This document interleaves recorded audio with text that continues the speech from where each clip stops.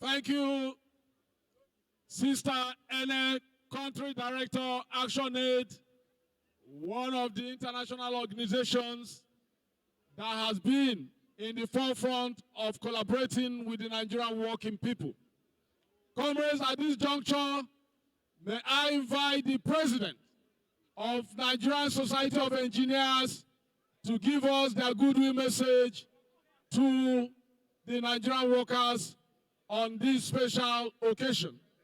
President of Nigerian Society of Engineers.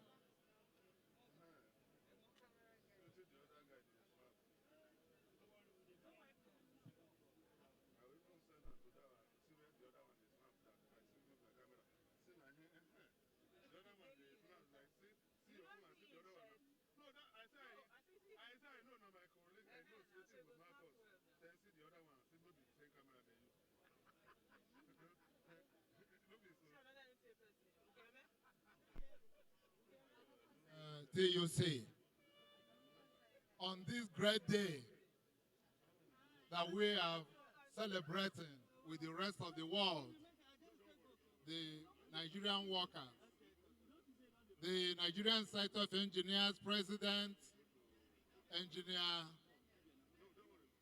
Tasiu Saad Gidaru-Udil, FNSE, the 33rd President of Nigerian Society of Engineers, bring his goodwill to the Nigerian workers. He's not only using the opportunity to thank everybody who is here, the organizers who have made this day possible. The Nigerian Society of Engineers want to use this opportunity to appreciate the work of the Nigerian engineers. We join the rest.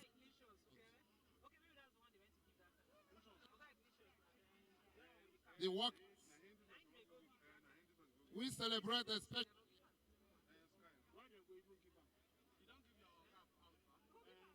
and handwork evident everywhere, but most at times go unnoticed or the effort credited to others. All the countries of the world that developed had entrusted at one time or the other their affairs to engineers who have been trained with enormous scale to handle this. Since STEM was introduced, we have seen quantum leap in the study of science, technology, engineering, and mathematics in schools and among the youths. It should be encouraged. It should be pursued with hands. All facets of our life, everything we are doing, we should encourage these STEM projects.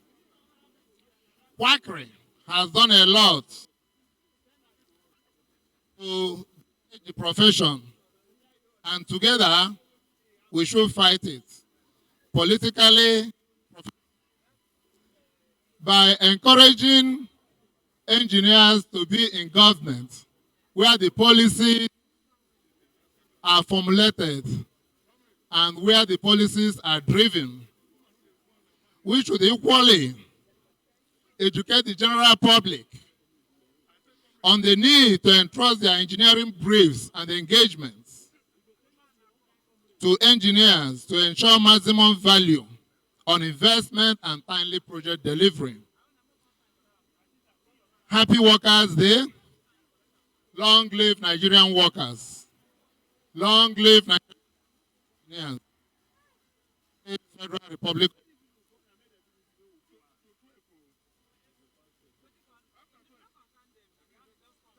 President of Nigerian Society of Engineers. I am Engineer Okoli, the Vice President, Collaboration and Linkages.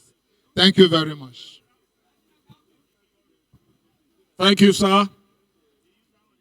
Comrades, that was the President of the Nigerian Society of Engineers giving us their goodwill message to the 2022 Workers' Day celebration.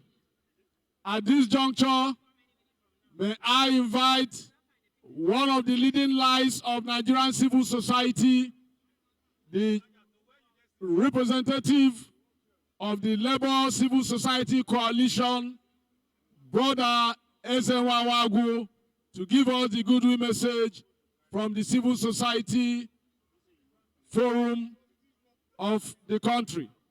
Brother Ezenwa Wagu. Thank you.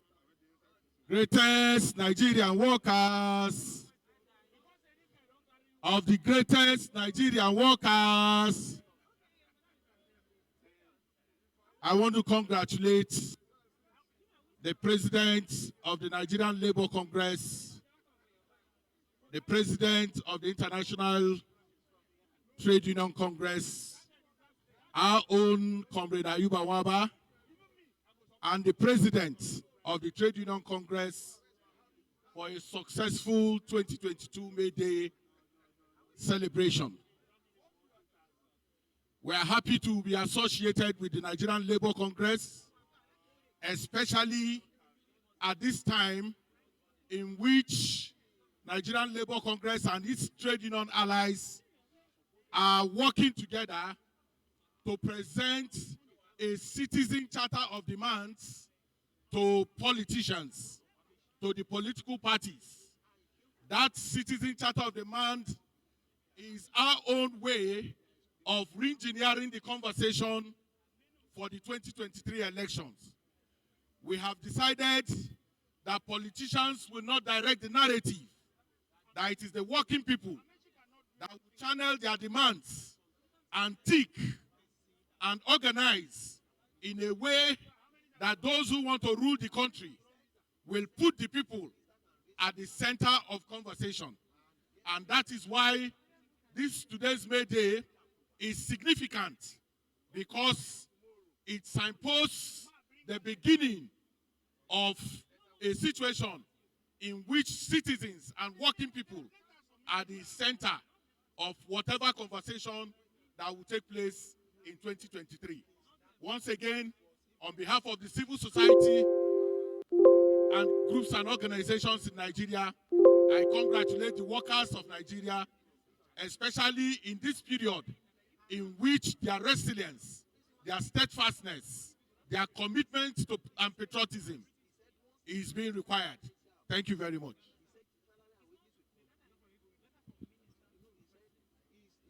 Thank you very much.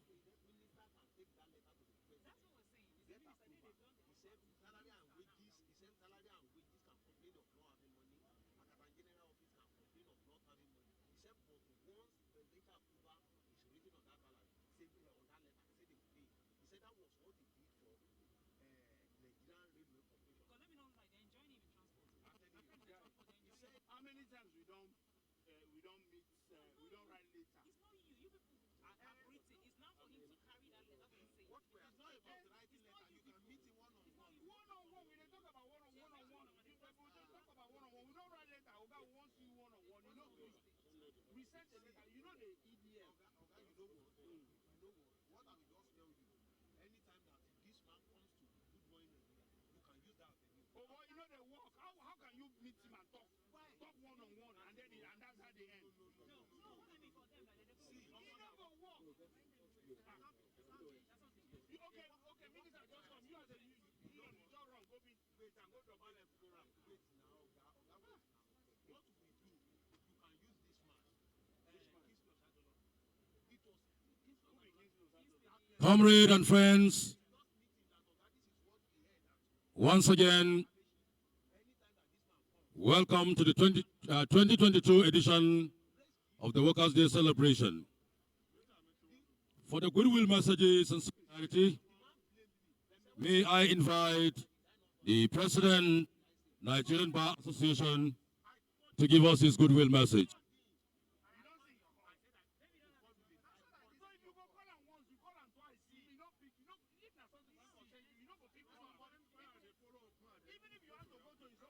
The President, Nigerian Bar Association.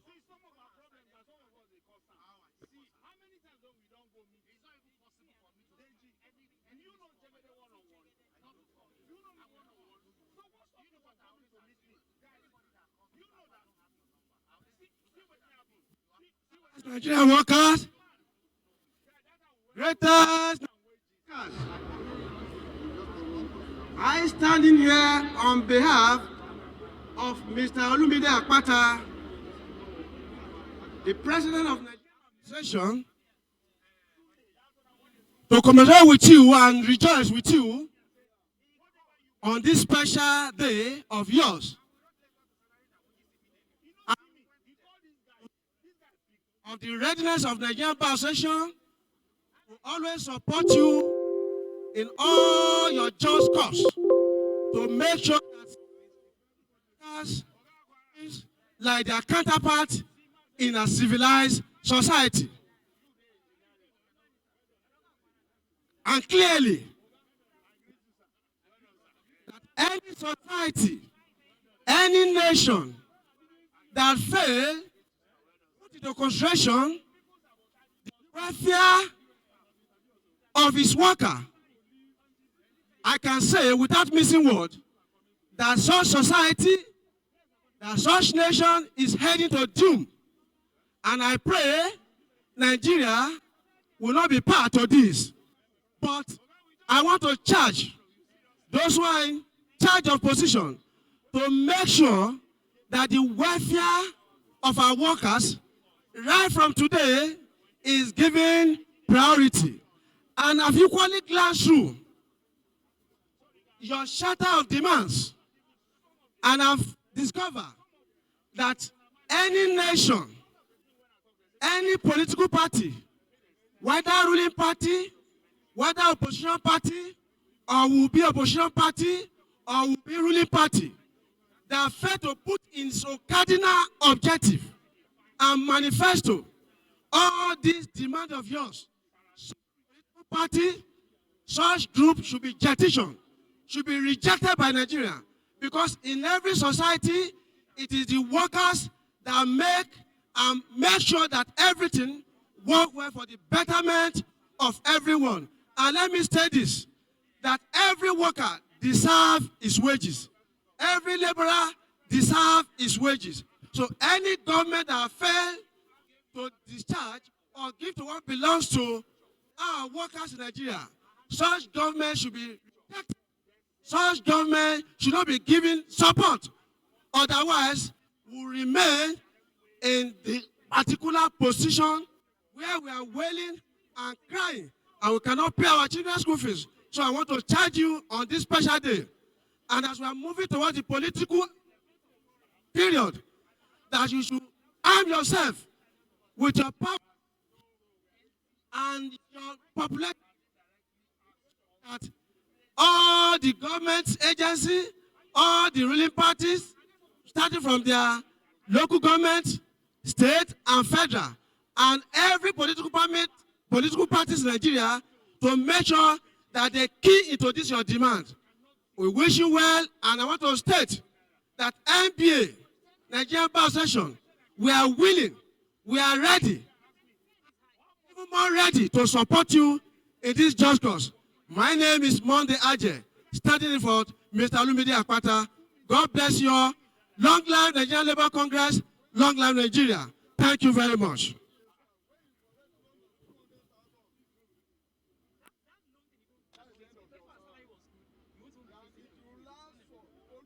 Thank you for that very powerful solidarity message from MBA.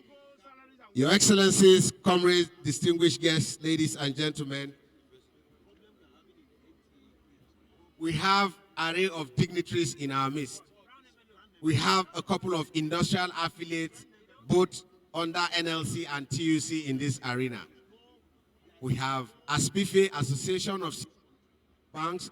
Their presidents and general secretary are here on ground, live and direct.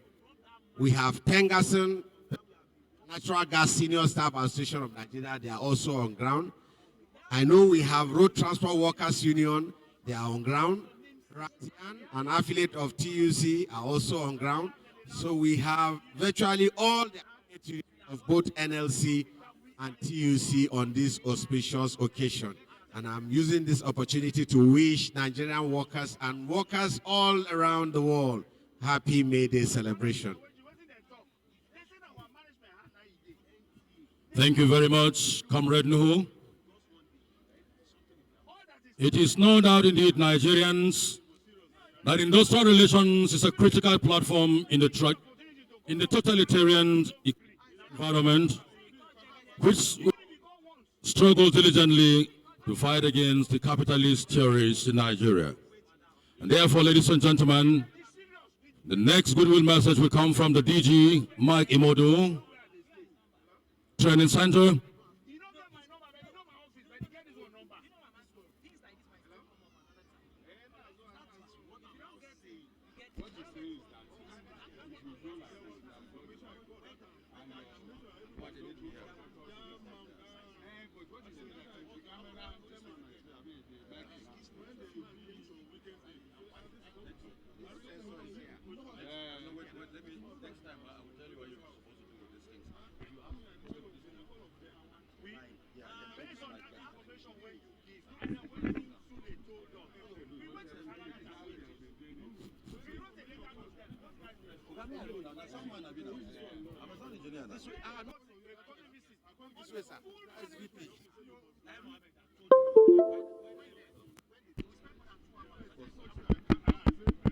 One, two.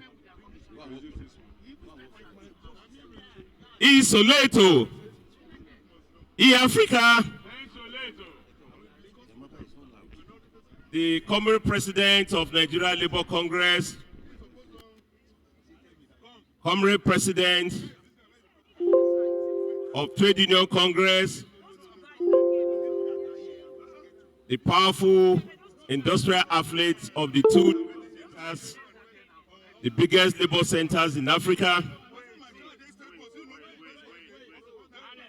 the fraternal friends and comrades of the Nigerian labor movement, His Excellencies, fraternal ambassadors that are here, I would like to adopt all the existing recognitions. I bring to Nigeria Labour Congress, the Trade Union Congress, as well as all the great Nigerian greetings from the Honorable Ministers of Labour, namely Mr. Festus Keyamo, Minister of State for Labour, our supervising minister, as well as the Honorable Minister, Dr. Chris Ngige, the governing board of our institute, as well as the management and staff of Michael Imodu. I bring to you special greetings on the occasion of the May Day. I want to assure you that Michael Imodu is fully back into the hands of the workers. I want to appreciate Comrade President Ayuba Waba, Kadri, the TUC President, to reposition Michael Imodu. And the theme of this year is very, very apt and political process. We like to partner with the two sectors to make this become a reality so that people can see the construction of democracy in Nigeria. You know, Michael Imodu is #1 labor leader and he spent his life to lay the foundation for industrial unionism in Nigeria, being the first president of National Union of Railway Workers. He struggled, but he later realized the limitation of industrial unionism, and he decided to become political. So I'm happy that Nigerian labor movement is now going to be more involved in good governance by engaging in political struggle also. And I'm happy now the new unity between the Labour Party and the Nigerian Labour Movement. Michael Imodu would like to partner with the two Labour centers to realize our vision as we are moving towards 2023. We'd like to be part of that good initiative you are putting in place to engage the political class so that working class issues will be put on the agenda. Once again, I want to say forward ever, Viva Nigeria Labour Congress! Viva Trade Union Congress! Viva International Labour Solidarity! Amandla! Aweto! Thank you, Comrade Isa Aremu Emena, one of our past great leaders in the trade union. Once a comrade, always a comrade. Quickly, Your Excellencies, distinguished guests, ladies and gentlemen, I have the privilege to introduce one of the affiliates of the Trade Union Congress of Nigeria, Academic Staff Union of Secondary School, ASUS. I equally have the privilege to introduce the Association of Senior Civil Servants of Nigeria. They are here, live and direct, ably led by their president and the general secretary. We equally have the resident representative of FES, Frederick Ebach Stiftung, Dr. David Milan. He is here with us today on this auspicious occasion. Your Excellencies, distinguished guests, ladies and gentlemen, we are pleased to be honored with the presence of His Excellency Ambassador David Velazquez, the Ambassador of the Republic of Venezuela. Is here live and direct at the Igbo Square. 1, 2. Sound check, 1, 2.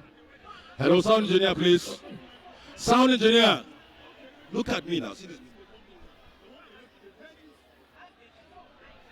Hello, sound engineer. Hello, sound engineer. Comrades, 1, 2. At this juncture, may we invite the country director of Frederick Ebach Stiftung to come give us his solidarity message. Dr. Daniel Mann.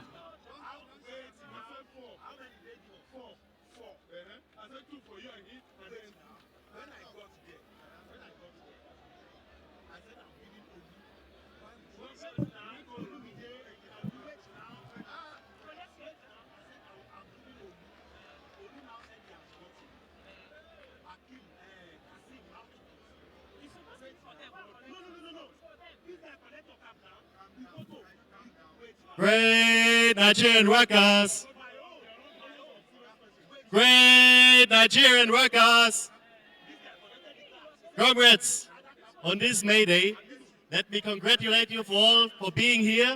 Let me congratulate the NLC and the TUC to bring forward the demands of the workers' agenda as we are approaching the election year. And as we are continuing to engage with political stakeholders, let me also congratulate both presidents and organizations and all of your member unions for continuing to stand together for workers' demands. On behalf of Friedrich Ebert Stiftung, we have been with you for more than 45 years. We have been together with the Nigerian workers in hard times, in better times, and even in these times. We are going nowhere.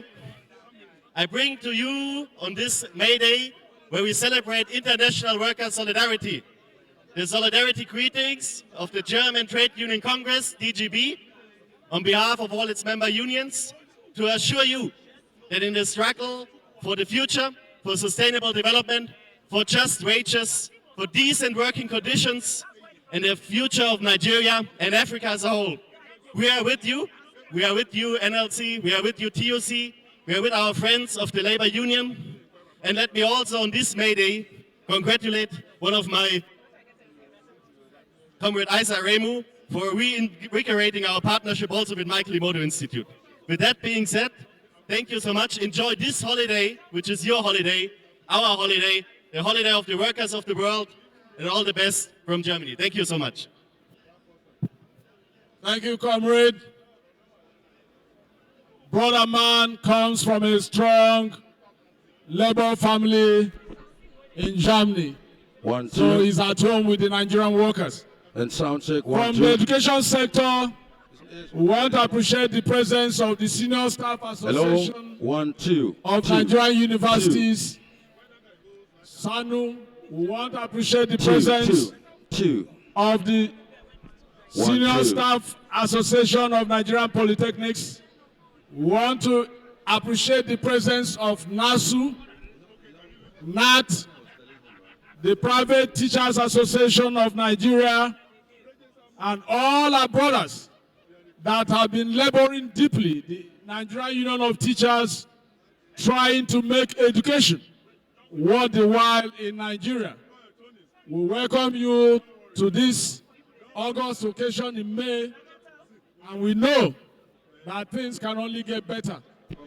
Let me quickly invite the country representative of the American Center for International Labor Solidarity to come and give us their goodwill message to the Nigerian workers on the occasion of the May Day celebration. Solidarity Center Country Director, Brother Sonny, ably represented by Brother Raf, to come give us their goodwill message to the Nigerian workers.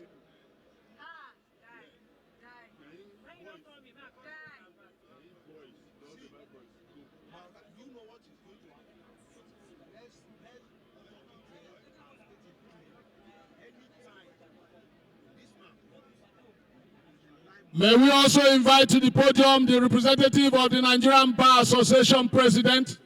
Okay, thank you.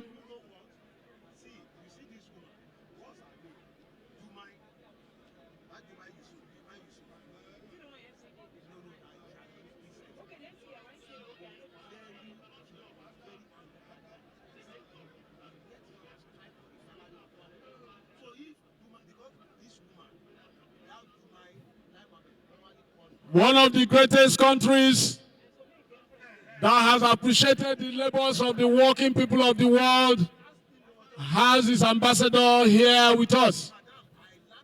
A sister that has always identified with the Nigerian working people. The Republic of Cuba, strong, very1, reliable. May I right now invite 2, 1. Her Excellency, the Cuban ambassador to Nigeria, to come give us the goodwill message from the Cuban people.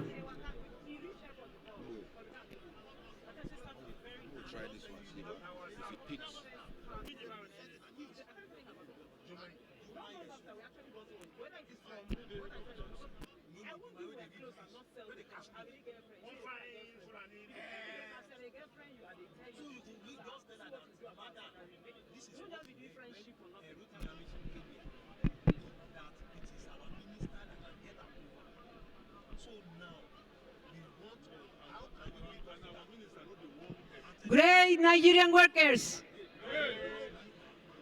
I am standing here to tell to our comrades, friends, brothers and sisters, Nigerian workers, a congratulatory message for the Cuban counterpart, the Cuban workers. The good people of Cuba has always been in solidarity with Nigeria and with Africa. We are part of Africa. Once in our blood and in our culture is present the African culture and particularly the Nigerian culture. We also want to express our deep gratitude for the permanent support of NLC and TUC with the good people of Cuba, and particularly the permanent stand against the unfair blockade against the Cuban people. For that, thank you very much, dear comrades. As I said before, we are here in solidarity forever with the workers of Nigeria. Long live Nigeria. Long live TUC. Long live NLC. Long live Nigerian workers. Thank you, Your Excellency. Always willing and available to relate and support the Nigerian working people. Comrades, we already have in our midst one that you can't find any higher than him in terms of support to the Nigerian working people in this government, both in his natural height and in his immense contribution. The Secretary to the Government of the Federation, Boss Mustafa, is already here with us. We do appreciate His Excellency. Comrades, arriving now is our own Minister of Labor and Productivity, Senator Dr. Chief, His Excellency Owa Wabeze Ngige MON. Thank you, Your Excellency, for being there to mediate the best you can on behalf of the government and hoping to find a base with the Nigerian working people. Comrades, while that was going on, I'm sure you did hear the buzz around the Eagle Square. That was the arrival of one of the past presidents of NLC, Comrade Adams Aliu Oshomole. He's here in our midst. We want to appreciate the presence of most of our invited guests. We will continue to recognize our VIPs, the working people in the various unions, from the Road Transport Workers Union to the Association of Senior Staff to the Medical and Health Workers Union to the Senior Union of Food, Beverages and Tobacco Employees to NUPENG to Newsday to Pengasin to NIU to the electricity workers, both senior and the regular.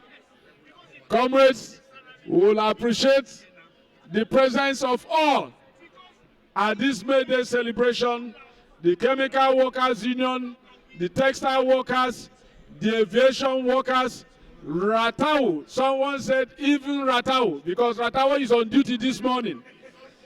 We do appreciate you. The Nigerian Union of Journalists, we do appreciate you.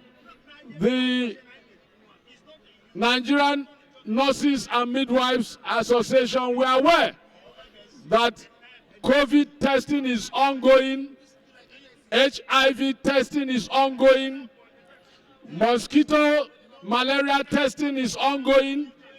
You choose the one to go for the test. We have all this area of tests ongoing at the different tents and pavilions dotted around the Eagle Square. Take advantage of this to go have your COVID jab. Take advantage of this to go know your HIV status. Take advantage of this to go deworm yourself, and all for the health of the Nigerian working people. Comrades, we are expecting His Excellency, the Vice President of the Federal Republic of Nigeria, any moment from now. And when he comes, of course, he will be heralded by our national anthem, and will be appealing to all the working people here present to pay due respect to the country's anthem once the Vice President comes, by standing at attention. Comrades, the microphone will move to my colleagues here, because to us, togetherness is key. Comrades, let's continue our broadcast. Thank you very much, my Oga.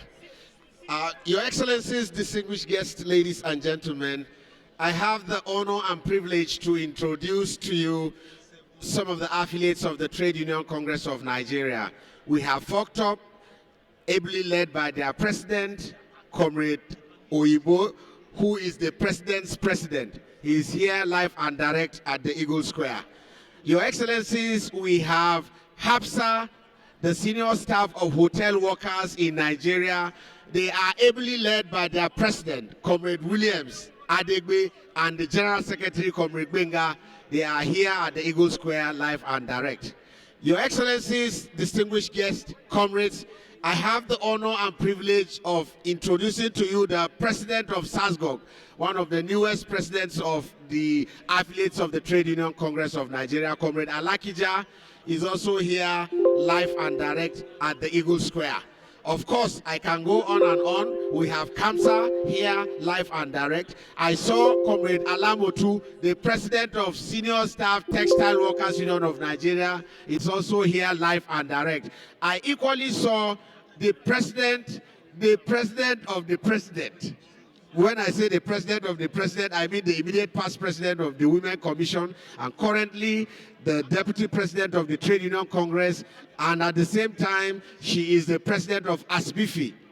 ASBIFI is the Association of Senior Staffs of Bank, Insurance, Financial Institution Employees, Comrade Oyinkan Olanisoye. She's here live and direct. Your Excellencies, distinguished guests, ladies and gentlemen, we equally have in our midst the president of Pengason, Petroleum and Natural Gas Senior Staff Association of Nigeria. They are ably led by their president, Comrade Festus Osifu, and their general secretary. They are here live and direct at the Eagle Square. Your Excellencies, the trade unions are gender sensitive. It is against that backdrop that the Women Commission of the Trade Union Congress of Nigeria is ably represented. The women are here. The Women Commission of the Trade Union Congress of Nigeria. Our agenda, no woman, no woman. Thank you very much. They are here live and direct. Thank you very much. I would like to hand over the microphone to my colleague.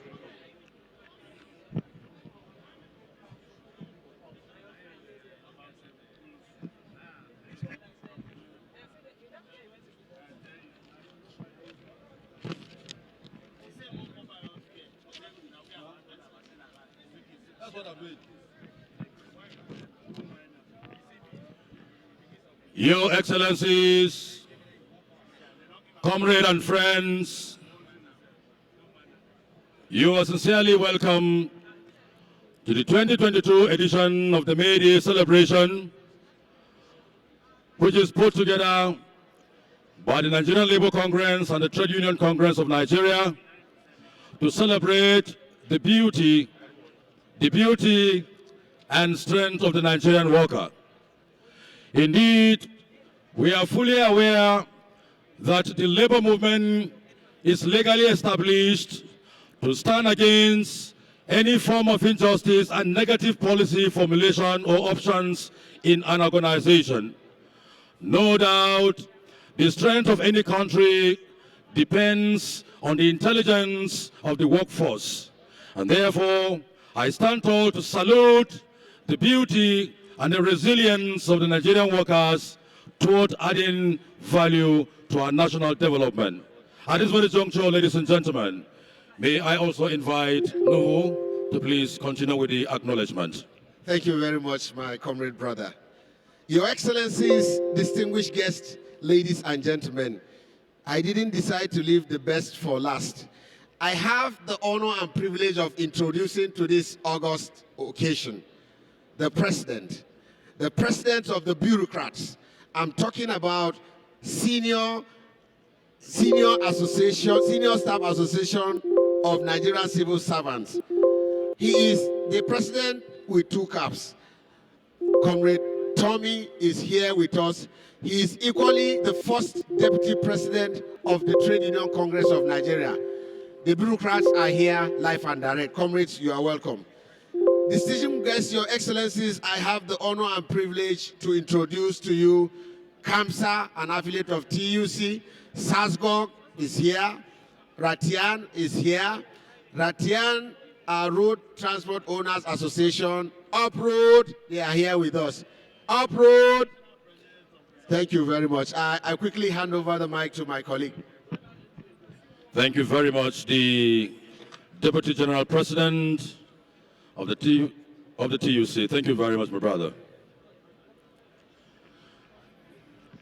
Your Excellencies, comrades and friends, the three arms of government, the civil society organizations here present, my very, very wonderful, astute Nigerian workers, let me take you around the very historical background of this very wonderful day.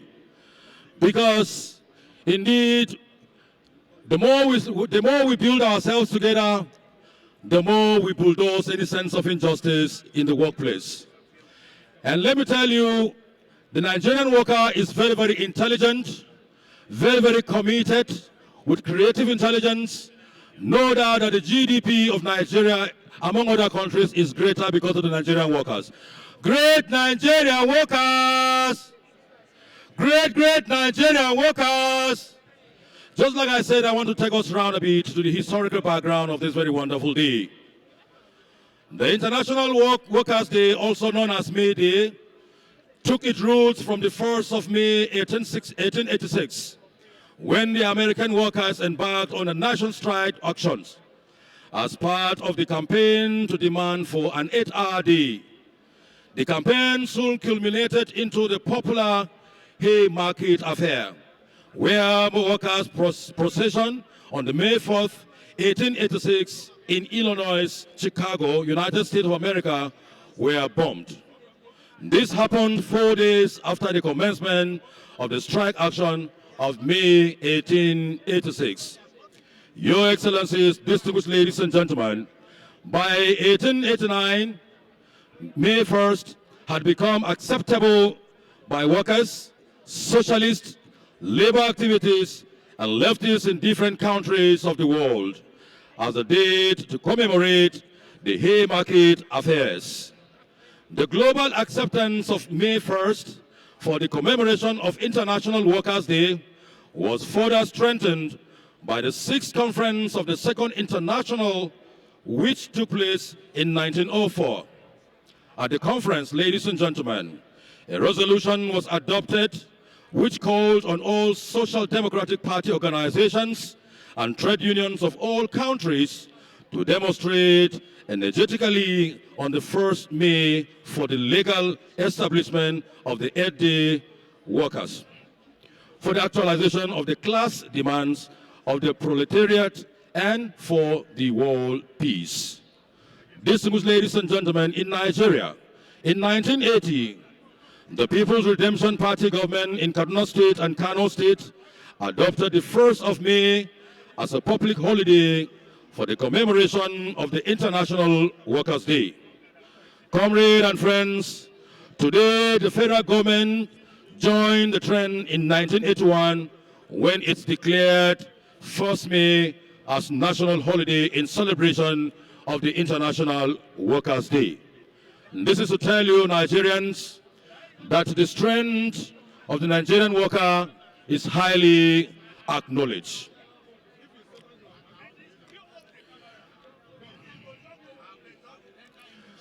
My dear fellow comrades, you will believe with me that in our hands, based on the goodwill messages we've had earlier today, in our hands is truly placed a great power than their hoarded gold. But without our brains and muscles, I believe no single wheel will turn.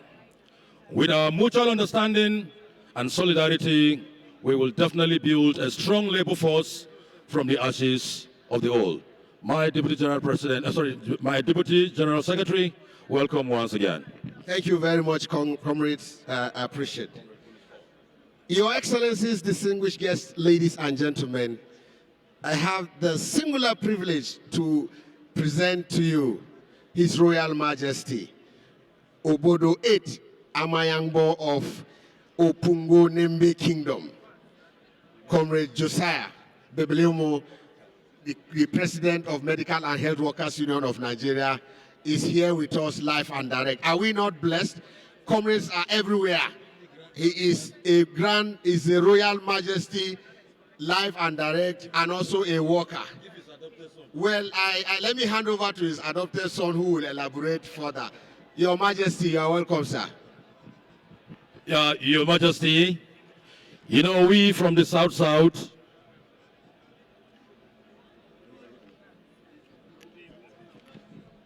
indeed, ladies and gentlemen, As he rightly said, the very, very last personality he acknowledged is a trustful labor leader and a sincere comrade with royal authority. Distinguished ladies and gentlemen, and this is His Royal Majesty, Comrade Dr.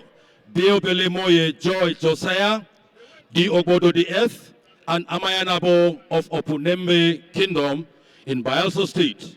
And presently he is the President of the Medical and Health Workers Union of Nigeria. Please, let's put our hands together to appreciate this very wonderful Nigerian in our midst.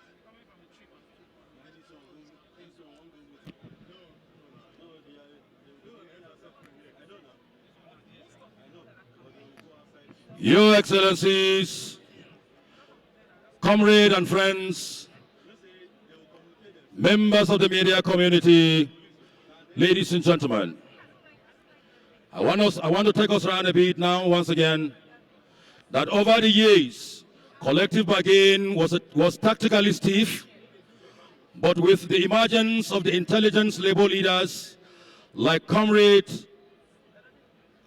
Adam Soshimole, His Excellency, and Abdul Hamid Umar, and currently our indefatigable global president, Comrade Dr. Ayuba Waba MNI, who had gathered all their strength and mobilized a very, very committed managerial approach in industrial management to actually struggle to improve the welfare of the Nigerian workers and to also improve the productivity in the workplace.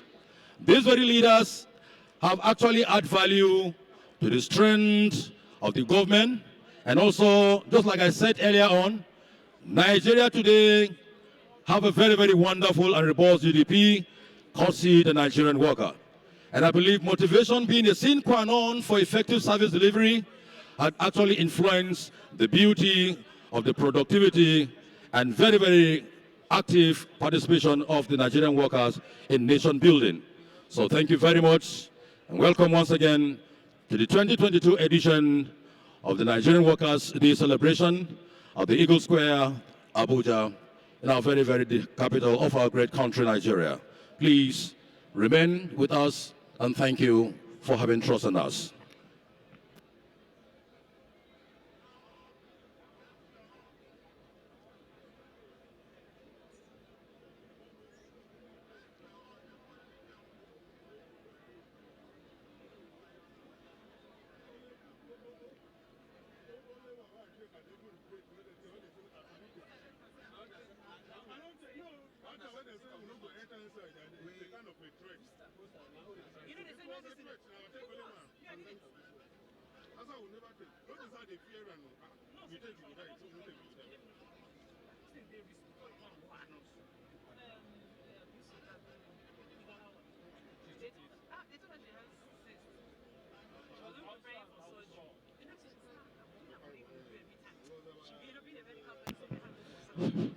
Your Excellencies, distinguished guests, ladies and gentlemen, I have the honor of introducing the representative of the Inspector General of Police. He is here represented by our own AIG Bala Chiroma, the AIG Assistant Inspector General of Police in charge of Zone 7. We can equally address him as a honorary comrade because he has been with us through the trenches. We've trekked the streets of Abuja together and we have tried in the course of working together to advance the cause of the working people. You are welcome, sir, to the Eagle Square.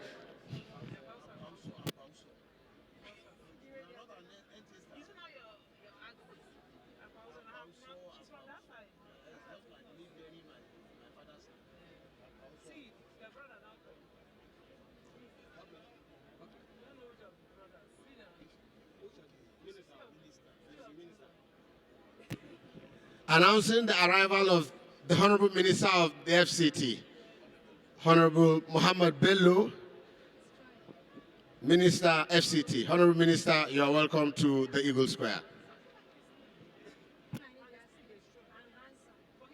We hope during your tenure we can build more houses in Abuja for Nigerian workers. Thank you very much.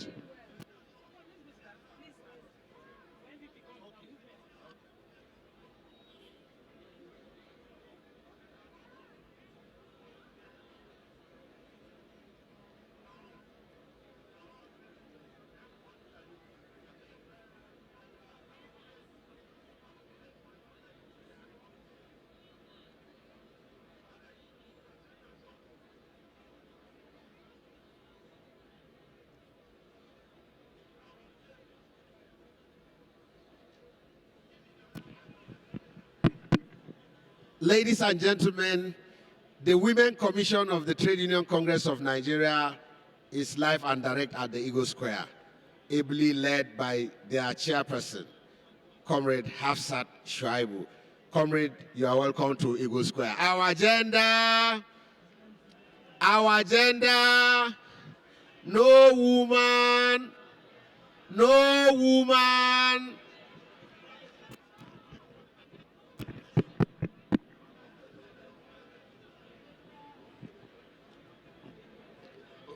Well, comrades, at this juncture, we will continue to appreciate the presence of our greats, our veterans that have run the course and have fought a good fight and have always gotten the prizes.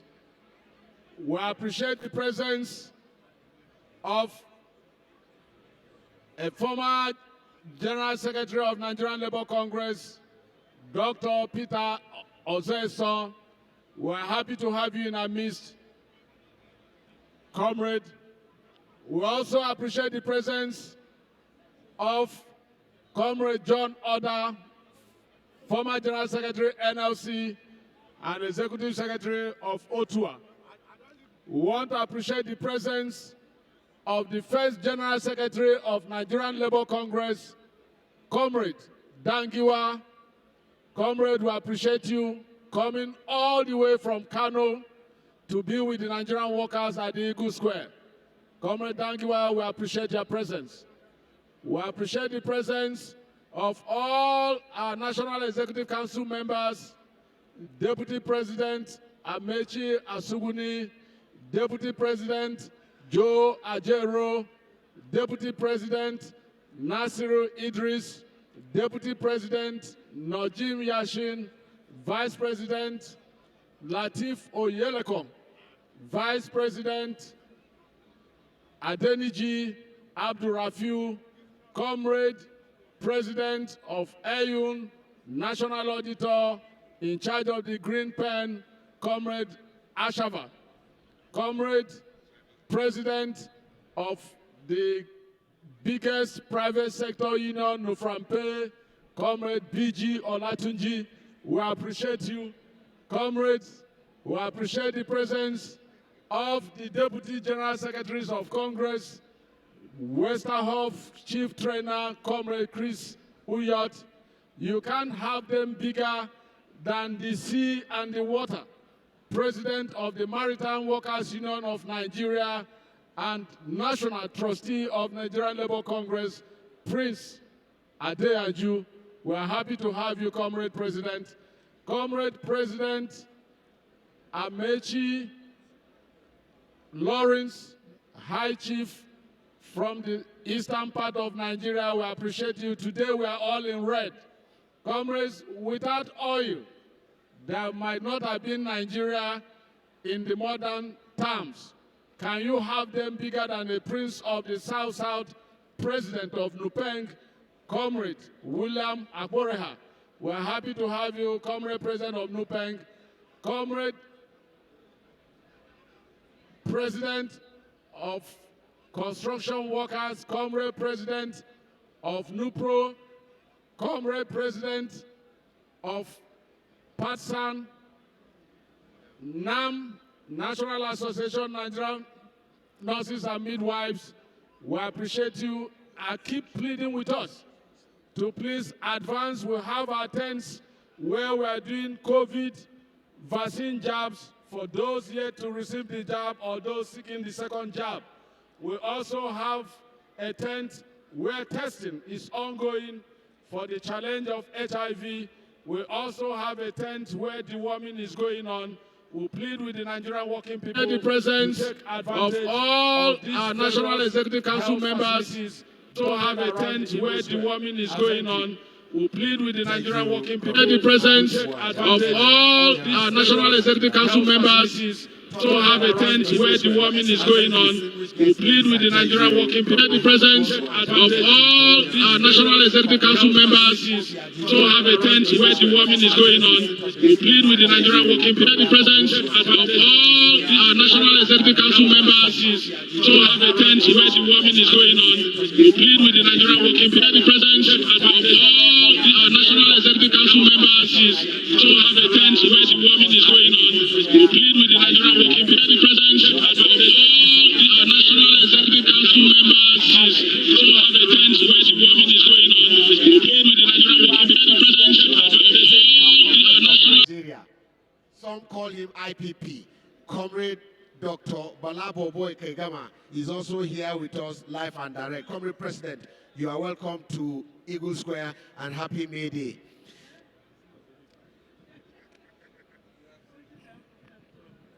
Thank you very much, Comrade Nuhu.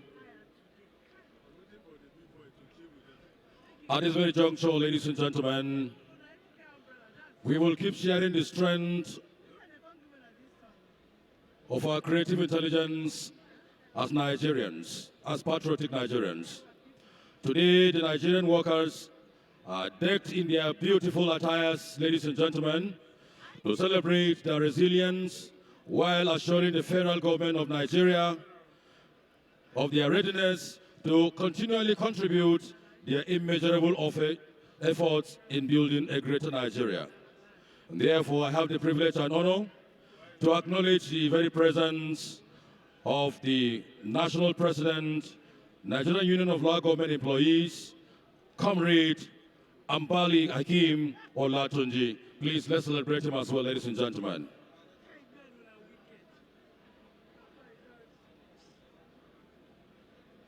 We also want to acknowledge the presence of our friends who are not Nigerian workers, but they are partners in progress in ensuring the welfare of the Nigerian worker, because the more the Nigerian worker is motivated, the more the productivity will be. And now, we are very, very proud to say that we in Nigeria, we are confidently and intelligently ready to always have a roundtable discussion toward enhancing mutual understanding between the labor and the employees.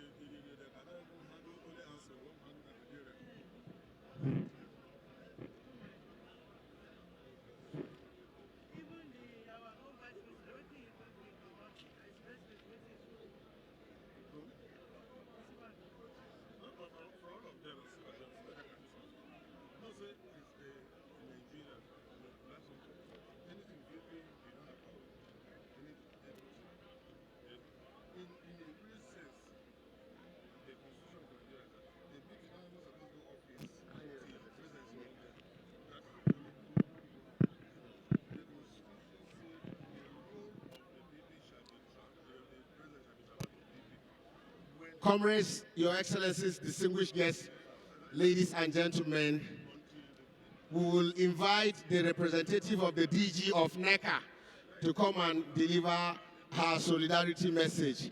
the representative of the DG, Director General of NECA. Please could you step forward to the podium to deliver the solidarity message from NECA. Thank you, ma'am.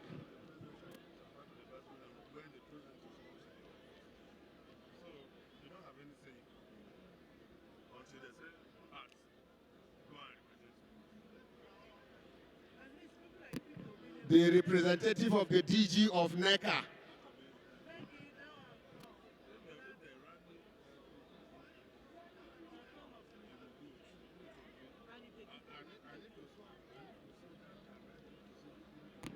Mr. Olushola Adeleke is representing the DG of NECA. You're welcome, sir.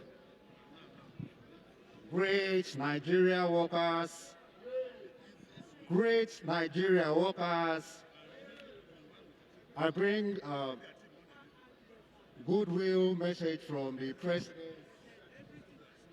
and the Governing Council of the Nigerian Employers Consultative Association. I stand on the existing protocol. It is our pleasure to be part of this very important annual event, the Workers' Day celebration. We facilitate with the leadership of the Nigerian Labour Congress and the Trade Union Congress, and indeed all workers nationwide on this significant occasion. We are proud to be associated with labor movements as strategic partner and the conscience of our nation. We commend your unwavering commitment, principled stand, and focused engagement with the social partners to ensure the development of our great nation. You have demonstrated uncommon commitments, just as we have, to the ideas of the decent work, dignity of labor, and social justice in Nigeria. This is worthy of emulation and commendation. We must, however, say that much still has to be done. We must, as partners, work consciously to reduce, if not eradicate, conflicts that degenerates into strikes, refocus our efforts towards not only job creation, but decent jobs. We must together continue to advocate for a favorable environment for businesses to thrive, as it is only when businesses thrive that we can have more jobs. We must together consciously explore and maximize channels of dialogue for industrial harmony to be sustained.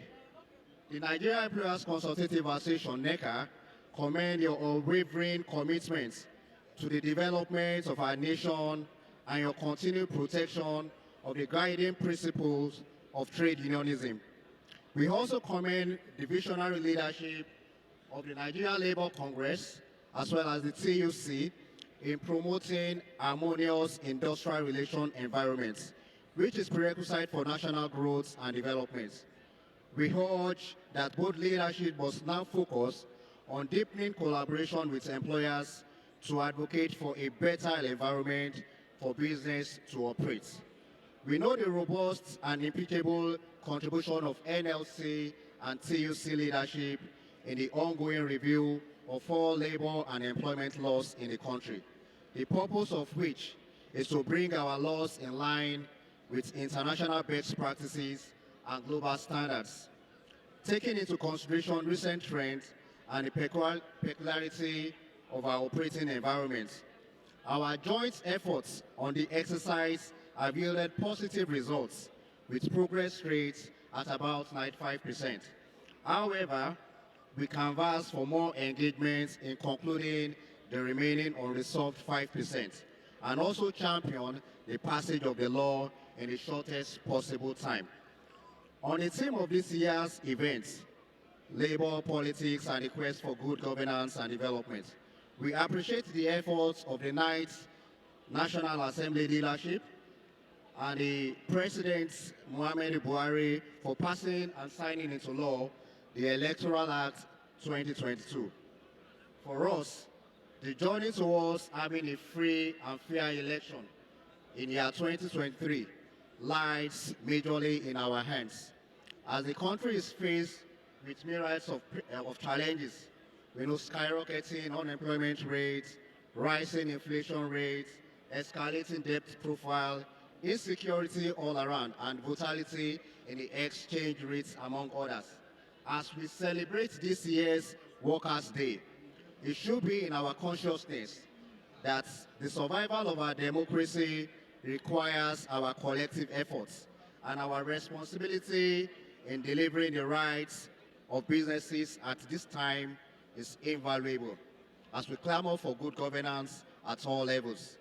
There is no better time than now to develop an agenda for government, and in the light of this, we formally request the attendance of all social partners to our maiden Nigerian Employers Summit 2022, which is scheduled to hold from 20 to 21 June, year 2022, here in Abuja at Transcorp Hilton Hotel.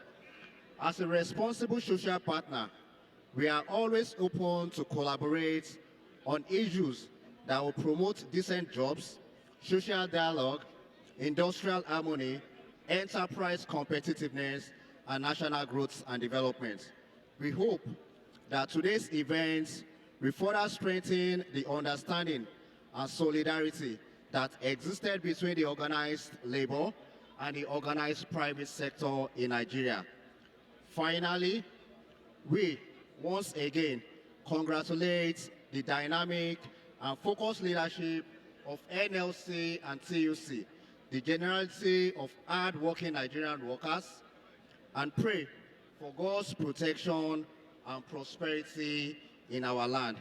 We wish you an eventful May Day celebration. Solidarity forever. Long live NLC TUC. Long live Nigeria Employers Consultative Association. Long live the Federal Republic of Nigeria. Thank you very much for that solidarity message from NECA.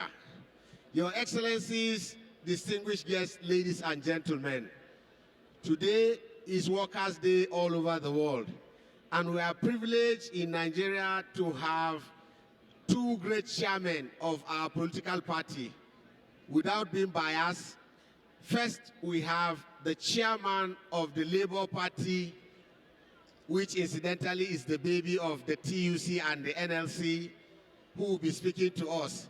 But before I invite the chairman of the Labour Party, I have the singular honor and privilege to invite the chairman of APC, All Progressive Congress, His Excellency, distinguished Senator Abdullahi Adamu, to bring his fraternal message to Nigerian workers. Your Excellency, sir.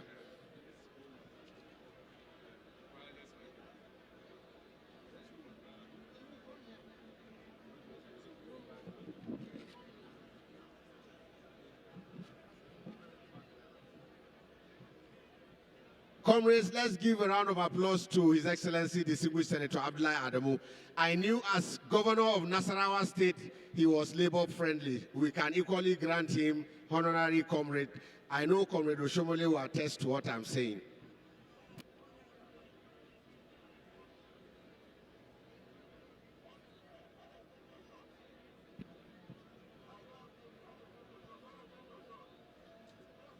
Distinguished Senator, His Excellency Alhaji Abdullahi Adamu, current National Chairperson of the All Progressive Congress. Your Excellency, sir.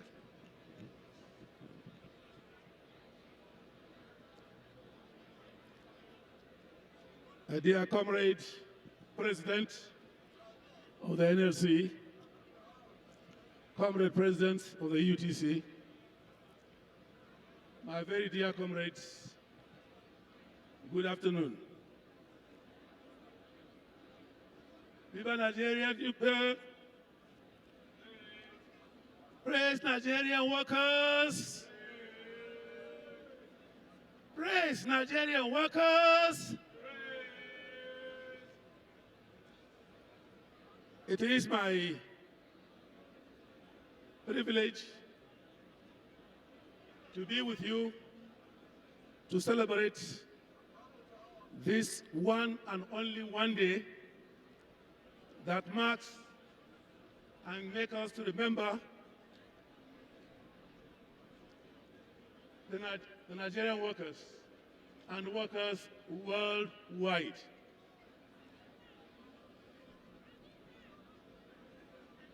In the course of introducing me, somebody or the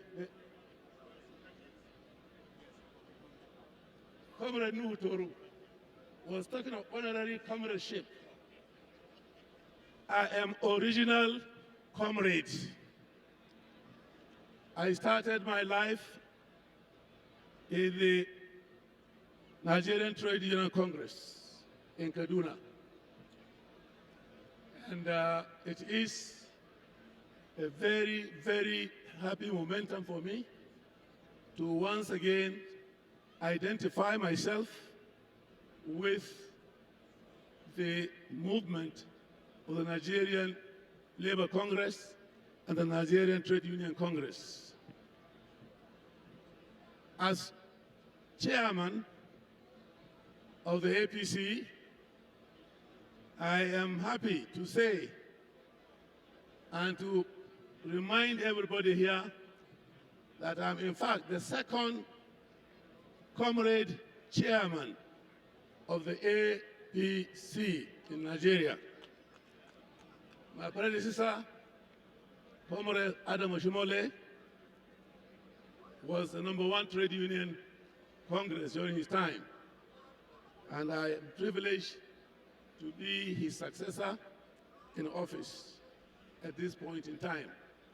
I only want to remind all of us that the Nigerian Trade Union Congress and Nigerian Labour Congress is the heartbeat of the Nigerian nation and the Nigerian economy.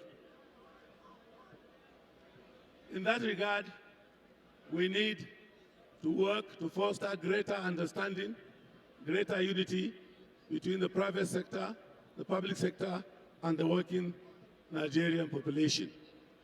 It is only by doing so that this country will realize its dream to move to our dream land, to move the expectation of our fellow countrymen and women. Great Nigerian workers, there can be no nation without workers. You constitute, or we shall say, we constitute the labor force. And this day is celebrating us. I want to assure you that as chairman of the APC, and being one of you, we will sure make it to the promised land for the Nigerian workers. We have a common understanding. We know your feelings. You know your emotions. We know your sufferings.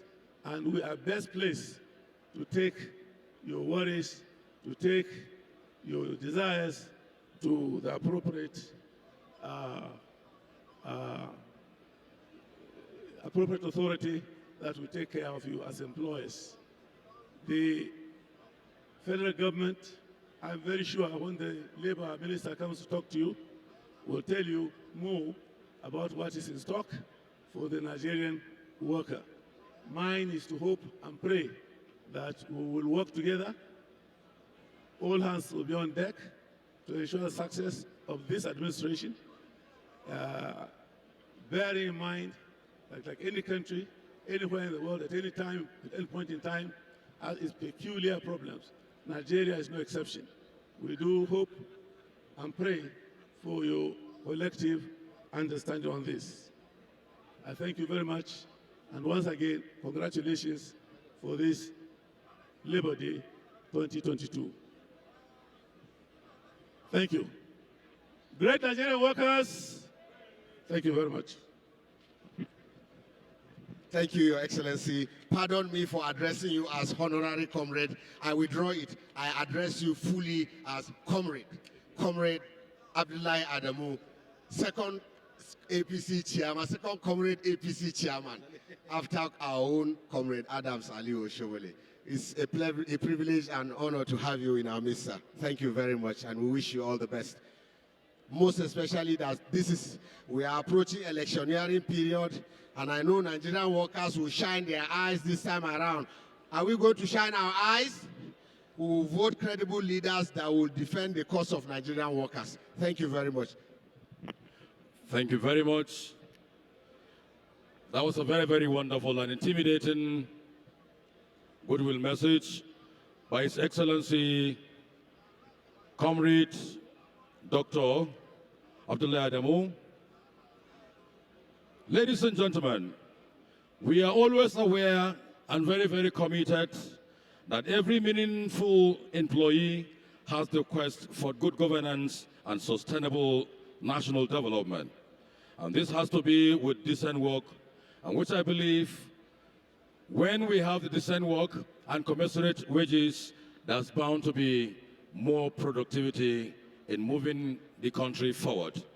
Yes, indeed, the government must have tried in their various ways, but the labor movement is still standing firm to say that because of the dynamic nature of the socialists, we definitely believe on the review of our wages constantly to meet up with our very, very immediate demands.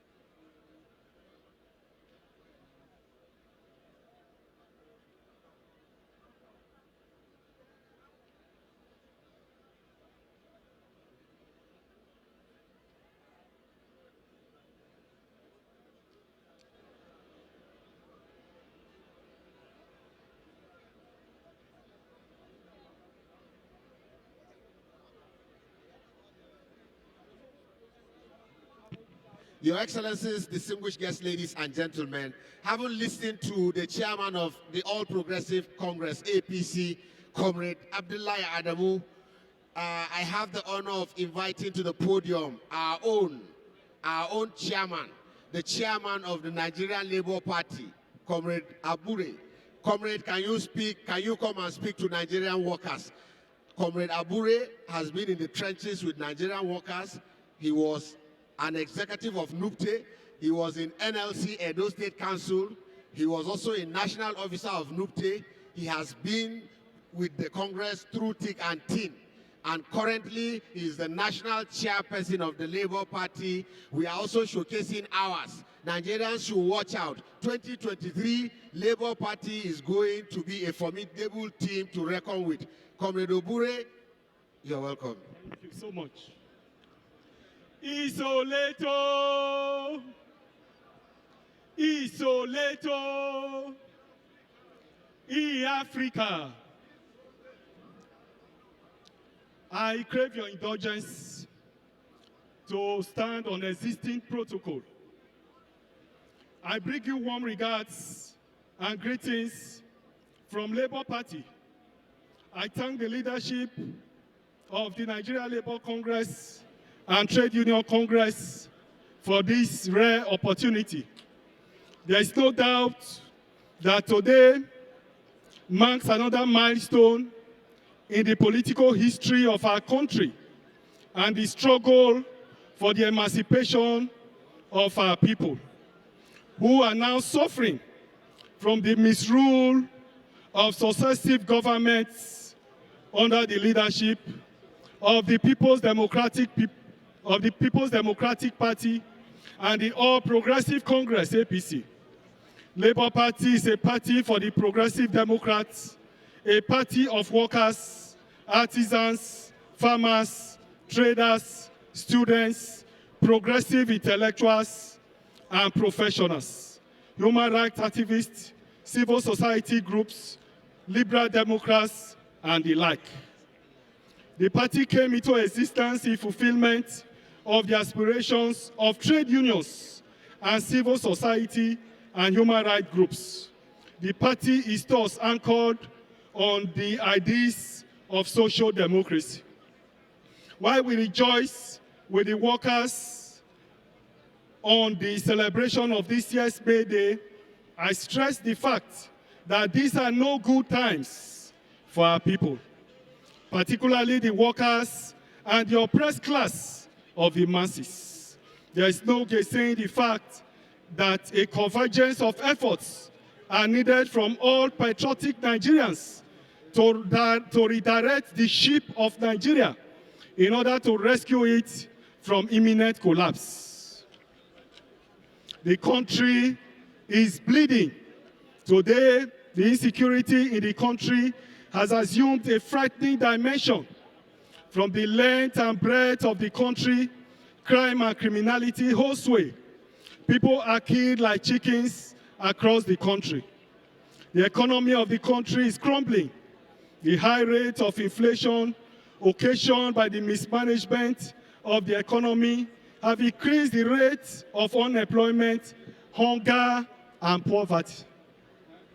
The inflation rate is a double-digit inflation rate. The implication is the erosion of the naira value. The poor population, workers, and existing incomes cannot meet their basic needs of food, clothing, and shelter. As a result of the promotion of nepotism and tribalism orchestrated by those in government, the country is divided more than ever before. Conscious of the need to liberate our people from bad governance, the leadership of the party, the NLC, the TUC, have put aside our differences in order to provide our party as an alternative platform for the people. We shall, in consequence, work together with the NLC, the TUC, to strengthen the party.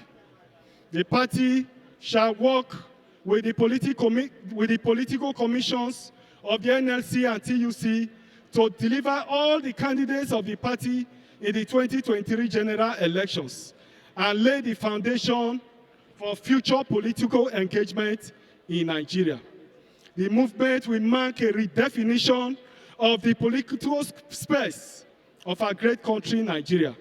I therefore call on all our traditional allies, trade unionists, workers, artisans, farmers, civil society groups, and all peoples of Nigeria to take advantage of this historic opportunity and entrench a new political era in Nigeria. Labour Party will become the platform with which Nigerians will be mobilized for the challenges of liberating Nigeria from the politics without commitment to any noble and patriotic ideas. It shall be a platform where nomination forms will not be sold for 100 million naira, but at an affordable cost to eligible Nigerians. Long live the Federal Republic of Nigeria.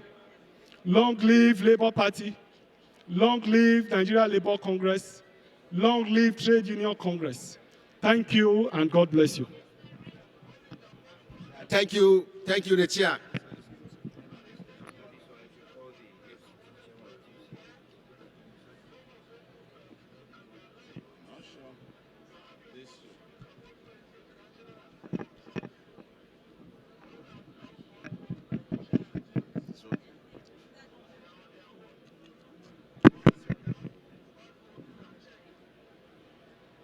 Comrades, that was the speech of the chair of the fastest growing party, the Labour Party. And we know that across all the celebration grounds in Nigeria today, the Nigerian working people that have come of age are already rushing to register. There is a registration point at one of the tents out there where you can comfortably make yourself available for usage by the Labour Party. Feel free to approach the Labour Party stand at the extreme right of the square. At this juncture, it is time to hear from our brothers that have held sway in the Federal Capital Territory, the chairpersons of the NLC and the TUC in the FCT will now give us their formal welcome address to the teaming workers that are gathered here today. The chairpersons of the NLC and the TUC in the Federal Capital Territory will now give us their welcome address to the May 1st celebration of 2022. Comrade chairpersons.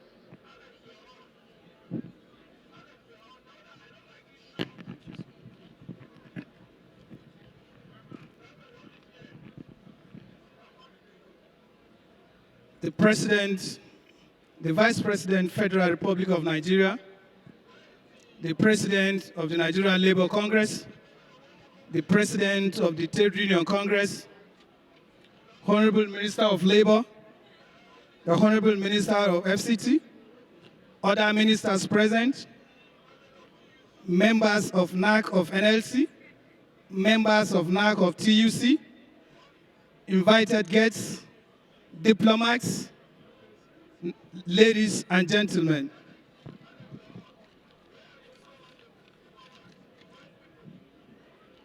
This year's Workers' Day is indeed a great day for workers all over the world. And the struggle for the emancipation of our people. This is indeed a great day for workers all over the world. And the struggle for the emancipation of our people. This is indeed a great day for workers all over the struggle for the emancipation of our people. This is indeed a great day for workers all over the struggle for the emancipation of our people. This is indeed a great day for workers all over the struggle for the emancipation of our people. This is indeed a great day for workers all over the struggle for the emancipation of our people.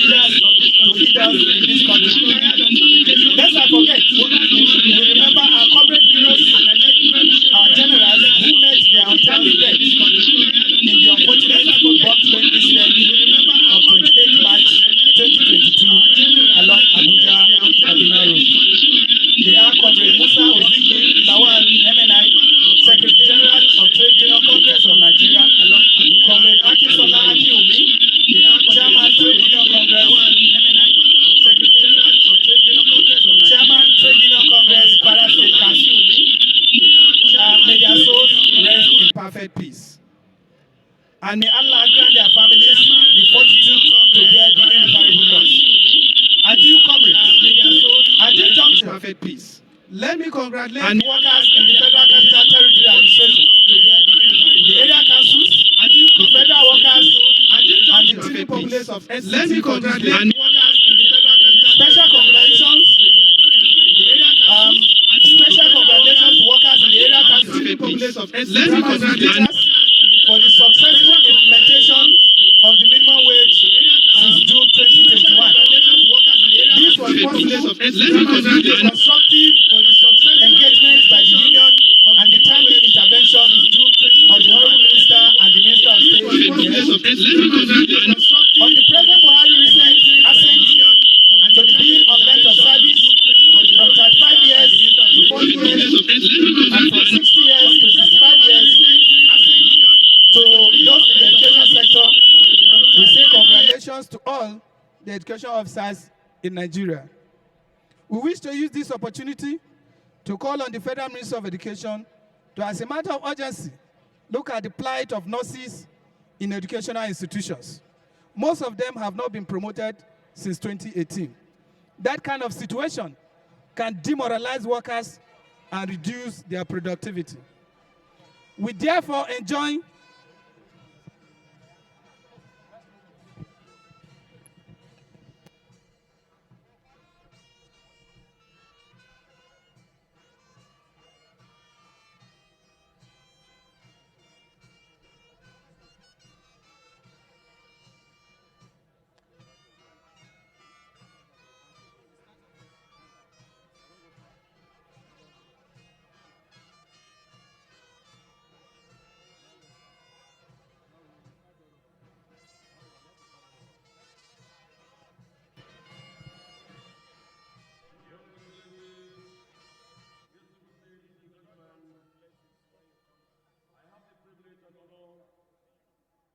Congratulate the very president of His Excellency Professor Yemi Osibanjo, the Vice President of the Federal Republic of Nigeria, while I also crave for your indulgence to all be on our feet for the national anthem of the Federal Republic of Nigeria.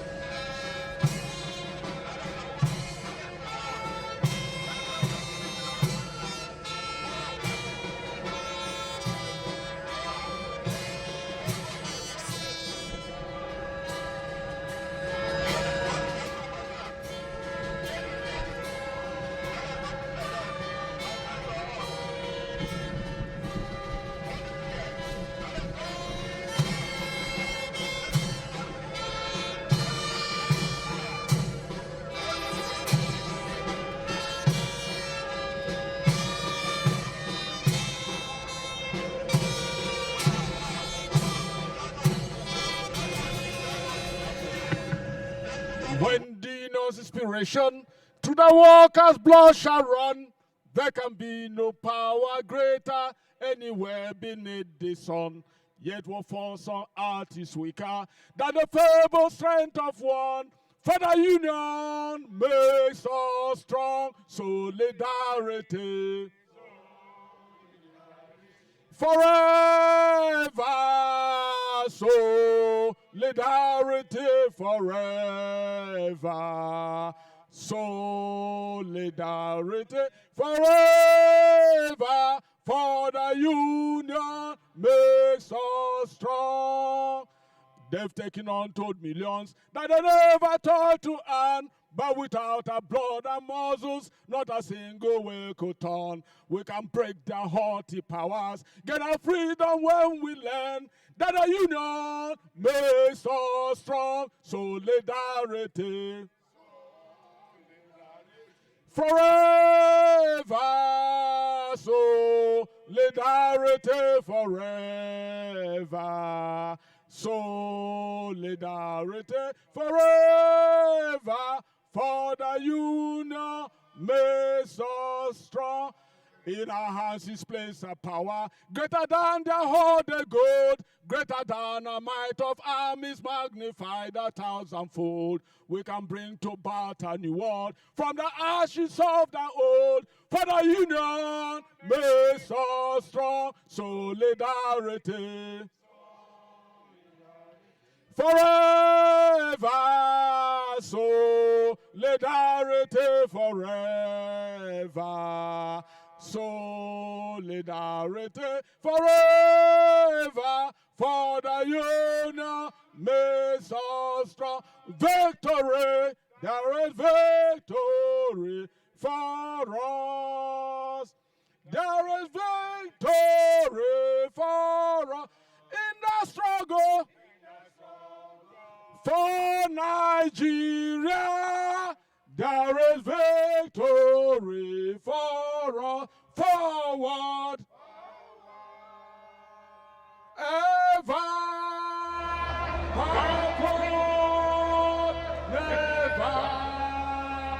In the struggle for Nigeria, there is victory.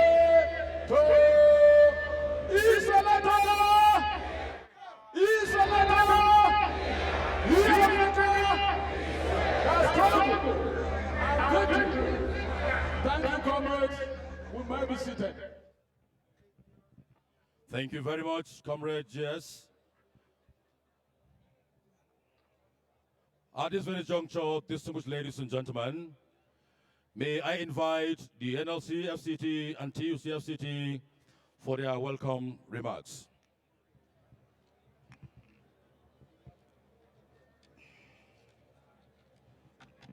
The Vice President, Federal Republic of Nigeria, the President, Nigerian Labour Congress, the President, Trade Union Congress, the Honorable Minister of Labor, the Honorable Minister of FCT, other ministers present, other members Secretary to the Government of the Federation, NAC members of NLC, NAC members of TUC, distinguished guests, ladies and gentlemen.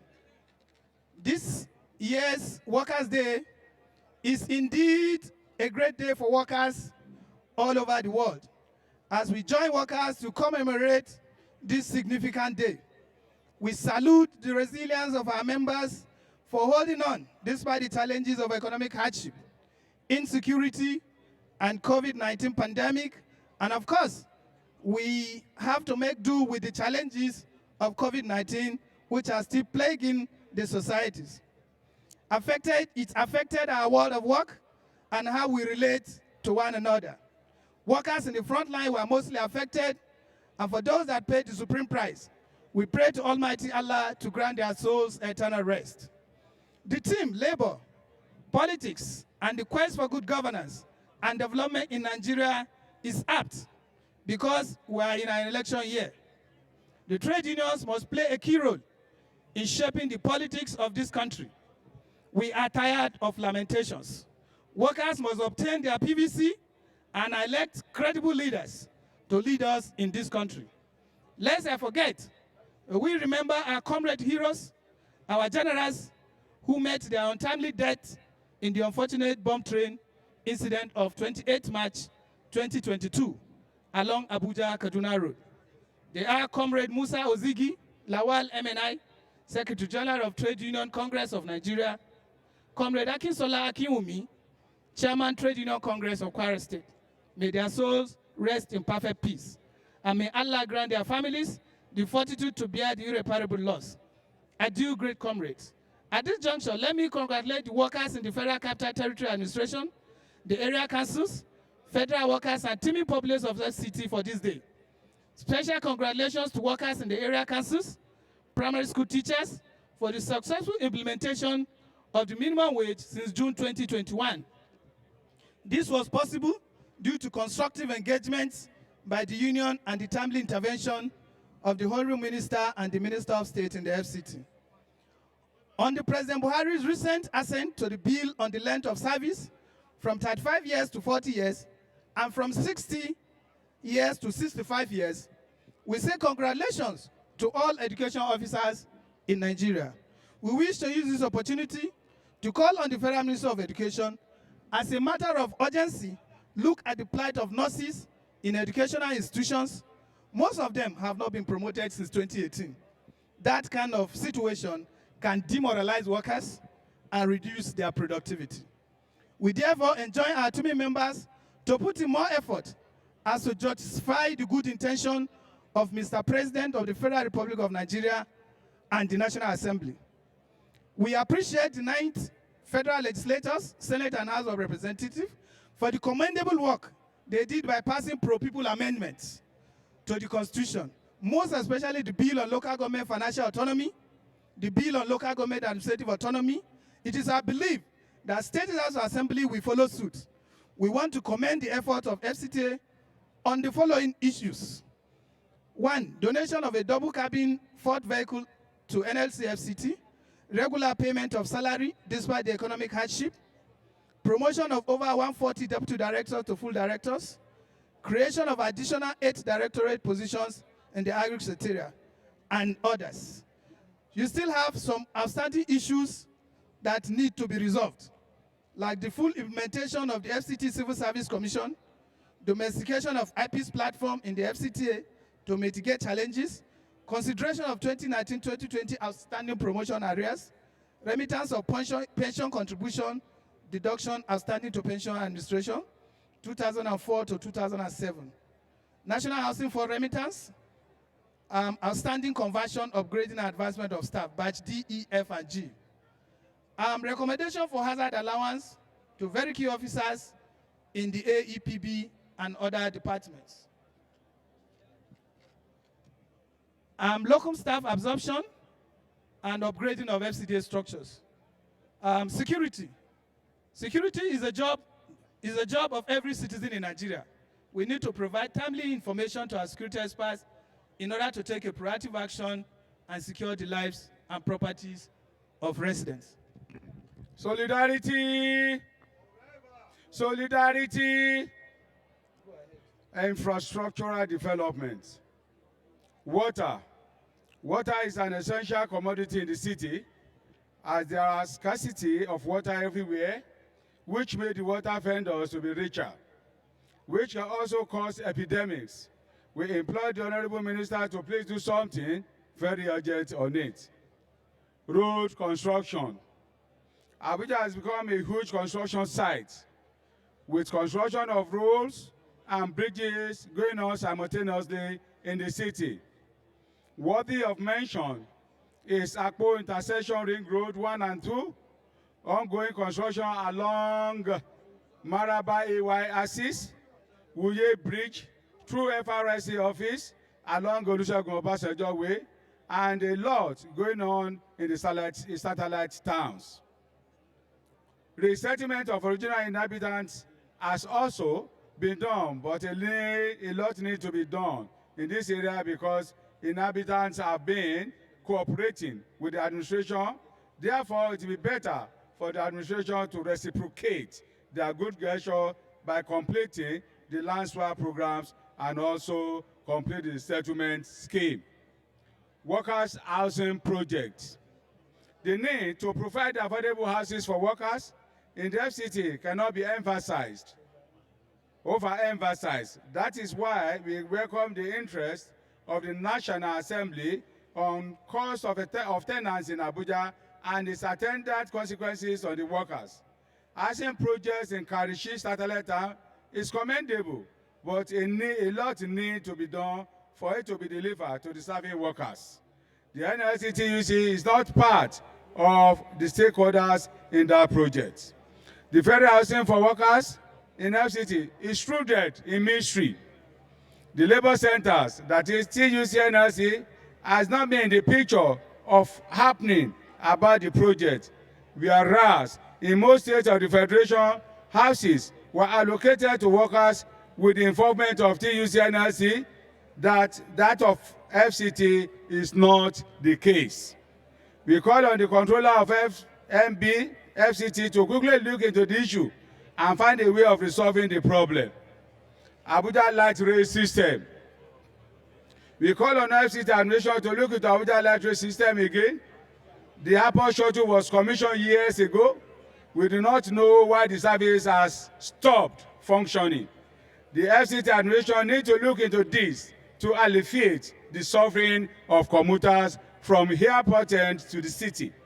We implore the Honorable Minister to please do the needful by bringing it back to life.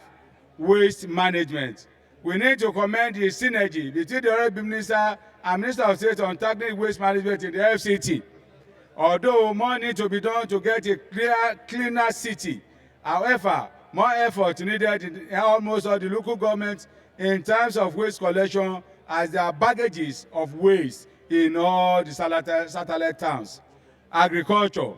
The need for agriculture cannot be overemphasized. One of the cardinal principles of this administration is agriculture. It is pertinent to recognize that the administration, through the Office of the Minister of State, has commissioned the Agriculture Center for Women and Youth in Kwale. This is to demonstrate the administration back to land policy. Therefore, it will not be out of place if more of such projects are replicated in other area councils in order to engage youths and adults in agricultural jobs. We also employ the minister to allocate agricultural land for farming to the 2 labor centers for their team members who are interested in farming. Internally generated revenue, IJR. Funding is critical in any project. Abuja, as an evolving city, requires a lot of funds to keep up with the pace of development. It is therefore very important for FCT, IRS, and other revenue generating agencies within the FCT to up their games.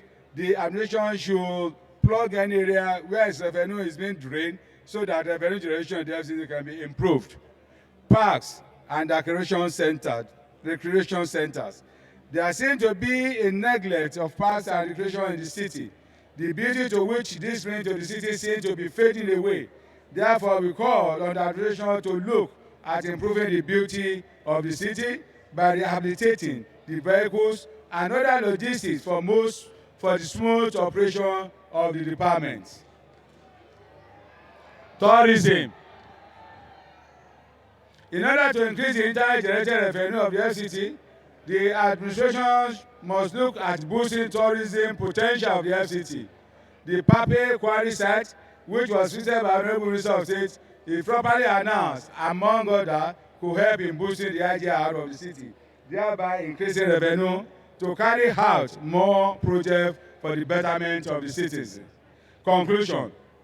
May we, at this juncture, call on the administration to continue to adhere to the Abuja Master Plan in order to make the city the best in the world and in line with the dream of the founding fathers of the city. Secondly, it is time to bring the issue of FCT Civil Service Commission to a logical conclusion.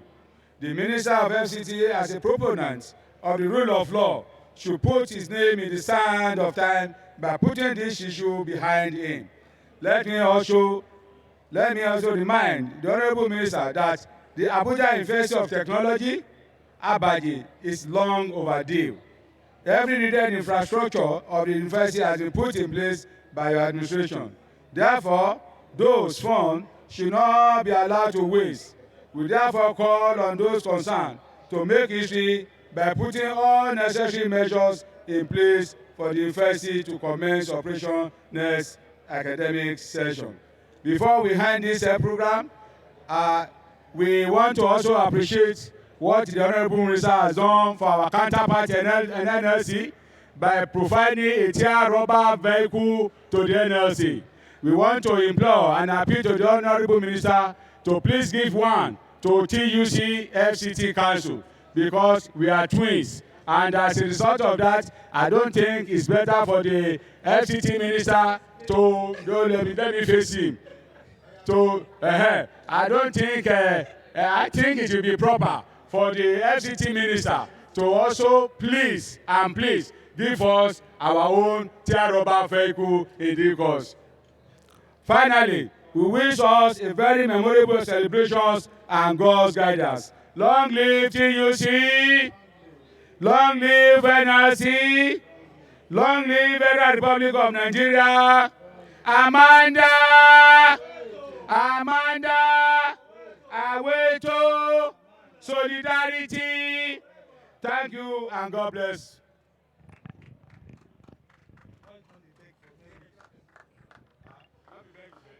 Your Excellencies, distinguished ladies and gentlemen, that was the opening remarks, welcome address by the TUC and NLC FCT.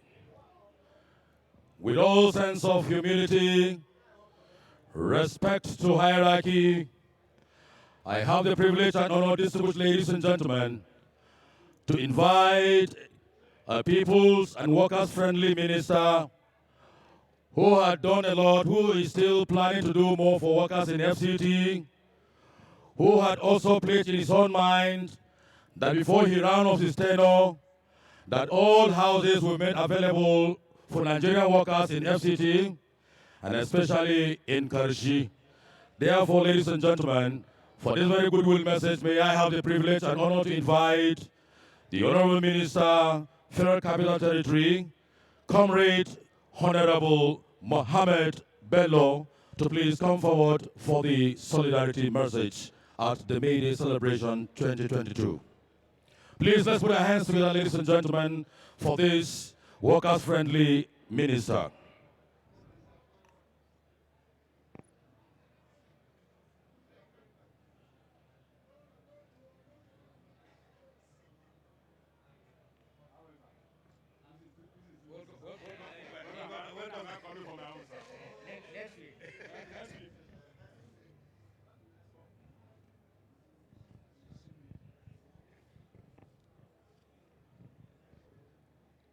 Your Excellency, the Vice President, Professor Emio Sibanjo, SAN, the National Chairman of the All Progressive Congress, Comrade Distinguished Dr. Abdullahi Adamu, CON, the Secretary to the Government of the Federation, Comrade Boss Mustafa, the Honorable Minister of Labor and Employment, Comrade Senator Dr. Chris Ngige, the head of Civil Service of the Federation, President of the Nigerian Labour Congress, Comrade Ayuba Wabba, President of the Trade Union Congress, Comrade Kadiri Olale, our former chairman of the APC, former NLC chairman, distinguished elder statesman, Comrade Adams Ashimole, Secretary General of NLC, Comrade Emmanuel, Inspector General of Police, ably represented by the AIG, Bala Chiroma, Commandant General of the Security and Civil Defense Corps, members of the Diplomatic Corps, the Chairman, Nigerian Labour Congress, FCT Chapter, the Chairman of the Trade Union Congress, FCT Chapter, Chairman of the 2022 May Day Committee, Comrade Ibrahim Walla, other very distinguished Nigerian workers, members of the press, distinguished ladies and gentlemen. On behalf of the Federal Capital City Administration and the entire residents of the Federal Capital Territory, I consider it a great honor and privilege to be here today to facilitate with the Nigerian workers on the occasion of the 2022 Workers' Day celebration taking place here in our beautiful national capital city, Abuja. I welcome all to the FCT, especially those of you who have traveled from across our beautiful country for this occasion. And I salute the dedication and commitment of all the Nigerian workers for the upliftment of our country. Permit me, Your Excellency and distinguished members, to begin by congratulating the NLC and the TUC and all Nigerian workers for the celebration of the day set aside to recognize and acknowledge their contribution to national development.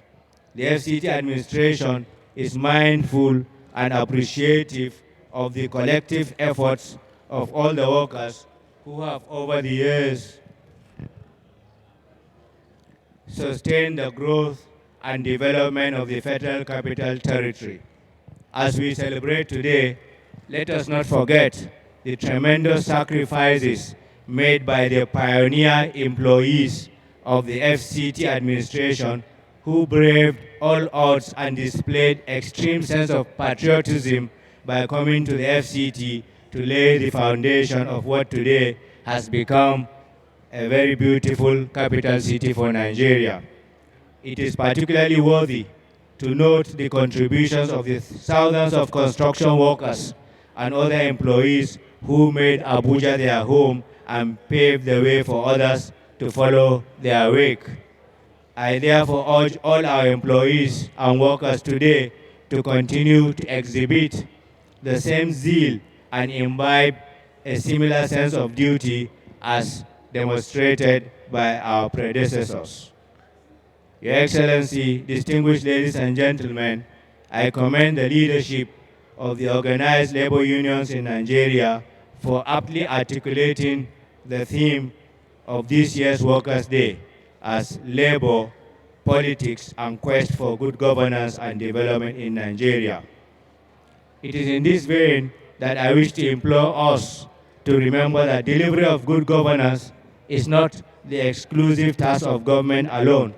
It is in fact the collaborative effort of every member of the strata of the society, from government to the labor unions and the citizens, to collaborate and work closely, because after all, we are working towards the same goals of building a better society. On behalf of the FCT administration, I wish to assure our great Nigerian workers that we will continue to work very, very hard to make sure that we bequeath for you a city that is one that all of us will be very proud of. And already we have started the construction of the second Greater Abuja Waterworks project. Many of you will notice huge pipes in the city that are being laid. And I assure you that give another 1 or 2 years, water situation in this city is going to improve tremendously. I want to also inform the chairman of the NLC, FCT, and his colleague of the TUC that the Abuja Light Rail will soon go back to operations because we suspended it due to COVID-19. And I assure you now that COVID-19 is almost gone, very soon the railway system will operate, and we intend also to provide land along the railway corridor for some of your organizations so that workers can have accommodation very near the rail tracks. Great Nigerian workers, I salute you once more. Long live the NLC, long live the TUC, long live the FCT, long live the Federal Republic of Nigeria. Thank you very much. Thank you, Honorable Minister FCT. You have given us a ray of hope. I can see the chairman of TUC escorting the Honorable Minister of FCT. I just hope you will get yours soon. Your Excellency, distinguished guests, ladies and gentlemen, it is time for us to listen to our own, His Excellency, distinguished Dr. Chief Senator Chris Ngige, aka Onwa. Your Excellency.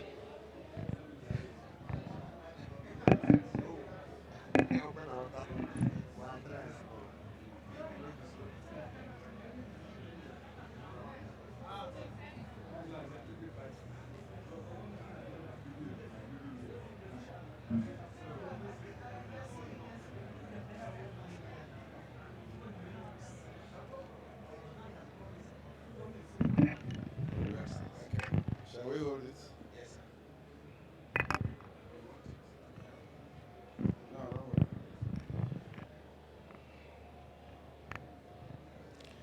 The Vice President of the Federal Republic of Nigeria, Professor Emi Osibajo,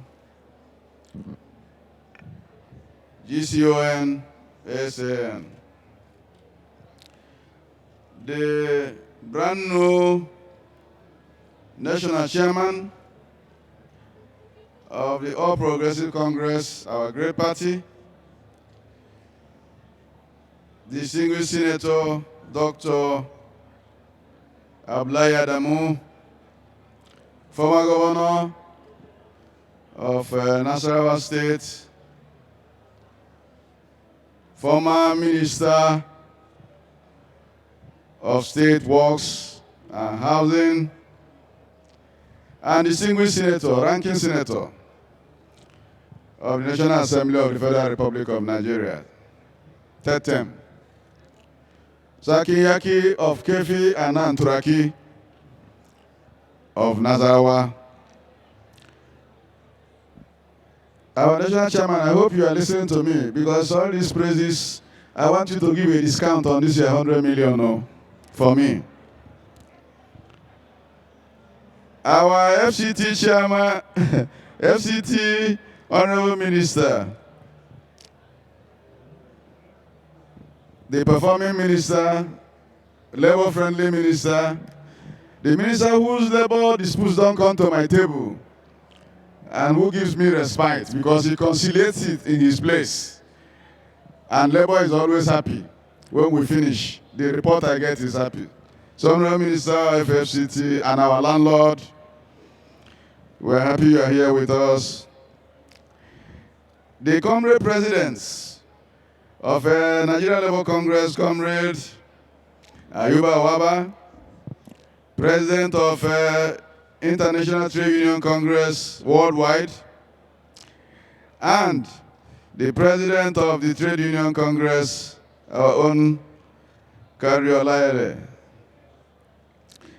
Your Excellencies, ambassadors of foreign missions who are here with us this afternoon, representative of service chiefs, Inspector General of Police, IGP, Civil Defense, and other armed services who are here with us. The Secretary to Government of the Federation, I didn't forget you, the engine house of the government of the Federal Republic of Nigeria, Barrister Boss Mustafa, our overall boss. Representative of the Office of the Head of Service of the Federation, Permanent Secretary of the Federal Ministry of Labor and Employment, my staff members, directors, State Chapter Chairman of NLC and TUC who are here, Nigerian workers, ladies and gentlemen, great Nigerian workers, great Nigerian workers. Mr. President of NLC and TUC, we are gathered here again to celebrate the May Day. May Day that represents historically the day of struggle, remembrance of struggle of those that are workers, those who were shot, striving for workers' rights. Due to its symbolic importance, the May Day is not celebrated by workers alone. It is celebrated by the people in the tripod, in the world of work. Sometimes even the plus partners join us to celebrate. Who are those in the tripod? The tripod, the government, who is the competent authority in any country, and in most countries, like in Nigeria, are also employers of labor. You also have employers in the private sector, making up one other leg of the tripod.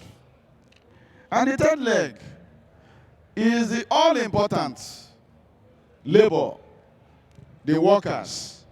The people who use their green lives to produce for the economy of every country. Without production in any country, there will be no enterprise, and there will be no worker, and there will even be no employer. So it is something that we all have to come together to celebrate this day. Because the most important factor in the tripod is the worker. If you don't have the worker, your industries will close, no matter how much money you have. There will be no production. If you also don't have the employer, you will be jobless. There will be no enterprise. And if we are jobless, we have accentuated poverty. So today, we are all joined together in one spirit to celebrate today, the May Day, the day we remember for the struggle of our heroes past. The theme for labor, politics, and quest for good governance and development in Nigeria, which is what we have adopted for the celebration today, is very apt. This is because this nation is preparing for our electoral processes to usher in a new group of servants for the country. In building and sustaining this interrelationship, we also know that the trade unions representing workers and voicing the needs and aspirations of those workers could partner with the government in the determination and even the processes for this selection of new servants that will man the affairs of our country, both nationally and at the sub-national level. However, the trade union's political relevance is most appreciated when they converge and make their presence felt with their votes. The other day I listened to the NSC president. He was calculating the votes that come from the Labour family. And it was very frightening. Because at the end of his calculation, I think he got about 25 million working persons. And if you multiply it by 4, which is the minimum standard for every average family in Nigeria, you are talking about 4 times 25 million, which is 100 million voters. So, Comrade Waba, just reserve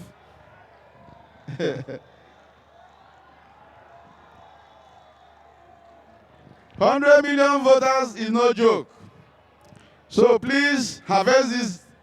Let us get the PVCs done so that Labour can dictate the way of governance of their country. I want to touch the issue of rights emanating from employment relationship. Just like the FCT minister has said, these rights between the employee and the employer are reciprocal. I've already said that in addition to being the government and competent authority in tripartism, we also are an employer as a government. And we very quickly, as conciliators, remind both governments and the unions that Article 2 of our ILO Convention, Convention 98, provides for equal respect and reciprocity. And that is why it says that workers and employers organization shall enjoy adequate protection against any acts of interference by each other or each other's agents or members in their establishment. This in itself is the principle of reciprocity, which sometimes government side have always found difficult to do, and they cross. And even sometimes labor unions also cross to the other side of the divide. But in all, when such situations arise and come to my table, I normally to the part of the law, which is ILO Convention 98. I will not finish this speech without touching on COVID-19 and the after effect, COVID-19 pandemic, which affected businesses, especially small and medium-scale enterprises in Nigeria. It touched the big elephant countries. How much more we here that participate in job creation largely through the informal economy, where people work daily and make money daily for their upkeep. The Nigerian government tried, through the Humanitarian Resources Ministry and Ministry of Investment, Trees and Industries, to help the micro, small and medium enterprises so that they can be able to be alive. Because once they are dead, we have created job losses. I want also to use the opportunity to thank our workers.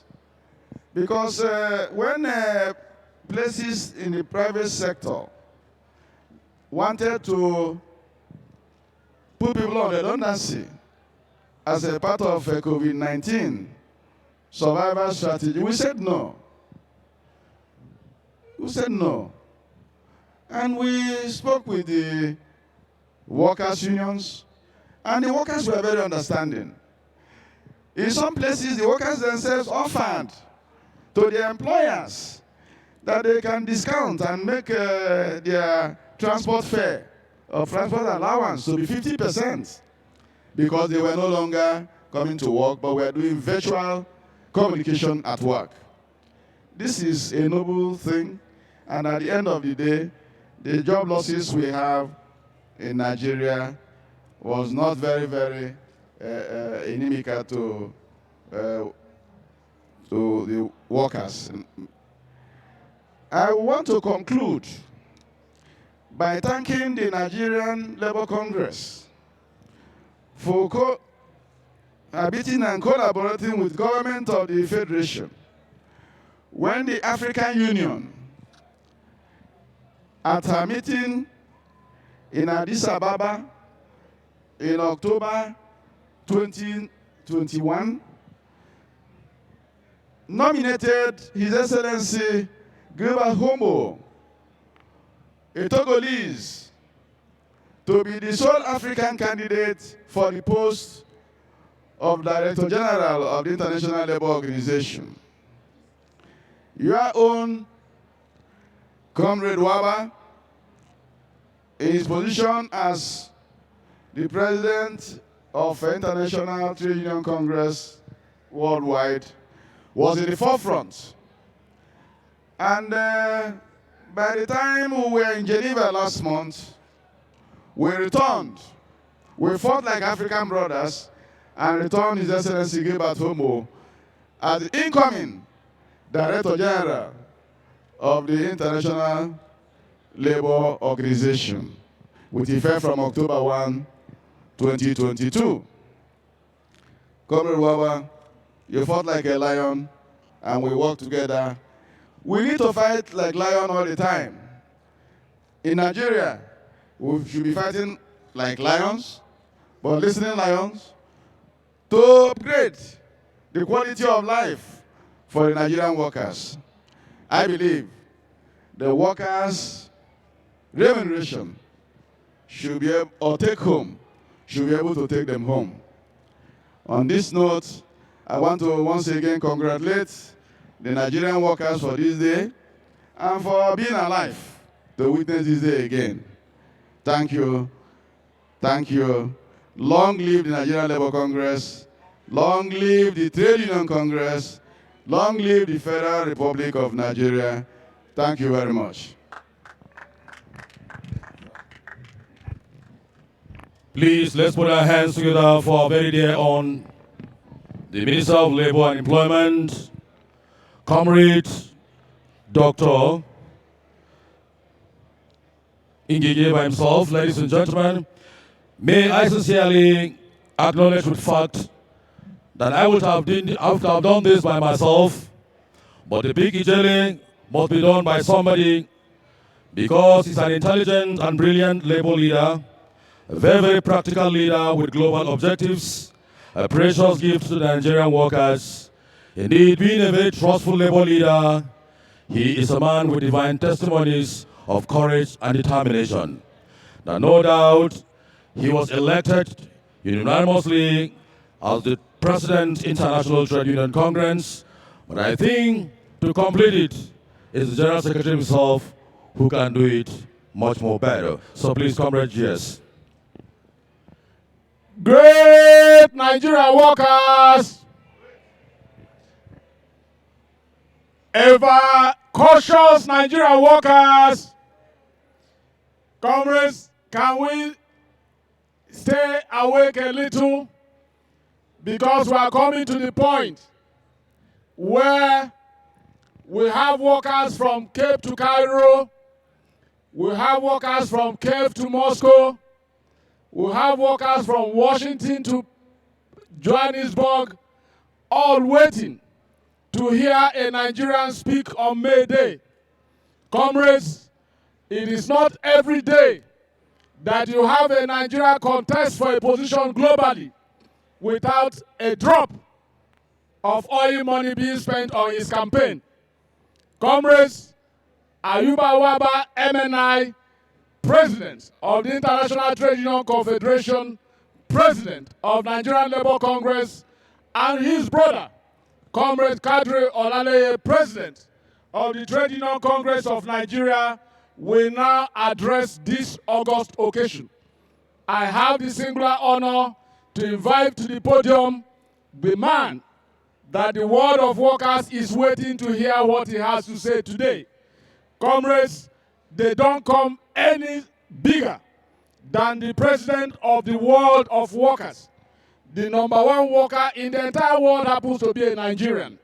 And the world is standing still, waiting to hear what workers will say from the city of Abuja, Nigeria, that houses the president of the International Trade Union Confederation, president of the NLC, with his brother, the president of the TUC. There is victory for us, victory. There is victory for us in the struggle, struggle for our members. There is victory for us, forward. Oh, never backward, never in the struggle for our members. There is victory. Isoleto, in Africa, the struggle and victory. Great Nigerian workers, great Nigerian workers, thank you very much.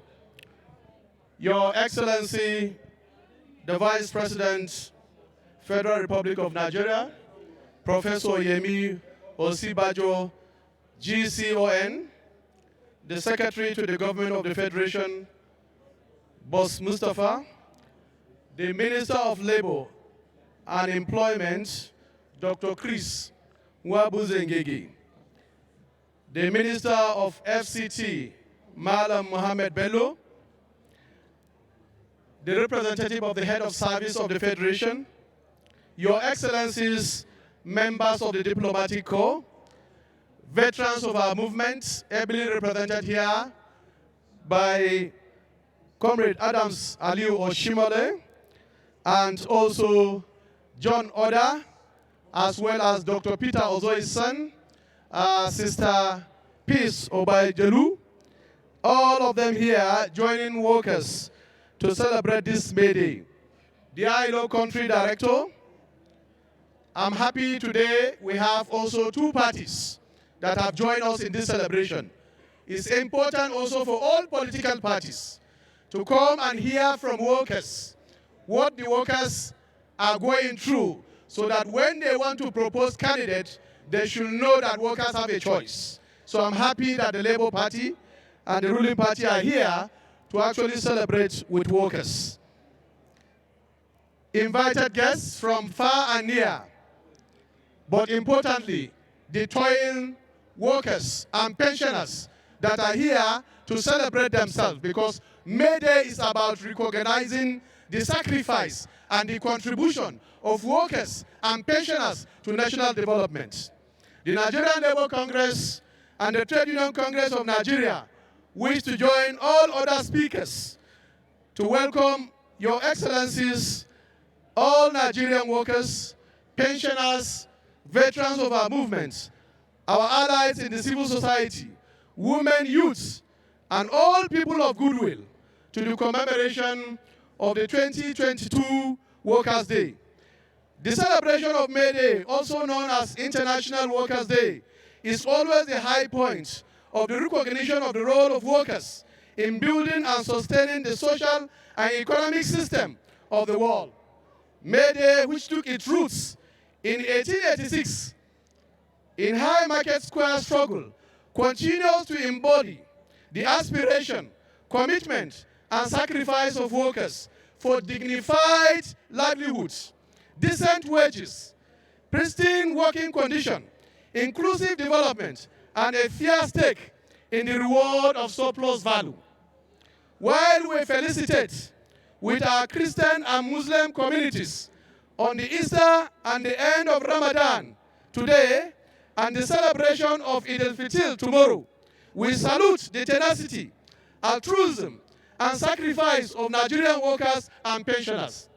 Despite very tough odds, sacks against us, we remain undeterred in our quest to contribute to the building of a great country. Workers continue to report to duty in the most security challenging part of Nigeria.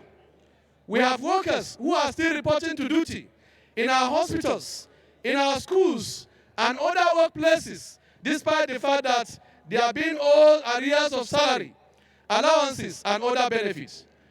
Our very brave police men and women and other paramilitary, especially the junior cadre, continue to put their lives on the line despite being denied decent wages.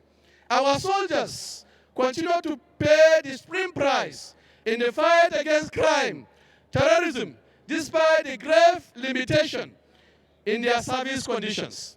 Comrades, Your Excellencies, this is the reason this May Day is dedicated in honor of the selfless service, sweat, and sacrifice of Nigerian workers, and indeed, the working class world over.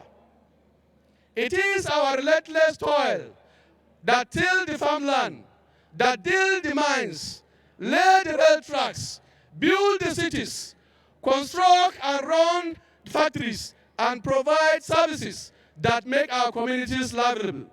We must appreciate our teachers, our doctors, and all workers from all walks of life, both in the informal sector and the informal sector, for contributing to national development. Without our brain and muscles, certainly not even a single wheel of production can turn, because the truth is that workers produce the wealth. So, comrades, on a day like this, we celebrate the great value we bring not only to the workplace, but also to society and humanity. And that is why we are here today. I want to appreciate all those that have joined Nigerian workers across the length and breadth of this country, in all states, to also recognize the contribution of workers to national development. The theme of this year's May Day, as has been reiterated, labor, politics, and the quest for good governance and development in Nigeria, it is very timely, and it is contextualized the moods of the nation, the challenges facing the motherland, and the role of workers in advancing solution. At the 2022 Workers' Political Conference, organized by the Nigerian Labour Congress and the Trade Union Congress, it was established that the prevailing unfair, unjust industrial practice against workers in our country and the deterioration in the standard of living are all products of political decision. In more specific terms, comrades, political leaders, by act of commission or omission, produce the social outcomes of mass retrenchment, indecent wages and pensions, hyperinflation, spiral wave of unemployment, endemic poverty, weak social protection cover, especially with regard to the dearth of quality education, affordable healthcare, and robust physical security. Fellow comrades, workers, and dear citizens, there is no better time than now to enter the political ring and engage more vigorously with the question of our collective survival. The absence of serious engagement by political class with the real issues of governance, even as the campaigns for 2023 general elections get underway, should alert all of us and also alarm us. Instead of addressing issues of physical security, addressing issues of social protection, issues of decent wages, unemployment and poverty eradication, fixing the economy, our political elites, comrades, are more interested in the political office zoning. It is only a fair political class that will keep citizens' concerned and issues of national development as footnotes in 2023 political agenda. The founding fathers of the labor movement of Nigeria did not sit on the fence, comrades, as the fight for the liberation of Nigeria from colonial forces raged on. It was workers and unions who were very, very alert. And I did say that workers were in the forefront of the struggle for our national independence. The campaign to free Nigeria from imperialist rule reigned in the shadow until the national strike action of June 1945, which was led by Labour leader number 1, led by Michael Imodu, that got us independence. Comrades, we have also similar examples from trade unions around the world which were able to contest political power. They were able to engage in the argument, in the discussion that led to political power engagement. The Labour Party in the United Kingdom is an example. It has won seats in parliament and formed governments at different times. Workers' Political Party in Norway recently won the majority seat in parliament and has formed government. Comrades, as we speak, we can all remember that in Brazil, President Lula da Silva, president of Crude Brazil, the counterpart of NLC and TUC, led the Workers' Party of Brazil to electoral victory in 2002, which is not far from now. Under Lula's government, some of the most successful social reform programs that lifted more than 20 million Brazilians out of poverty were executed. In South Africa, there is a close working relationship between the ruling African National Congress and the Congress of South African Trade Unions, which help protect workers' rights. Comrades, as I speak, in Australia, the history is not the same. Australian Labour Party, formed in 1910, became the first workers' party to form a national government. And we can do so, and we can count all of this as we work assiduously to also assert our rights and our interests, even in politics. Because as I said, everything is about political decision, including your wages. Comrades, it's also important to reiterate that even in the most advanced democracies, I can quote that even in the United States, and implicitly, President Biden was elected with the full support of American Federation of Labor and Congress of Industrial Relations, our counterparts. In one of his messages to trade unions, and I want to quote, President Biden said this: "I am not ashamed to be called a union president. I did not be standing here without labor, without unions, without labor. I intend to be the most pro-union president, leading the most pro-union administration in American history. If it can be done in America, it can also be done in Nigeria." The national economy. Comrades, most Nigerians, irrespective of rank, sex, or age, are living witnesses to the indescribable hardship that have besieged us in recent months, resulting in sharp drop in quality of lives. The continued deindustrialization of our economy, the wide deficit in physical infrastructure, and embrace of neoliberal policies by successive governments have continued to impoverish and enslave our people. Comrades, the continuous floundering and devaluation of the Naira elicit great concern, as of 31st December 2021, the Naira closed against the dollar in the parallel market at 565 Naira, compared to 460 at the end of 2020. In April 2022, comrades, the Naira continued in its free fall as it nestled at 581 Naira to 586 Naira against the dollar. This free fall will likely continue given the impact of the Russian invasion of Ukraine and its global economic fallout recorded from the Nigerian Bureau of Statistics. Now that the country annual inflation rate went up to 15.7, it should be a matter of concern to everybody. In April 2022, comrades, the inflation rate has risen to 15.95% as food and energy prices soar. As a heavy import-driven country, the negative impacts of the effects can better be imagined. Comrades, distinguished guests, ladies and gentlemen, According to a credible rating agency, Augusto & Co., unemployment in Nigeria rose to an all-time high of 35% in 2021, up from 33.3%.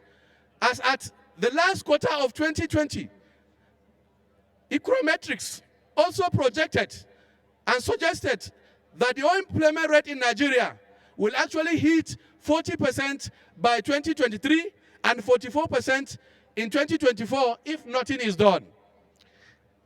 Information from the Debt Management Office, comrades, revealed that Nigeria's total public debt rose by 20.2% to 39.56 trillion naira. And comrade, as at 31st of December 2021, our debt profile had risen from $86 billion, which is equivalent to 32.92 trillion. These certainly are figures that are very frightening. And the effect of those rising debt profile take their toll on the ordinary citizens and workers who are victims of these policy options, because the purchasing power of pensioners, of workers, of many Nigerians have actually been eroded. The energy sector, electricity subsector, comrades, closely related to the poor performance of the Nigerian economy is the near comatose state of our energy sector, especially as marked by the frequency of power failure. The epidemic of power failure has been part of our national life. Our fathers went through it, we are suffering it, our children are trapped in it, and there is no sign that their own children and our own children will not go through up NEPA, down NEPA, which is a tragic. In the past 1 month, comrades, the national grid have collapsed about 4 times. This is of great concern as it has a direct bearing on the national security coupled with the threat to businesses. It is very disconcerting that while quality of electricity service plummets, tariffs shoot through the roof without any justification. Despite promises by government and sector regulators, many Nigerians cannot access the prepaid meters and so pay outrageous estimated billings. This is neo-colonialism at its worst form. Comrades, the challenge in our electricity subsector persists despite the premises of power sector privatization. In spite of the huge bailout funds freezed from public coffers to the so-called private investors who brought our electricity asset dirty cheap, our power generation and distribution blues keep getting worse. The truth is, we have been badly scammed through the so-called privatization. Organized labor in Nigeria will continue to call on the federal government to take advantage of the five-year window provided in the Electricity Sector Privatization Reform Act, which is already overdue, to scrap and reverse electricity privatization exercise because it has failed. We also demand transparent investigation into the power sector privatization program, which we believe was hijacked by a few entitled Nigerians to corner the Commonwealth without thought for value addition. Enough, comrades, is enough. Comrades, the second most important issue is the issue of the downstream petroleum sector. Nigerians will recall that earlier in the year, there was a return of long queues at filling stations across the country. This crisis of shortage of refined petroleum product includes premium metal spirit, also refers as fuel, diesel, aviation fuel, which was triggered by the importation of adulterated fuel, which caused substantial damage to many of our vehicles. The failure of government to arrest the ugly situation exposed Nigerians to the horror of agonizing long hours of queues for petroleum products, high prices of petroleum products, shutdown of factories, scaling down of operation in many businesses, And as we speak, it's only in major cities and in major marketing filling stations that you can get petroleum products, particularly PMS, at a regulated price. In many cities across the country, we have the statistic is being sold over and above 200 naira per liter. This certainly cannot continue if Nigeria is actually an oil-producing country. Comrades, during this crisis, there was nothing more for promoters of the regulation to say, given the grand failure of their prescription of wholesale importation of refined products and killing our local refineries and auxiliary value chain industry, all the promises of surplus available of refined products and a cheaper price quickly imploded, and the scarcity prevailed, and prices soared incredibly. Most shocking is that no public official have taken responsibility for this national disaster. And we will continue to reiterate that the only way to get out of this quagmire is actually to have the refineries working. Comrades, one important issue is the menace of organized crude oil theft. These have been reported to be very rift around Boni Terminal, Forcados Terminal, and Brass Terminal networks, creating crude oil loss of about 91%. This means that even the current increase in the price of crude oil in the international market, commodities market, is not translating to significant revenue for the country. Yet, we are forced by the comatose state of our refineries to import refined products at very exorbitant costs. It beats our imagination why we cannot organize the artisanal refineries and regulate them instead of allowing them, like what has happened in Imo, to be doing that and then lose their lives in the process. Already, we are unable, therefore, to meet OPEC oil production quota. Now we know the reason for this. Not just underinvestment in the sector, but crude oil theft is also a major issue. We then call on government, without hesitation, to clearly address this issue, which is unaccepted. Expanding wave of insecurity. Comrades, we are witnesses to the repeated episode of terrorism attacks all over Nigeria. A few weeks ago, comrades, terrorists invaded parts of Plateau State and massacred many Nigerians. Shortly before then, terrorists invaded Kaduna Airport and nearly demobilized a taxiing aircraft. On 28th of March 2022, armed terrorism waylaid an Abuja-Kaduna-bound train with bombs and bullets. By the time the attack was over, about 7 Nigerians were killed, including our comrades that we have to recognize today.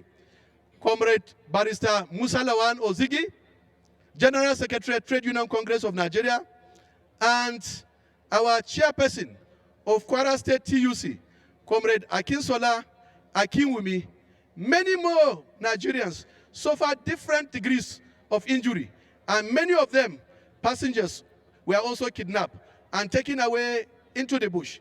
Till date, comrades, most of them are still being held captives by these terrorists. It is disheartening, therefore, that despite the funds invested into national security, especially in the fight against terrorism, it appears that the terrorists are getting bolder by the day. In the past few years, those marauders have attacked military facilities and checkpoints, killing our soldiers in the process all over the country. It is one tale of criminality or the other. There was a time such tales were unthinkable in Nigeria. What has changed? How has the funds invested in the security insurgency been utilized? Why are we becoming more and more vulnerable and the terrorists now stronger than our collective will? Those questions are soul-searching questions that deserve very honest interrogation, very honest answers, and very honest actions. And therefore, comrades, we demand that this issue, once again, should be given proper attention that it deserves. Social infrastructure, education. In our address last year, comrades, we had made the point that with over 13 million out-of-school children, all school curriculum, kidnap of school children, underfunding of the sector, we cannot deny the fact that we have a major crisis on our hand. No nation develops better than the state of its education. Many of our students now studying under the trees. Our students and undergraduates spend more time out of school than in school owing to the endemic strike action that is currently ongoing. Very worrisome, comrades, is the fact that those superintending over the rot in our education system enjoyed free bursary, free meals, free scholarship as students, and therefore it's really unacceptable for us not to have that even at this point in time. As we celebrate this May Day, our university students are at home as a result of strike action caused by the failure of government to respect collective bargaining agreement reached with university workers.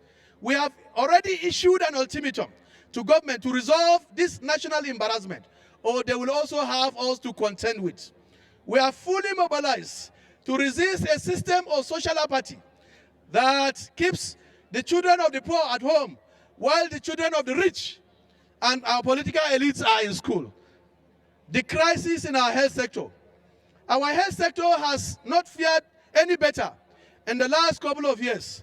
Our health facilities that used to be the reference point in Africa have been stripped to the bone. The total allocation of health care in the 2022 budget, comrades, is 820 billion out of the 16.39 trillion federal budget presented to the National Assembly. This represents about 5% of the 2022 budget and a far cry from the 16% allocation to public health care as agreed by the African Declaration by the Ministers of Health of Africa many years back. There has been an upsurge in industrial crisis in our health sector. We are concerned that government has refused also to adjust the consolidated health salary structure, CONHES, to health workers. It is also very unfortunate that government exacerbates the fatalities in our sector, including the abysmal medical workers to patient ratio, by not according the desired attention to the needs of our healthcare workers. While our government treats our health workers with levity, other countries, comrades, are constantly purging our best hands with mouth-watering salaries, benefits, and incentive, thus worsening the brain drain syndrome in the health sector. This certainly is tragic, and we must bring this to an end. Social protection. A recent ILO report, it's been estimated that only about 10% of the economically active population in Africa, south of Sahara, are covered by statutory social security scheme. The ILO posits that Nigeria spends less than 2% of her GDP on social protection, one of the world's lowest, and this must change. Given the glare of youth unemployment, poverty, hunger, homelessness, and poor benefits for senior citizens, our pensioners, including those on formal pension, Nigeria sits, no doubt, on a cake of balm powder. Comrades, during the 2021 NLC Roundtable on Social Protection, it was established that inadequacy of social protection cover in Nigeria amidst galloping unemployment and poverty crisis is responsible for the upsurge in violence and insecurity. The constitutional mandate for social protection cover is a cardinal duty of government, and when government breaks this cardinal pact with citizens, the kind of social rebellion and violence that we see all around are results that we get. Climate change and just transition. At the Paris Club Climate Change Conference in 2015, countries of the world that are parties to the United Nations Framework Convention on Climate Change resolved to peg global warming at 1.5 degrees centigrade through a 45% reduction in greenhouse emission by 2030 and zero emission by 2050. This conveys serious implications for economies like Nigeria's that is heavily dependent on the exploration and sale of fossil fuel. Given the recent downturn in the global climate patterns, especially the increase in natural disaster, the world has moved from climate change advocacy to climate change emergency, and we cannot be left behind. For countries that depend on natural resources, this comes a very high price for jobs and livelihoods. Trade unions are already responding to this, and that is why we are calling for just transition and for greener and climate resilient economy. We will consider also the issue of strong consideration for job security, especially for workers in climate change vulnerable sectors of the oil and gas and mining. Comrades, good governance is very important for us also to achieve national development. During the May Day of last year, organized labor identified poor governance as the precursor to the challenge of unemployment, poverty, and insecurity in Nigeria. Today, those challenges have even worsened. The unfortunate scenario must compel all of us to examine the structure and delivery of governance in Nigeria. The outgoing constitutional amendment process offers us a very valuable opportunity to make adjustments in the following spheres of governments in Nigeria, particularly the issues that will now proceed later. Infrastructural development. Comrades, while we commend the government of President Muhammadu Buhari for its commitment to the completion of key infrastructure projects, such as the second Niger Bridge, the Lagos-Ibadan Expressway, the Abuja-Kano Expressway, the Lagos-Ibadan Railways, the Kaduna-Kano Railway, and the Port Harcourt-Maiduguri Railway, we must say that Nigeria continues to lag behind many of our peers in the Committee of Nations with regard to the provision of critical infrastructures. According to President Muhammadu Buhari, Nigeria needs an investment of up to 1.5 trillion US dollars in the next 10 years to close its infrastructural gap. The areas of need include investment in public electricity assets, rehabilitation of our old dilapidated refineries, and the construction of new ones, continuous improvement and expansion of our railway networks, investment in natural gas development and pipeline infrastructure, rehabilitation of our roads, especially those leading to the nerve center of our economy, such as the Apapa-Oshodi-Wharf Road, the dredging of our internal waterways and construction of jetties and expansion of optic fibers, wires, and facilities to facilitate and fast-track the faster and cheaper internet broadband connection.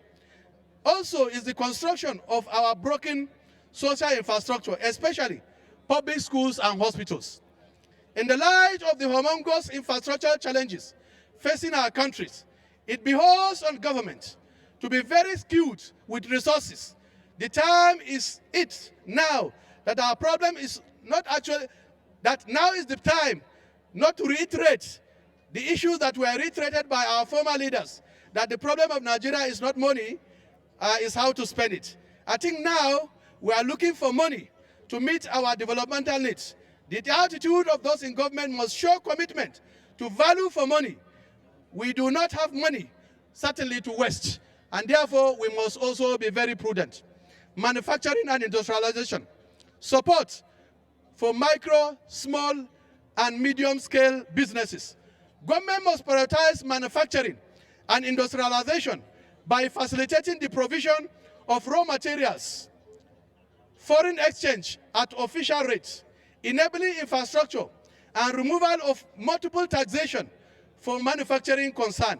We condemn the recent increase in excise duty on carbonated non-alcoholic beverages.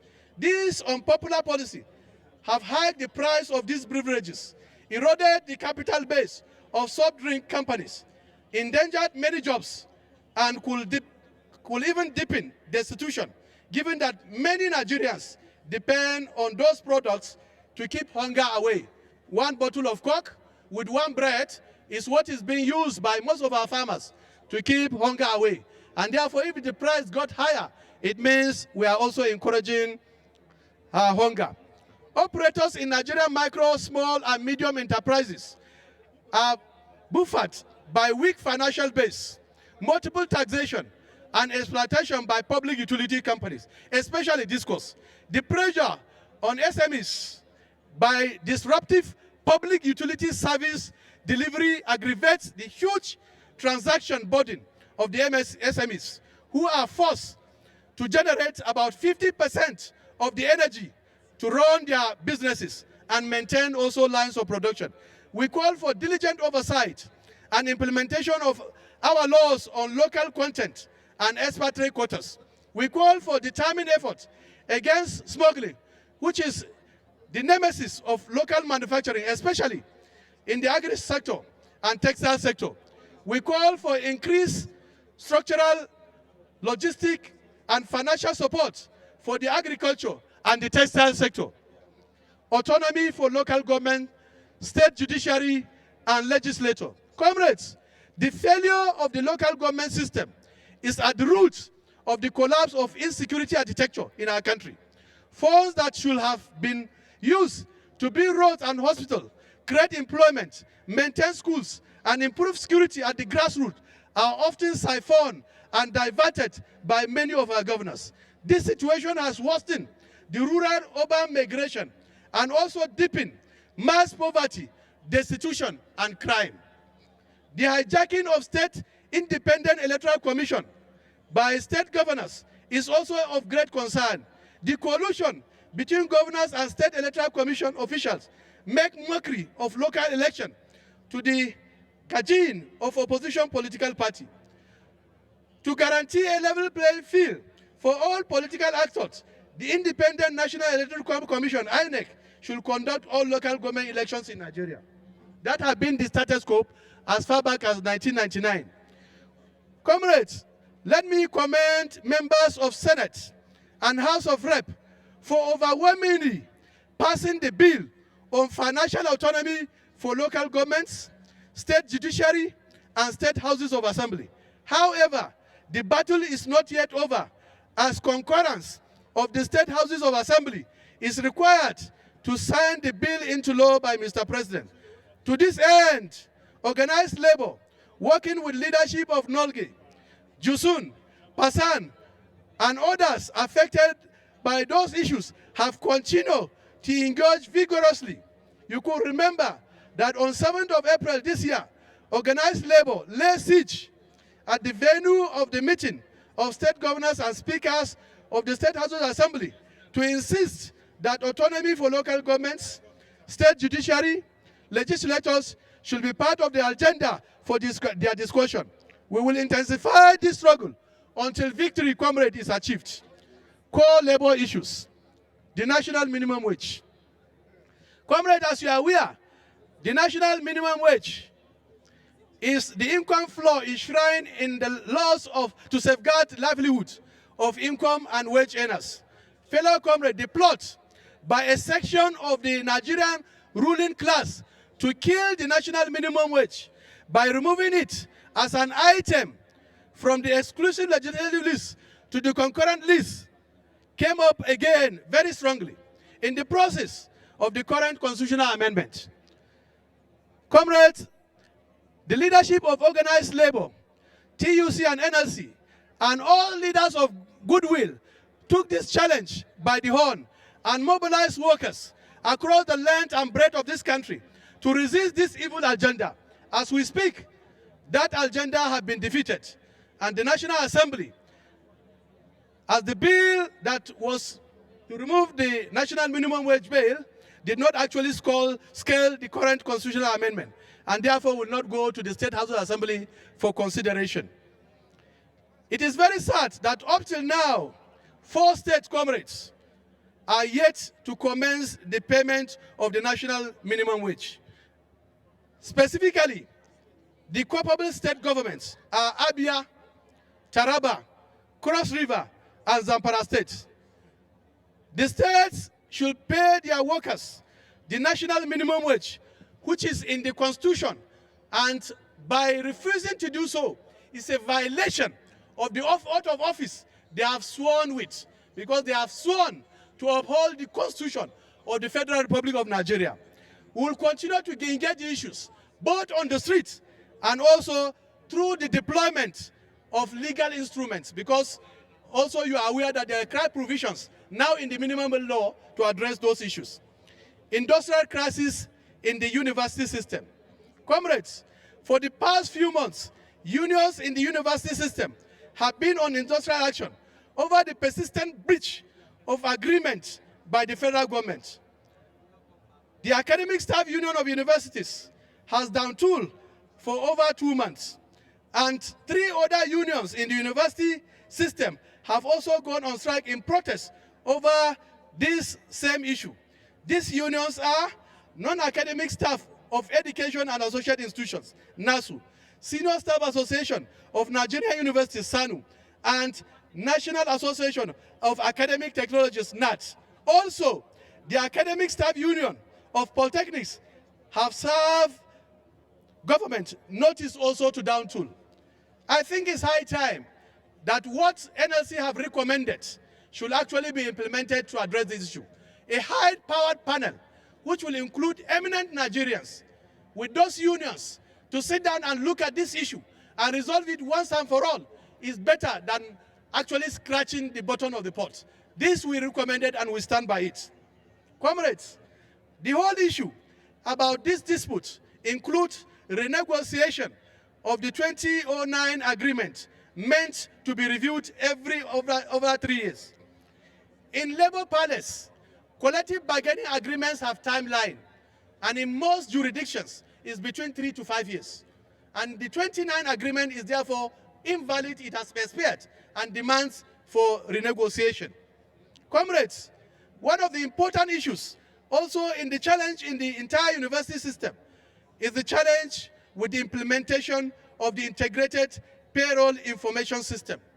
As I speak to you, even in the core civil service, the Joint Public Service Negotiating Council have also informed us that they are also undergoing the same challenge, where all the third-party deductions of December last year up till now have not been remitted.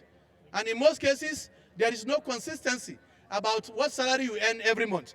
And therefore, this is one of the issues affecting our universities. As we speak, over 1,000 of them have not been able to receive their salaries for the past 1 year, and they are workers. Those are some of the issues, very germane, that actually brought about the argument about how to look at even the payment platform, its integrity, and how it can address those challenges. Other issues, comrade, is the non-payment of the minimum wage arrears to our colleagues in the university, and also allowances, and also, importantly, the funding of the university system. Comrades, we note with concern that protracted industrial action in tertiary institutions arise from all of these issues, and therefore it is important that those issues are addressed.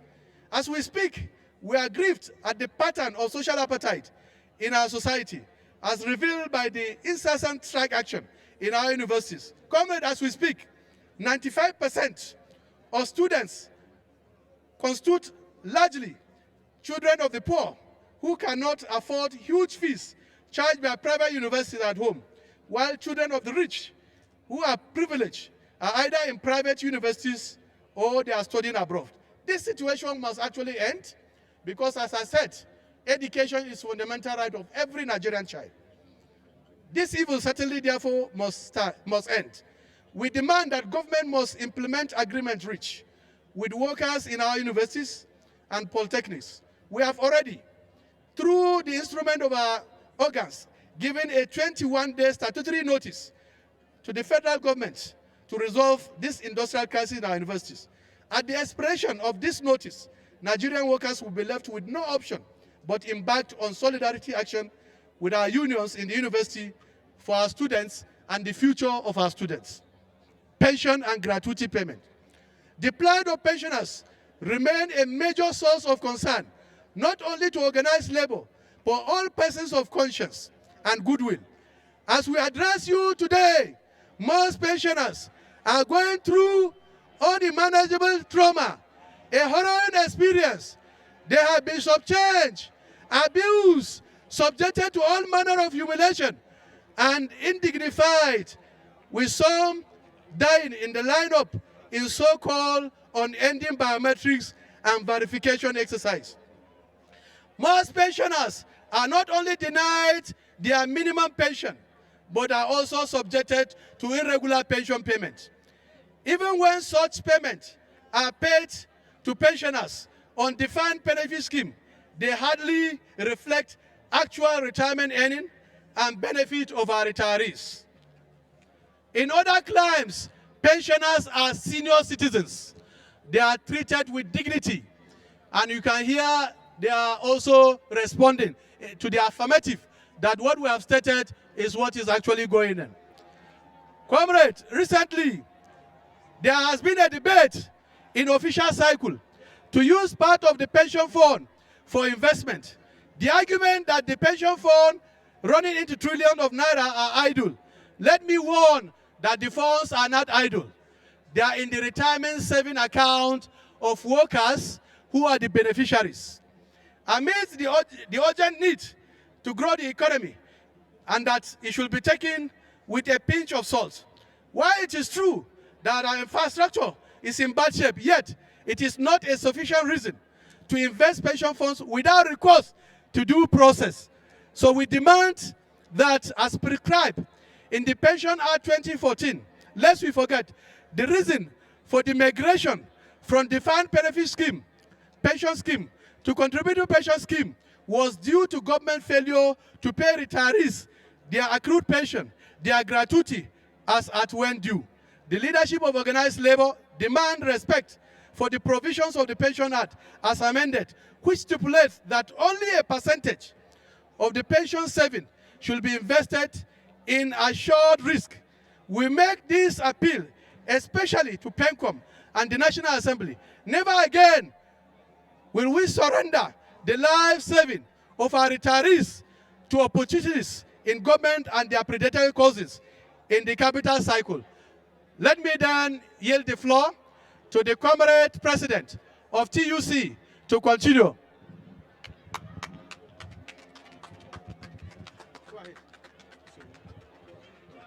Great Nigerian workers, great Nigerian workers, on decent work, the quest for governance and sustainable national development cannot be attained without decent work. This is because decent work is about people, and people are the center of development. Decent work deficits are manifest in insufficient employment opportunity, low wages, poor social protection cover, denial of right at work, and weakness in social dialogue. The importance of decent work to development is underscored by its inclusion as part of the UN Sustainable Development Goal, which talk about the promotion of sustainable and inclusive economic growth and attainment of full productive employment and decent work for all. Violation of human rights, workers and trade union rights at the heart of decent work is the freedom of association, the right to organize, workers' right to join union of their choice, set up their own rules, organize their own activities, and manage their own funds without interference by employers or employers' association or even government. Unfortunately, these fundamental trade union rights have been undermined by the employers and government in Nigeria. Recently, the Kaduna State government issued a circular demanding fresh registration into the union for civil servants in the state. We wrote to the state government to demand that the action of government was defective, illegal, ultra-vires, and does not stand the rigors of law, logic, and good conscience, and public morality. We also have the other instances of violation of workers' rights, especially in the banking, oil, and telecommunication industry, where casualization of labor is on the increase. Recently, the MTN Nigeria reviews the workers to recognize trade union in their workplace, rather consulted their own trade union, which they refer to as Employees Council. In South Africa, MTN respects all the labor laws. Nigeria cannot be different. We have written the management of MTN to warn them of illegality of their action and the consequence of the same. We condemn the effort by some highly placed Nigeria to concession of our airport to private concessionaires. There is no justification reason for this. From experience, the first thing the concessionaires will do is to casualize labor and undertake all sorts of decent work deficits.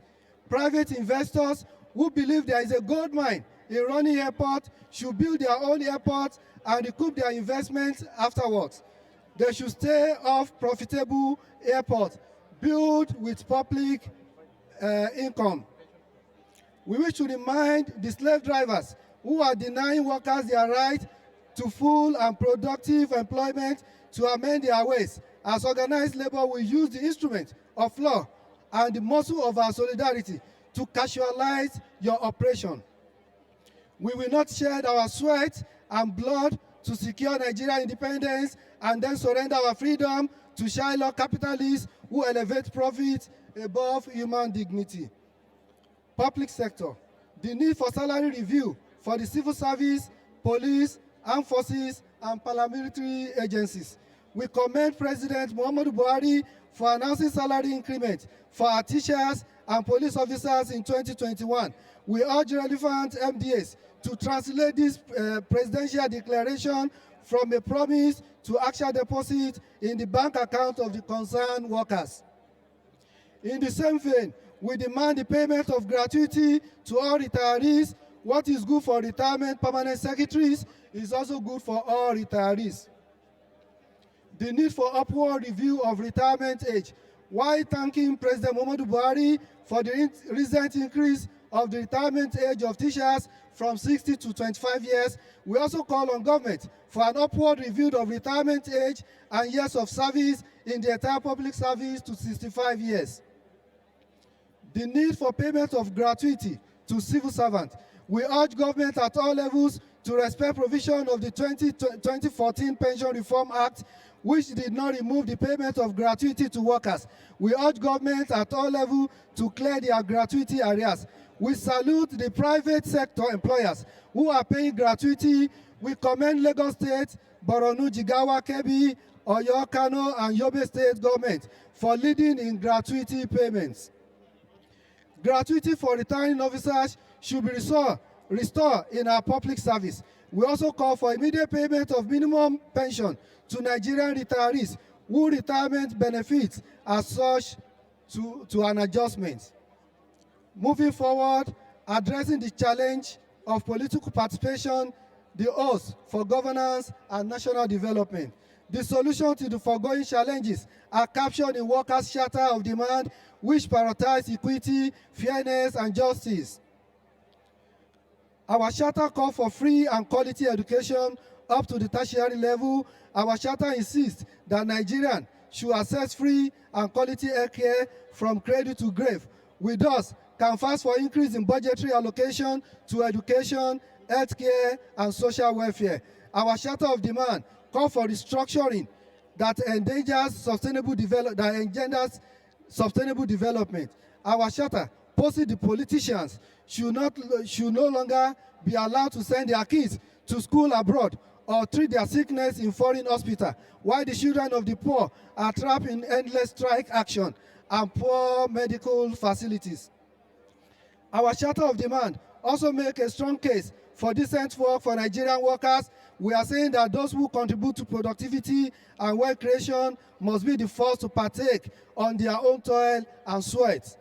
We are demanding that instead of criminalizing picketing and strike action, politicians should criminalize non-payment of salary. No pay, no work should be replaced with no work, no pay, and refusal to honor collective bargaining agreement, just as this case currently is with ongoing strike in our university.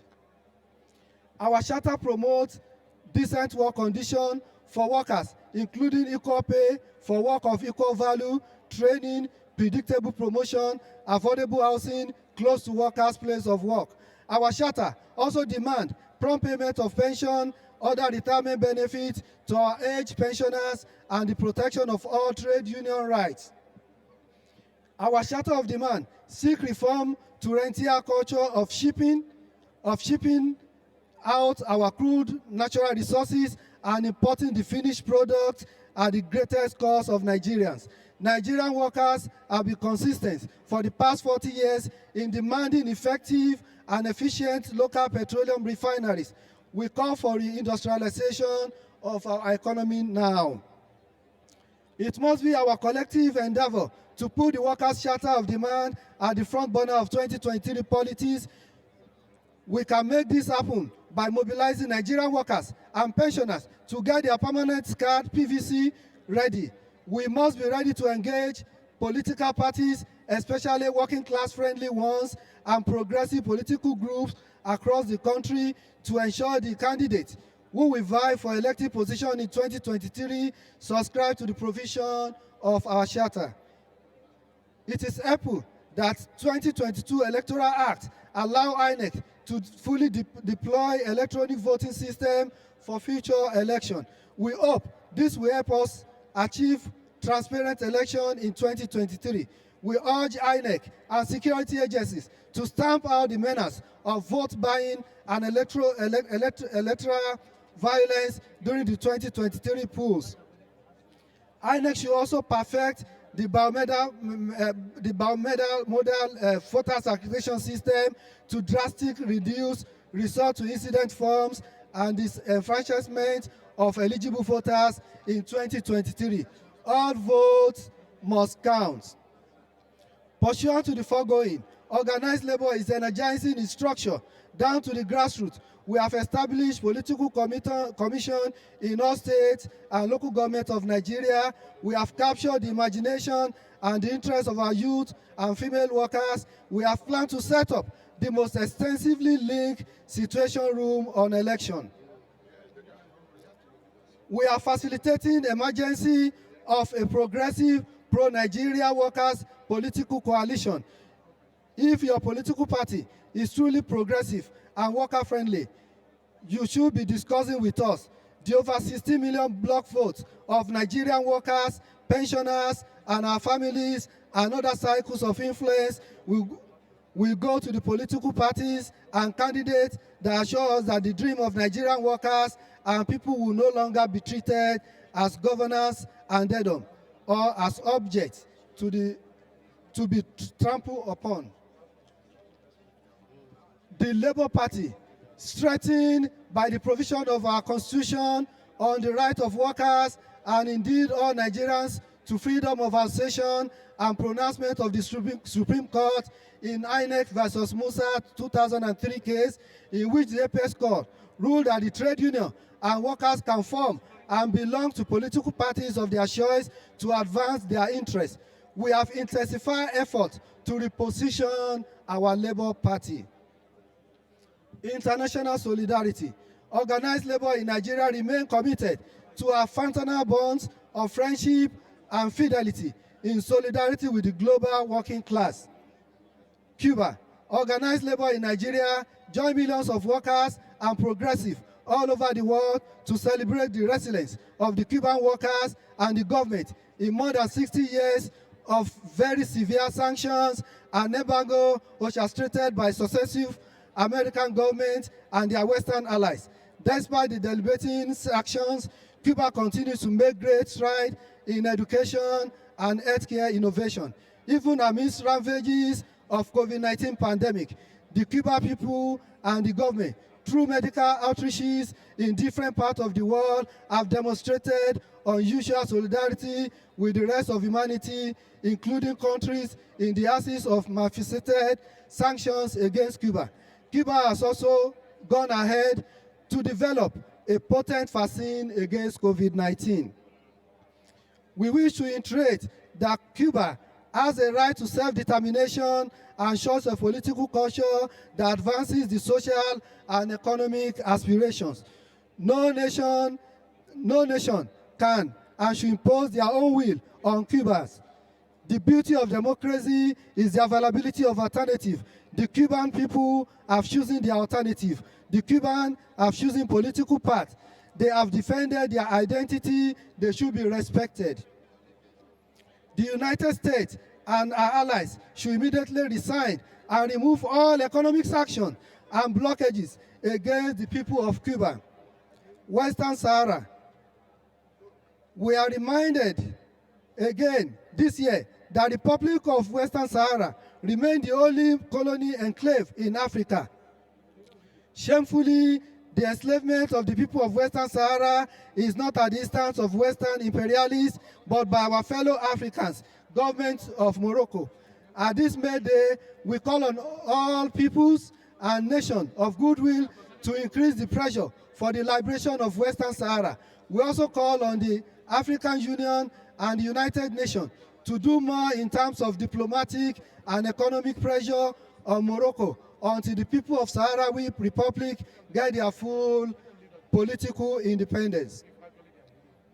Myanmar. It is very sad that the hurricane of military dictatorship that descended on Myanmar since 1st February 2021 has continued to dig in. Instead of respecting popular demand for the restoration of democracy, the junta in Myanmar has intensified its savage repression of its perceived political enemies and civil rights activists.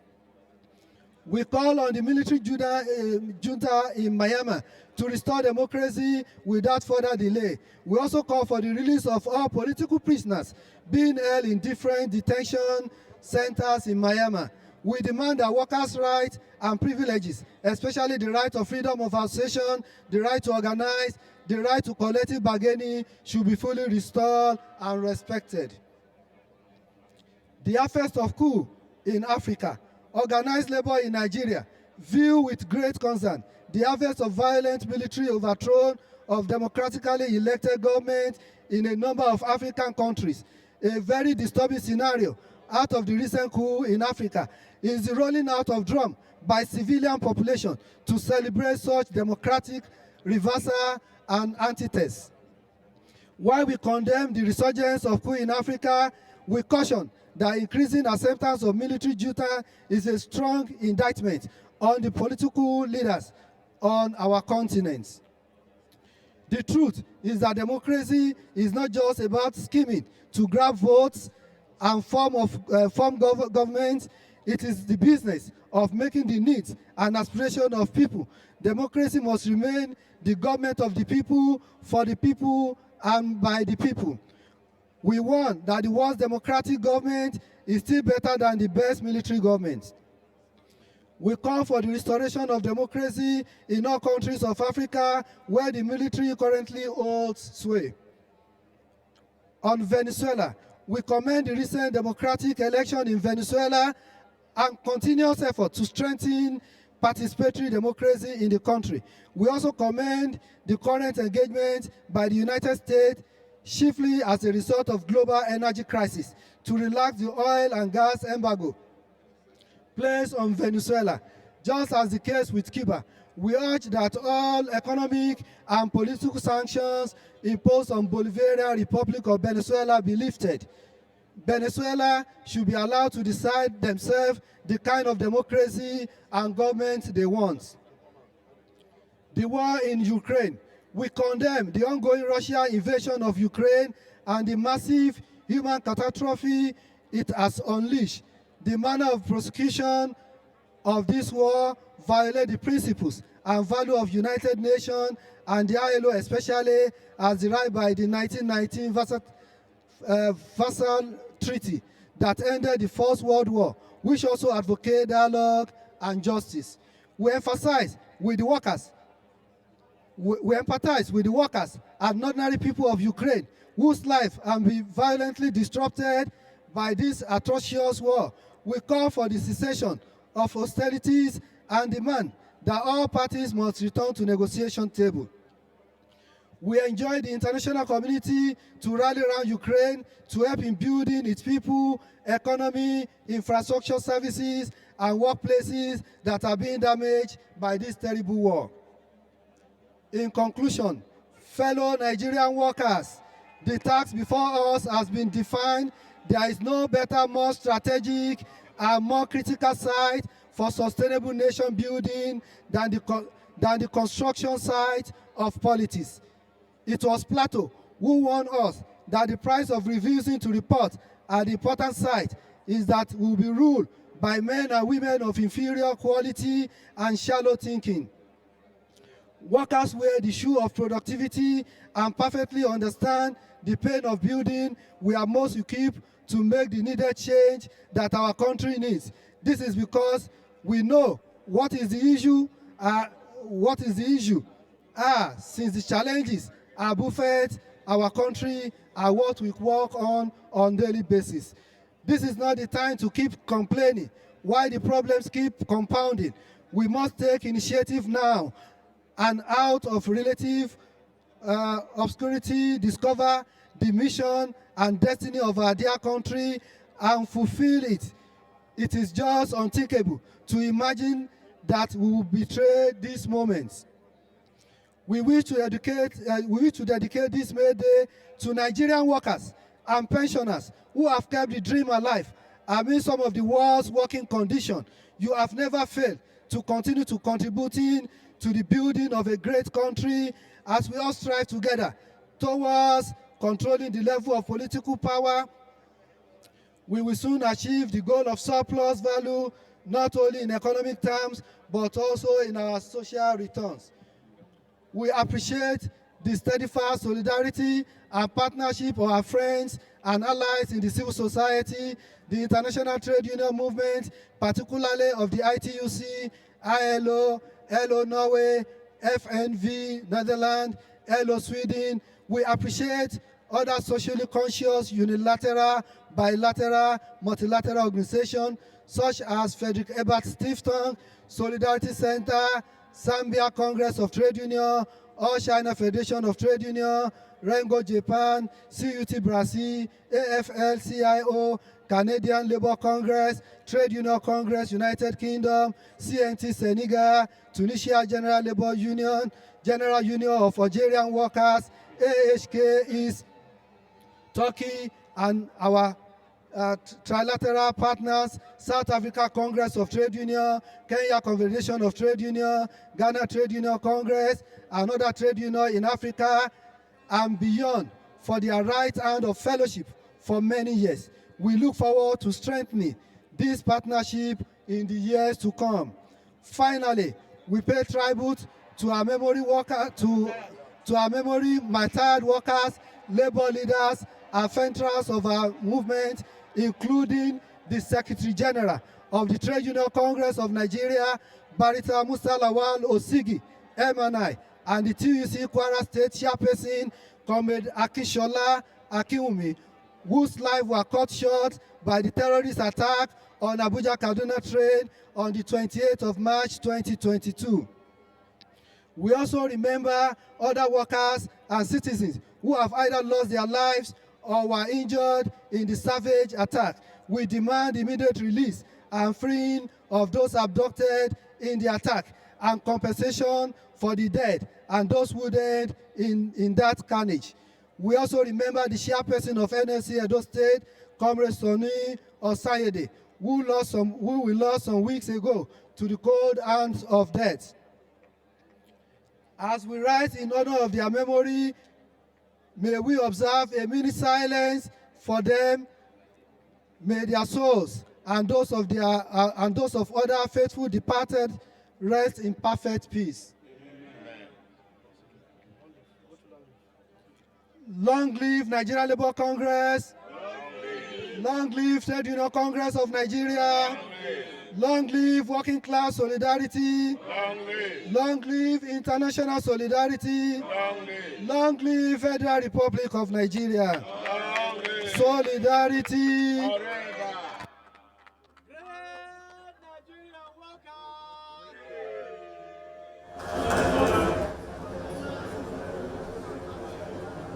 So people have been here from 7 o'clock. But this is our day, comrades. And therefore, we need to be patient. Great Nigerian workers. Great Nigerian workers.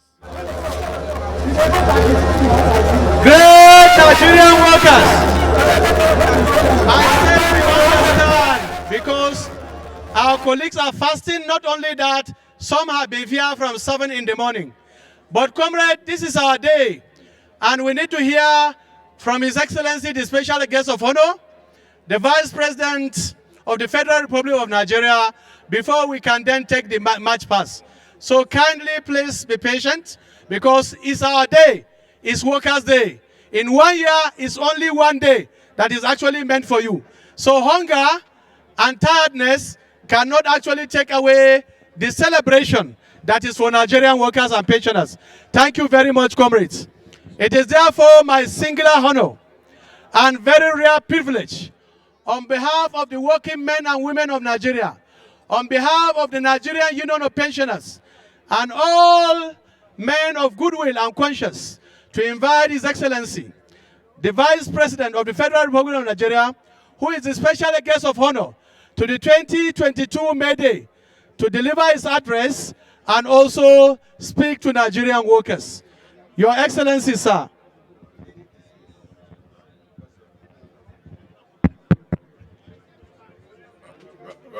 Comrades, also take the advantage to get ready for the march past, because it has to be immediately after his speech is done. Move, stay by your stand. You see him, stay by your stand. Don't come nearer, please.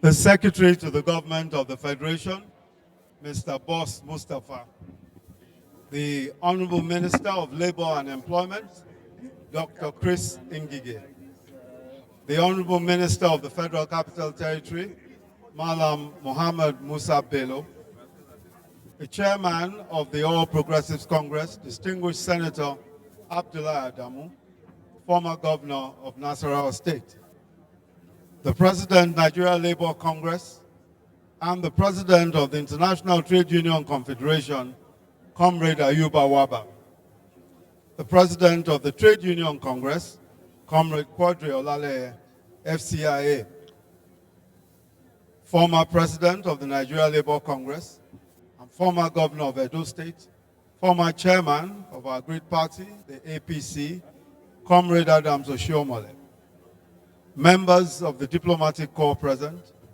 His Royal Majesty the Amayanabo of Opunembe Kingdom, Bayelsa State, Comrade Dr. Biobelemoye Josiah Owobodo, the 8th, members of the Nigeria Labour Congress and Trade Union Congress present, our dear Nigerian workers, honored guests, ladies and gentlemen.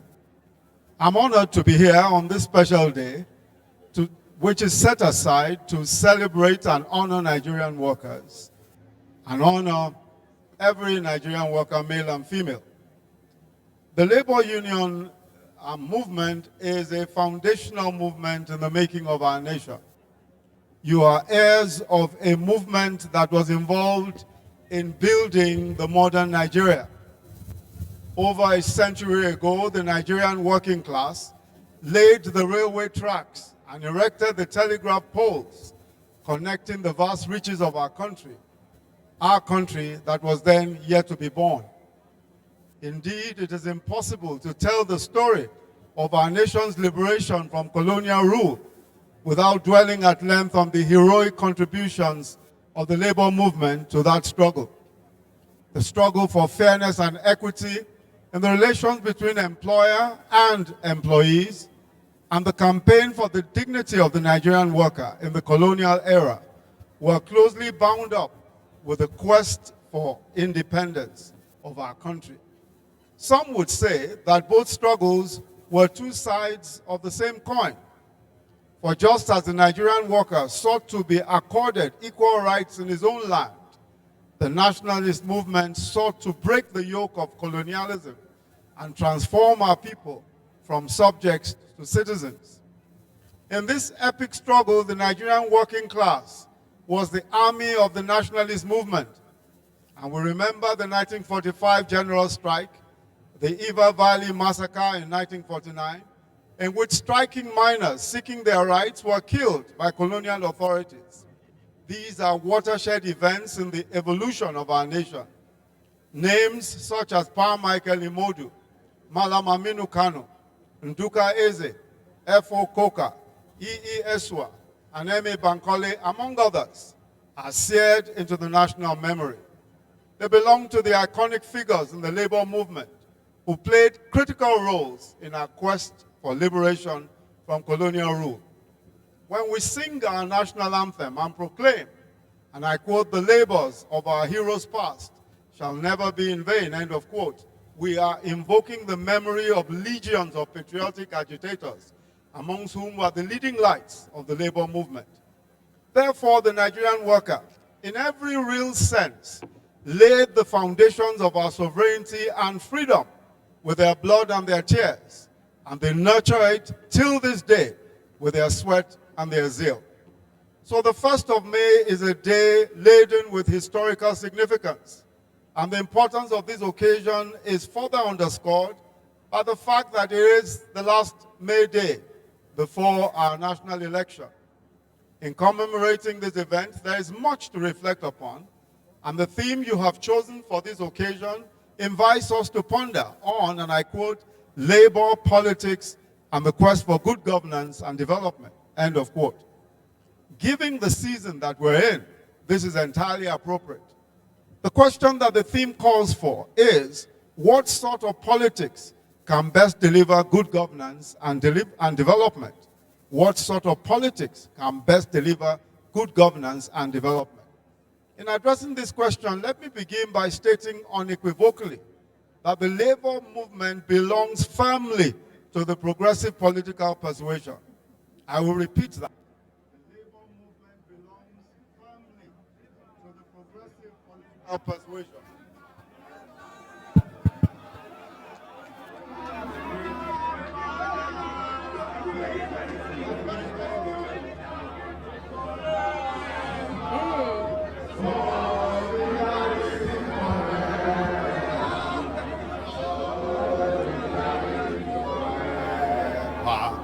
The union keeps us strong. Thank you. I will repeat that the labor movement belongs firmly to the progressive political persuasion. In the days of the anti-colonial struggle, labor pitched its tent with progressive nationalist forces. Historically, by reason of that ideological kinship shared by both camps, labor has always made common cause with progressives. Indeed, it is impossible to separate both. Progressives have been left of center and pro-labor, while labor has always been, of course, left of center and progressive. This is an important observation because 7 years ago, an alliance of progressives, the All Progressives Congress, made history when it became the first opposition party to defeat a ruling party against all odds and secure a national victory at the polls. It was a watershed moment for our nation because until that momentous event, the progressive tendency had been the neglected cornerstone of our nation's history. The question of what sort of politics can deliver good governance and development is decisively answered by progressive politics. As a progressive, I believe that the good governance and development mean compulsory free education for the unlettered. It means universal health coverage, including and inclusion for the alienated, social mobility for the poor, justice for the wronged, and social security for the vulnerable. The progressive vision of Nigeria is of a nation in which the relations between the government and the government is defined by a social covenant. Some would describe it as a social pact or contract. It is a society in which no Nigerian is left behind. It is a canopy of inclusive and broad-based prosperity in which the security and the welfare of each citizen is guaranteed. We have embarked in this administration upon the most ambitious program of social protection in sub-Saharan Africa. Under that scheme, our social investment scheme, we have been catering through the homegrown school feeding program for about 9.5 million children daily, and for an unemployed youth through programs such as the Empower scheme. Over 4 million people have benefited so far. from the Government Empowerment and Enterprise Program and other support initiatives under that program.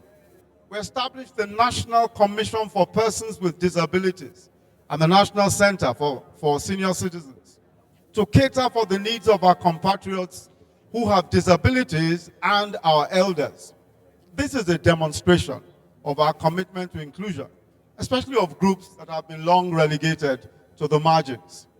In the realm of politics, the enactment of the Not Too Young to Run Act, which modifies age restrictions for seeking public office, not only opens doors of opportunities for more youth engagement in politics, is a further demonstration of our commitment to inclusion in all its ramifications. We have pursued our progressive agenda for inclusion and social protection in a period of great local and global turbulence. We have not had the benefit of record high oil prices, except in the past few months, to work with. Instead, we have had to contend with two recessions: the collapse of international oil prices, the COVID-19 pandemic, which stalled the global economy. And even now, we must deal with the consequences of the conflict in Ukraine, which is having disruptive impacts on global commodity markets and supply chains. Regardless of these challenges, this administration has been steadfast in tackling the issues facing Nigerian workers. This is why President Muhammadu Buhari implemented the increase in the national minimum wage in 2019. The outbreak of the COVID-19 pandemic in 2020 practically brought the world to a standstill. As we battle to contain the spread of the coronavirus here in Nigeria, almost all economic activity was grounded. But we understood that the dangers that would portend for our citizens would be grave, especially for our national economy. This is why during the pandemic, the federal government placed small, medium, and micro enterprises, many of the employees, not all, under the payroll support program to get them through that period. That was part of our economic sustainability plan that the president introduced in March 2020. We introduced the Food for Jobs agricultural program, providing support for over 4 million new farmers. We started the most ambitious social housing program in our nation's history, 300,000 homes being the target in 12 months. And each of those houses not costing more than 2 million naira.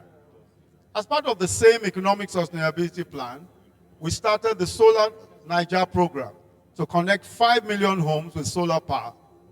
We set up the MSME Survival Fund, which has so far disbursed over 56.8 billion to over 800,000 people. The fund also provided grants, free business registration, and payroll support to over 1 million artisans, micro and small business owners. But the truth of the matter is that our country is a large country. We have 200 million people. Some of what we are saying may seem like a drop in the ocean, but surely there is a beginning, and there is indeed a commitment to doing even more. We've increased the retirement age of teachers so that they can spend more years in service and educating our children. Recently, we implemented an upward review in salaries and wages of men and women in the Nigeria police force as part of our broader commitment to improving the welfare and service conditions of those charged with safeguarding the rest of us. We are committed to doing more. No Nigerian, especially one who contributes to the development of this nation by way of labor, should be denied primary health care because of affordability. Currently, only workers in organized labor benefit from the current health insurance scheme. Our goal is universal health care. To fund it, we must look beyond the meager budgets of the federal government and the state government. The answer is compulsory insurance coverage for all Nigerians. Our focus is not only on health of those currently in the workforce. We are also concerned about our senior citizens who spend their prime time in service. There is absolutely no reason why any retiree should go into debt or be unable to afford health care. This is why the Federal Ministry of Health has established a ministerial committee with a mandate to come up with a framework for the provision of health insurance coverage for our retired senior citizens. And I must mention here that after 15 years of stagnation, we have now reviewed the hazard allowance for doctors and other health workers. The circular to that effect has now been released, and it is with effect from December 2021. We'll also expand and deepen the implementation of the Employee Compensation Act so that workers all over the country will receive compensation for injuries suffered in the line of duty. And in the case of death, their dependents are also adequately compensated. We must continue to take care of our people, especially when they are no longer active. No society has ever achieved the levels of development that it seeks without looking out for the older demography in its population, especially those who have faithfully served the country. No one should go into retirement wondering about how to make ends meet. It is because of this that last year the federal government implemented an upward review of pensions under the defined benefit scheme, in line with the review of the national minimum wage. Through PITAD, we have also been able to fully liquidate inherited liabilities of many defunct agencies and companies and settle significant portions of the few that are yet to be liquidated. Today, many civil service retirees of these defunct organizations and their next of kin have been able to collect their outstanding arrears and their benefits. We will continue to prioritize reforms that ease the process of applying and receiving pensions and retirement benefits. However, we must recognize that the quest to give practical meaning to our Constitution's promise of inclusion will take time. The lesson of history the world over is that structural inequalities are not dismantled in one day. As a member of the labor movement, you belong to a tendency that has been involved in the most consequential struggle in the history of nations and indeed in the history of the world. You understand that the struggle for social justice, equity, and fairness is an intergenerational one, but each generation writes its own chapter of progress. And it is our responsibility, the responsibility of this government and future governments, to write our own chapter of progress and to write it legibly and well. Just as it took time for us to win our independence from colonial rule, and just as it took time to establish democratic governance, we are moving steadily and surely towards a more progressive Nigeria. We are not unmindful of the anxieties of our children and their parents, who are plagued by thoughts of an uncertain future as they stay home because universities have been shut by industrial action. And I want to appeal again to the Academic Staff Union of Universities and the broader labor community to seek the path of dialogue. Disagreement and debate have always been a part of the relationship between labor and government. But even as we disagree today, we must not do so as mortal adversaries, but as members of the same progressive family. We both want the same thing, a country that works for all, an education, especially a tertiary education system that works for all, a country that offers each citizen a fair deal, even if occasionally we differ on how to achieve this goal. But at all times, we have, through dialogue, found a path forward. It is in this spirit that I call on ASU to embrace dialogue with the government. And I call also on the Nigerian Labour Congress and the Trade Union Congress to help facilitate a resolution of this dispute through dialogue. I believe that we can find a path forward in good faith. And this is what we must do. Finally, the progressive vision of inclusive growth and shared prosperity requires a revolution in our national productivity and our work ethic. On the path of government, this means ensuring that every citizen has the opportunity to work, achieve productive personhood, and participate in the development of our communities. But beyond this, it means that we must, as a people, commit to an ethos of high productivity and innovation, and of using technology to transform the way we work and do business. We cannot achieve this without a workforce that is attuned to optimizing our possibilities. Nations are built by people, and Nigeria is being built through the everyday honest toil of hardworking Nigerians, men and women like you gathered here today. You are the ones who keep the engines of our country running, despite the challenges we face. You are the strength and hope of our nation. Whatever heights of greatness we will achieve as a people will be because of your contributions to our national enterprise. I therefore urge you now, as fellow progressives, to make common cause with us to prepare to write the next chapter of Nigeria's progress.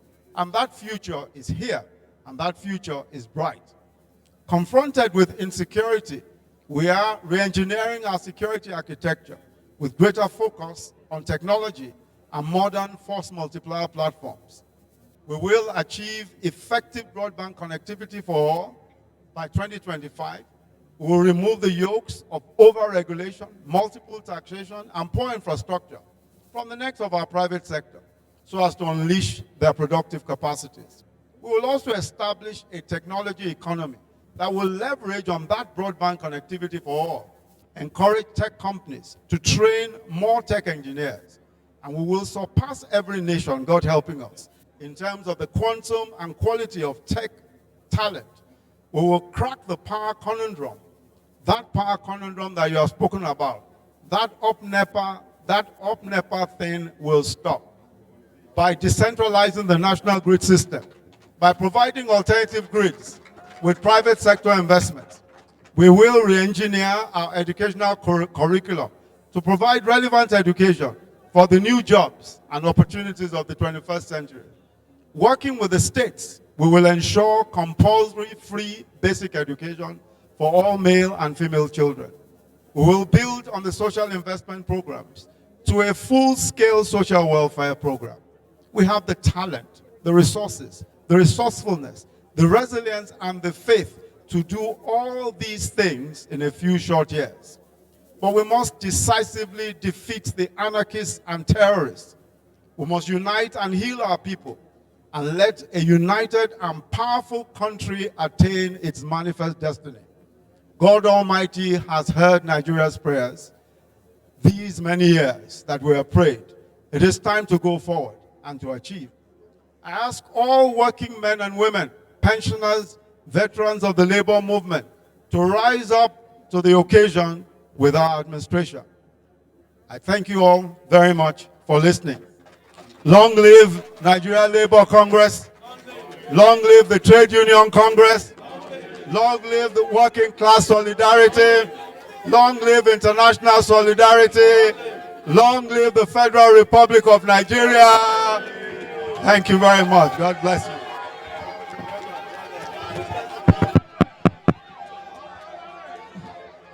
Greatest Nigerian workers! Comrades, can we go file out for the march past? May we go file for the march past? All right, go join the march past.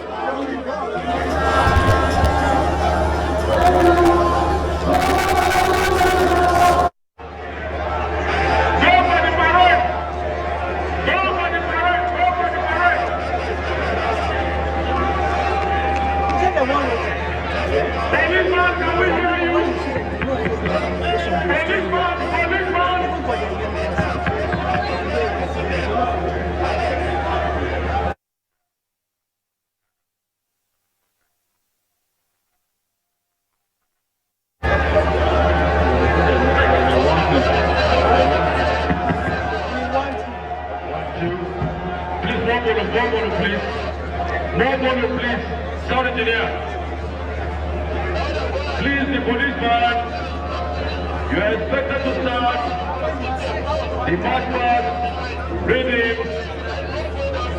The policeman, please, start the reading of the marching as His Excellency, the Vice President of the Federal Republic of Nigeria, is ably ready to receive the salute of the very, very amiable and wonderful workers of Nigeria. We had a lot of things.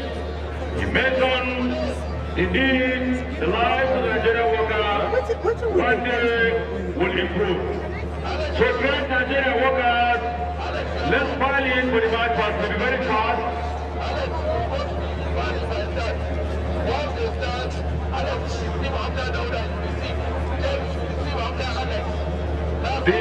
back, please. Please, cameraman, please kindly shift your cameras back to allow the free flow of the march past, please. Cameraman.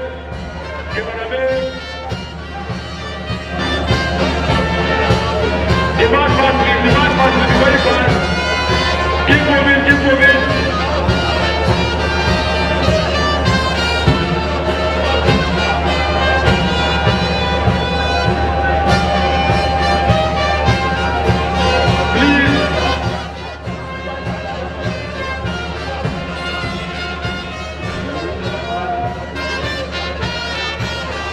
The march past has started already.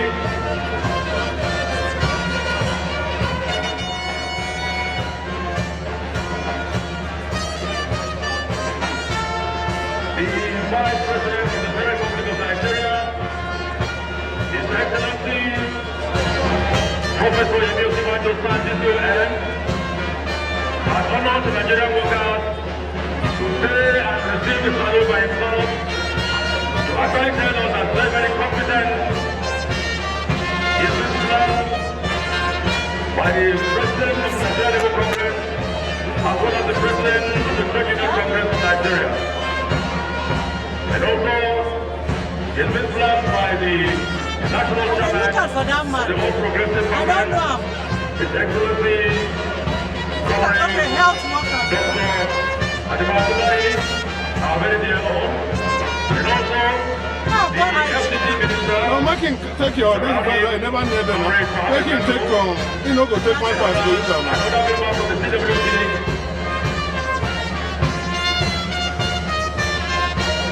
Please.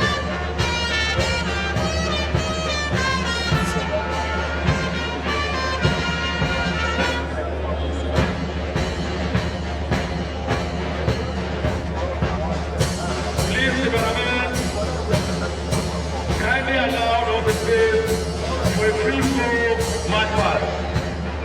Let them go now, make the man receive march past. People don't think of us. Alright, please start coming. I want the link cameraman, please. Kindly adjust the standard of the camera, please. Yeah.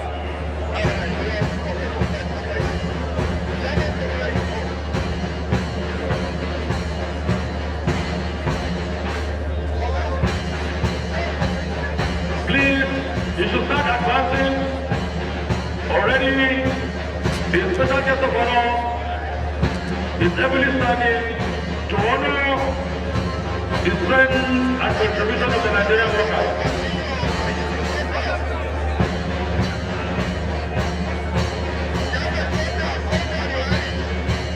The Nigerian Union of Pensioners. Please start coming, please. We would acknowledge you as you come because all of you have signed or banners to be identified with you. The Nigerian Union of Pensioners, that's the senior citizens of Nigeria. Please let's put our hands together for them, ladies and gentlemen, to appreciate the Nigerian Union of Pensioners, the senior citizens of the Federal Republic of Nigeria. They are moving with strength of faith, with hope that come 2023, better story will also come. Please let's appreciate them, ladies and gentlemen.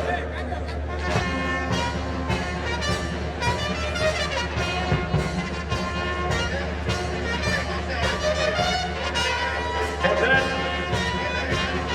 and Consultant Association.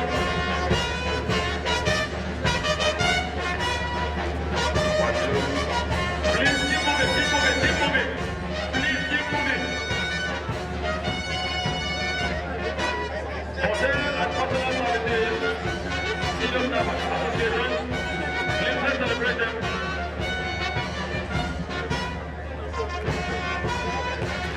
Don't go stay. Wait, what you want to do? By the President and General Secretary, Comrade Baker and Comrade Williams, followed by Seoul. Seoul is still the engineering worker student of Nigeria. Comrade Kennedy. Great Seoul.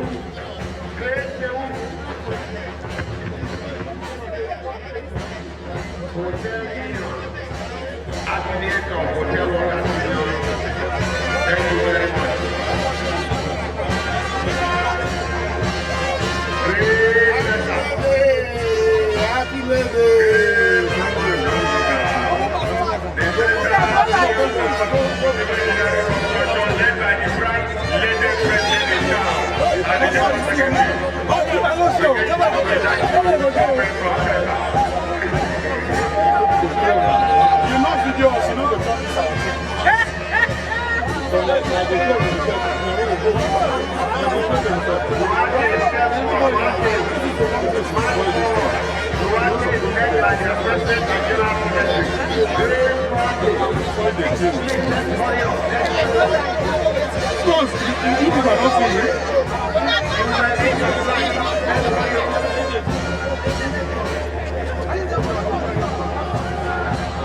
Thank you. Thank you.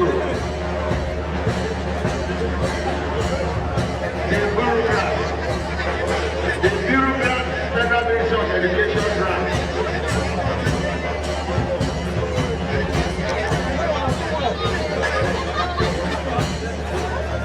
Senior staff association. I know your president and secretary are going to congregate there and let your cake wait. Thank you. Great activity. Activity, federal market bank unit. Take that back forward. Great activity, these are young men and women working in financial institutions, improving banks, and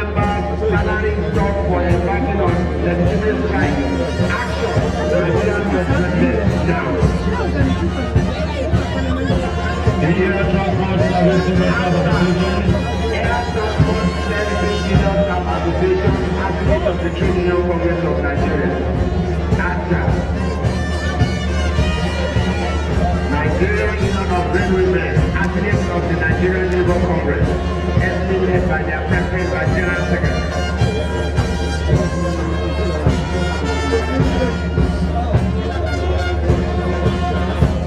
Senior staff of the Nigerian University, SANU is an affiliate of the Nigerian Labour Congress. Great SANU! Great SANU! You will be happy. You will be happy. You will be happy. Thank you very much. Association, move forward. Association, the bureaucrat. Association of senior civil servants of Nigeria, everything led by their president. The president of bureaucrats, Oga, if they decided, Oga, I don't like waiting. They decided that they go back, go to them. You're spoiling my show here.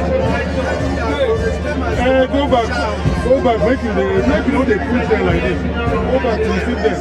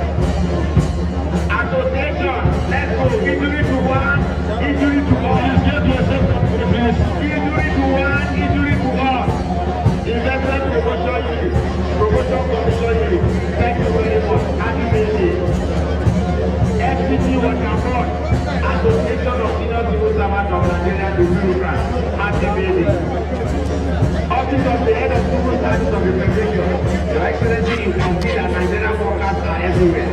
They are both in the office of the head of civil service of relations. They are equally in the office of the vice president federal republic of Nigeria. And to make sure Nigeria is not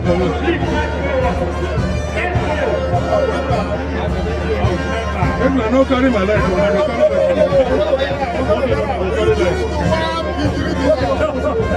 no carry my life.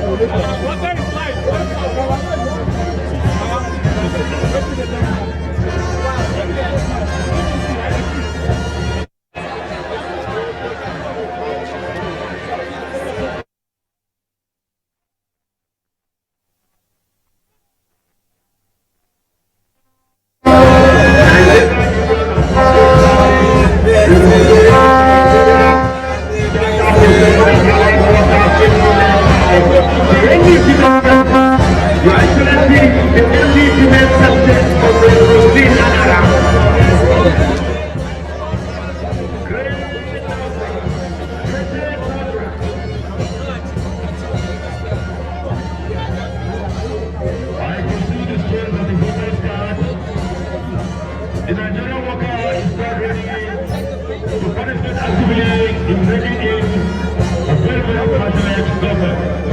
So thank you very much.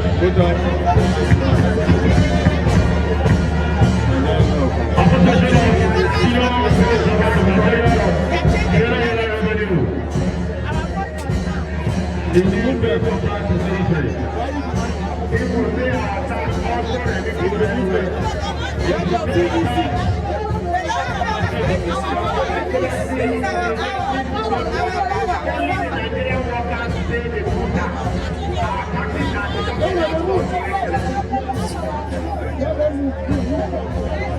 Thank you very much.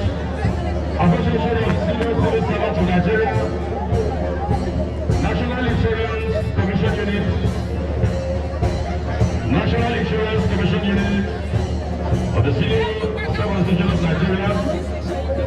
Please come up. The Epidemic Star Union of Secondary Schools, FCT chapter. Please go to the police product. Academic Star Union of Secondary Schools, FCT chapter. Thank you very much. Academic Union of Public Civil Service and Technical and Recreational Services. After, please move forward, technical. Thank you very much. Amalgamated Union of Public Corporations, Civil Service, Technical and Recreational Service employees. After, please. After is led by the General Secretary of the Happy Day Congress. Let's march forward. Let's march forward. Let's march forward. Greatest after.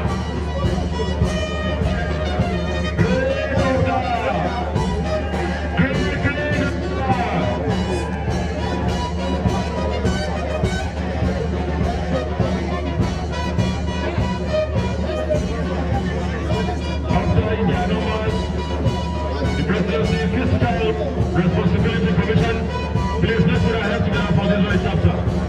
The next chapter, officer, that is the Governors Transport Commission, or company we call them. We'll see how the FCT will support the officer. FCT was award officer. The Nigerian Tourism Development Corporation, NTDC,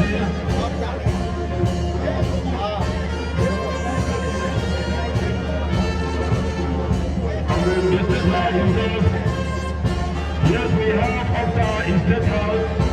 That means we are close to the political power. Trade Authority, officer.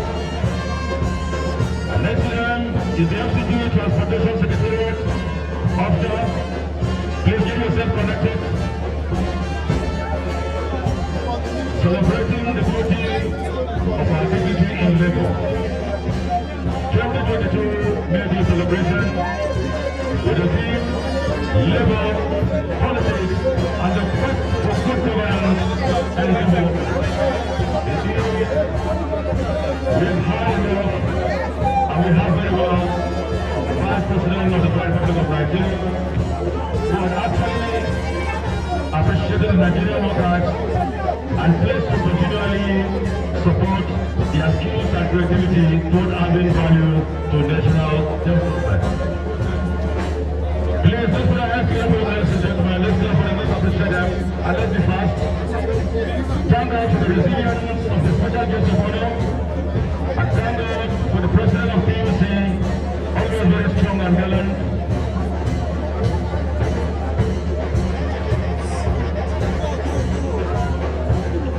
Come to the podium.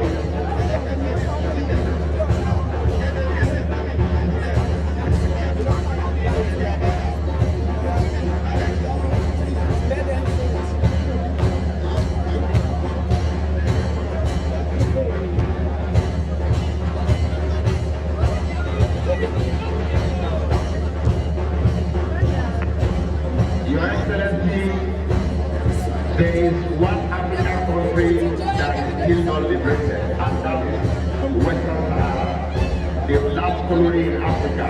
These are Nigerians in solidarity with Western Sahara.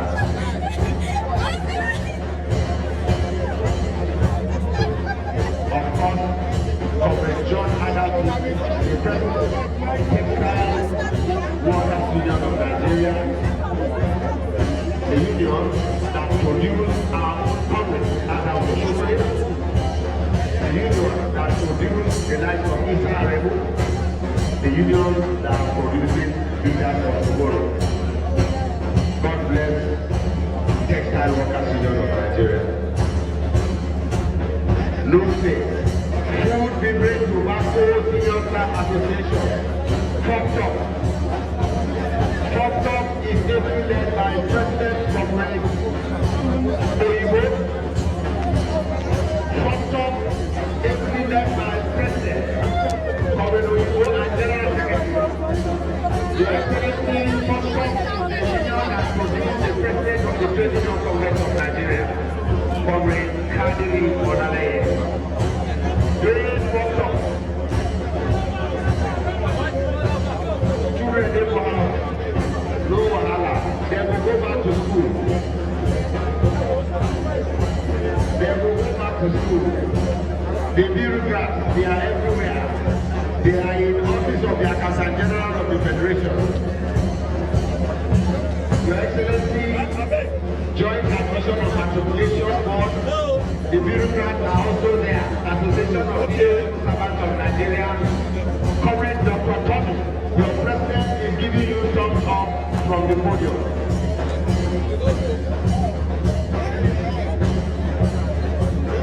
Your Excellency, we can go on and on and on. The salaries are at 22. Bureaucrat from Code of Conduct Tribunal.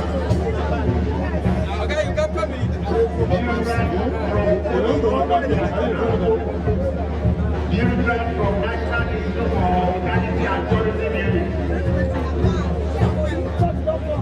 Bureaucrat from Nostra. Nostra, march forward, fill the gap. Nostra, fill the gap.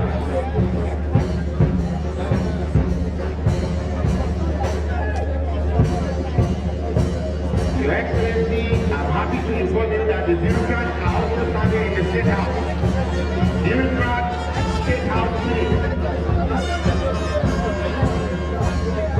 Association of Senior Civil Servants of Nigeria, affiliates of the Trade Union Congress of Nigeria, State House meeting. Your Excellency, the bureaucrats are also at NESRA, Association of Senior Civil Servants of Nigeria, NESRA. Your Excellency, they are also in NEMA, Nigeria Emergency Management Agency. Your Excellency, the bureaucrats are in 9 communities. They are everywhere.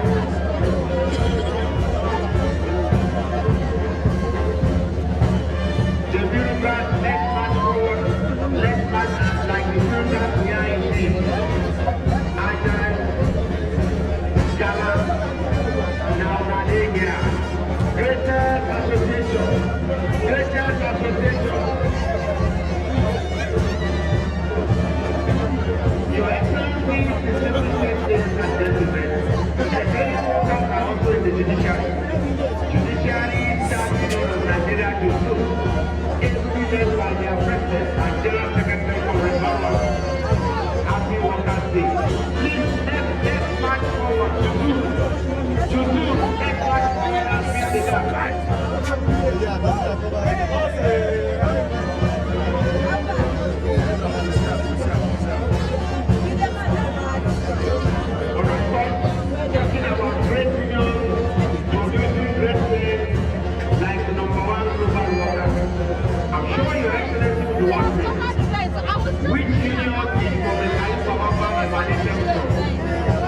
the secret. COVID-19 is a product of the Medical and Health Workers Union of Nigeria. Because they are medical and health workers, Your Excellency, you can see they are conscious of their health. Their General Secretary is presenting an umbrella to the Vice President, Federal Republic of Nigeria, so that you can shield yourself from the sun. The President of the Union is His Majesty Dr.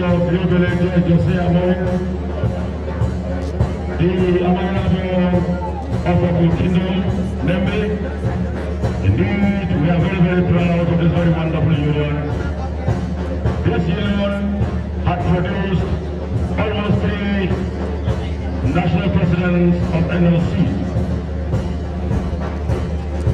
Medical and Health Workers Union, the friends of all citizens of Nigeria, because the strength of the country lies upon the health of their own citizens, and they are the custodians. Your Excellency, strength is measured by number. It's no rocket science. If you can clearly see that the Medical and Health Workers Union have come out in full strength.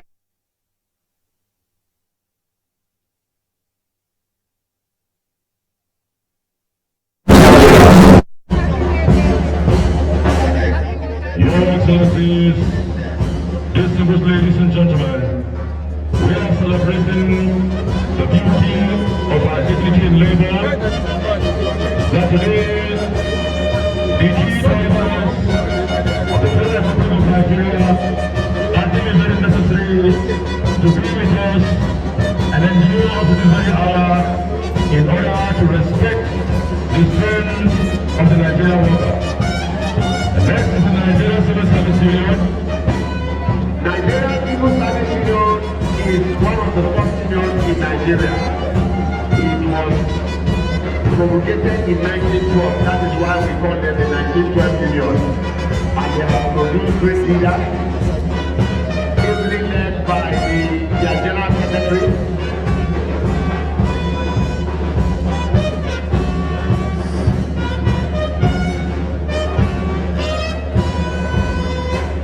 Great SDSU, great 1912.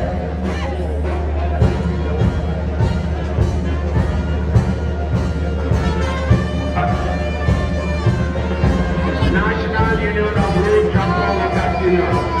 National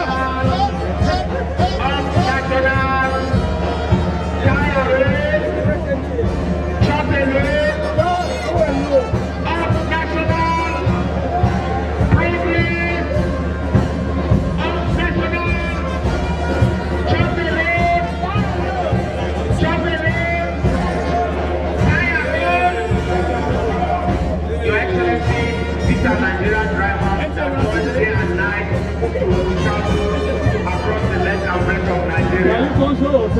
They are wishing their colleagues a happy meeting. Of national progress,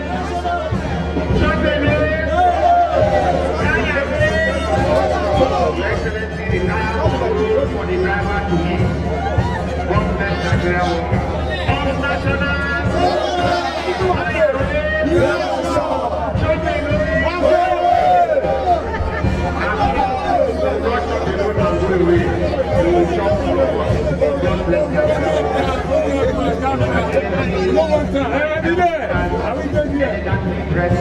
in their white and white, ably led by their president, who is also a national officer of the Nigerian Labour Congress, Comrade Adeyoju, saluting the Vice President of the Federal Republic of Nigeria. Thank you very much. Of maritime, greatest maritime, of the greatest maritime. Thank you very much. God bless maritime workers. God bless maritime workers. We are training from Lokoja. Very soon, you will have a base in Lokoja. Maritime workers union, elegantly dressed in white and white, stainless, just like the water. Your Your Excellency. Thank you very much for adding color to this great and memorable event. Of course, Your Excellency, the Nigerian Union of Businesses to Bank looking and acting for the Nigerian Labour Congress every day by their president and general secretary. Great company. Thank you very much, comrades and the members.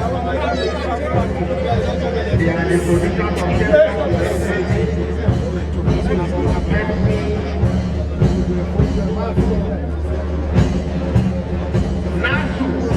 Nasu, comrade Adeyemi, please could you march forward? Great Nasu, march forward, comrade Adeyemi, please. March forward.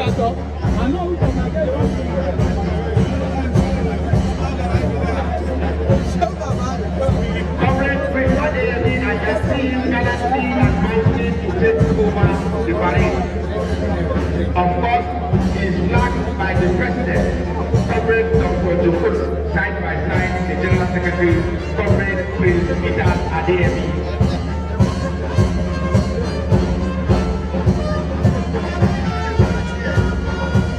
Comrade Adeyemi, the General Secretary of NAFI.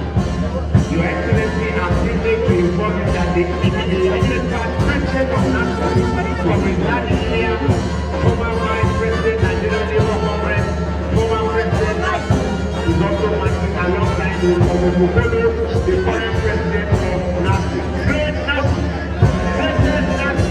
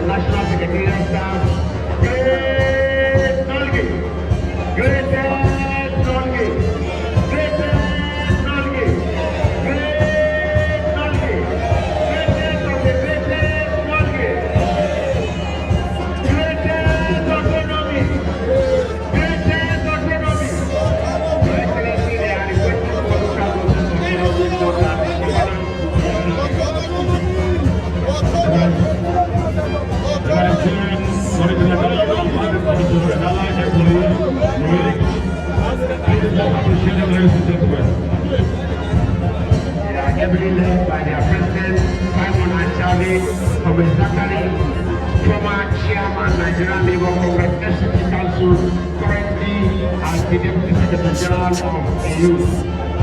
Your Excellency, these are the workers that toil the soil to produce watermelon, to produce guava, and those beautiful fruits that are found everywhere.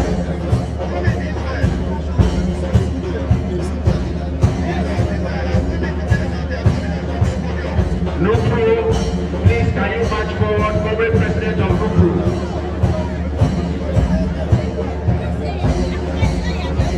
Comrade O'Shea, the President of Nupro, flagged by the General Secretary, happy birthday, great Nupro.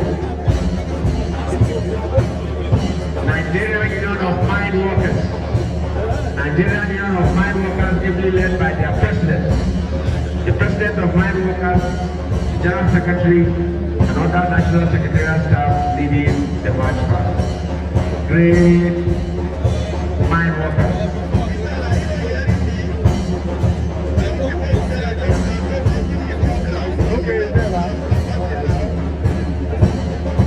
Your Excellency, I see a gallant woman marching like a soldier. She is determined, she is convinced, straight to the point. Check her steps. That's the chairperson of the TUC Women Commission, Comrade Asad the Amazon, the women leader. Your Excellency, the agenda is your ATM.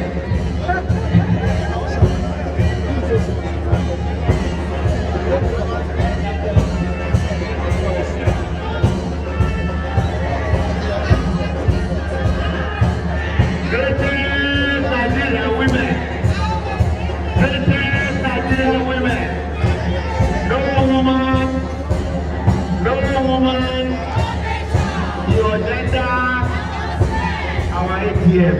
Thank you very much. No Flambe is ably led by the President of the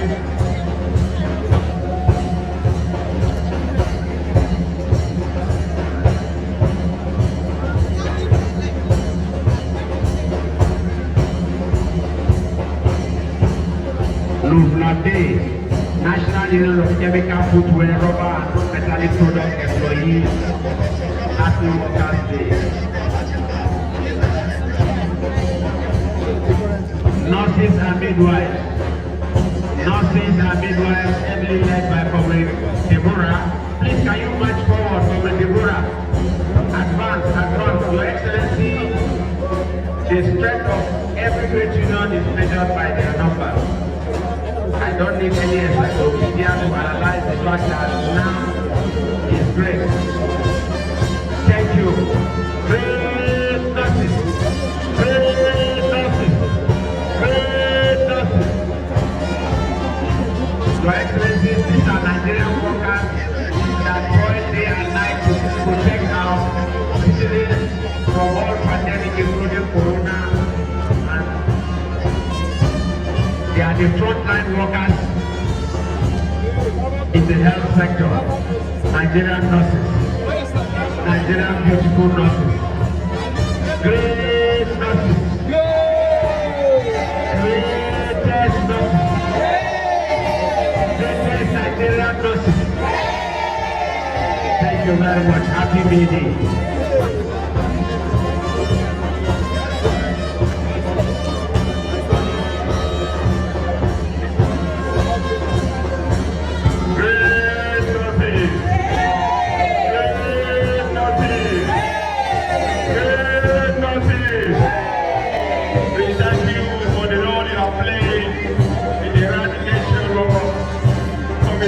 Nigeria. God will strengthen and bless all of you. Great nurses! Great nurses! COVID-19 shall never be an option anymore in this country. Great nurses! Great nurses! Great nurses! We are telling the Vice President that our nurses have done what is expected of them and we're able to tell with COVID-19 in Nigeria. Great nurses! Great nurses! Great nurses! Of course, they are reminding His Excellency that their COVID allowance is still appropriate.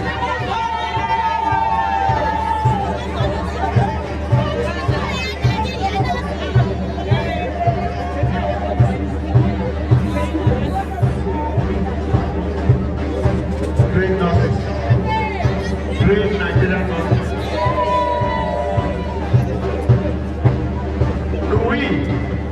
Louis, led by Comrade Ajero, please can you march forward?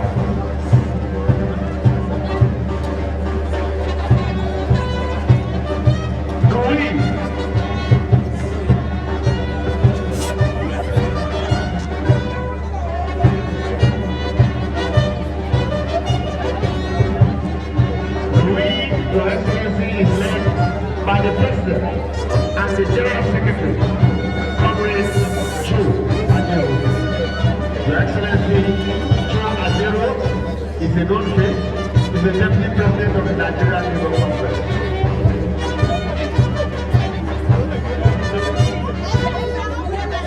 Comrade Crude, Deputy President, Nigerian Labour Congress, up NEPA, down NEPA.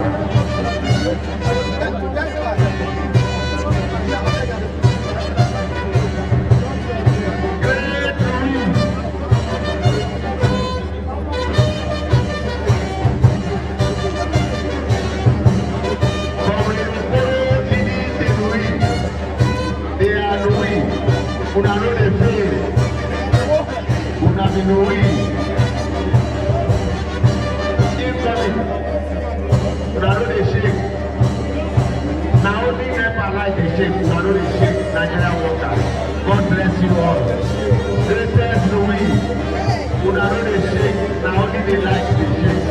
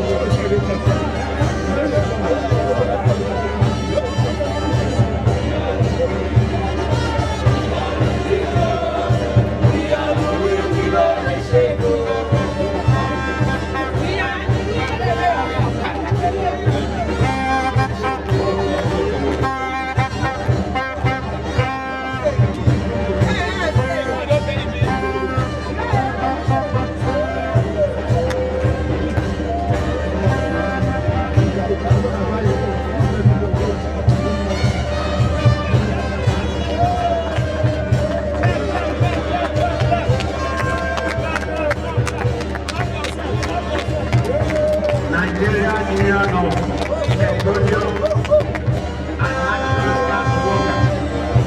Your Excellency, when you hear strike in the oil sector, just know that these are the people they are the workers toiling in the creek to produce our mainstay of the economy.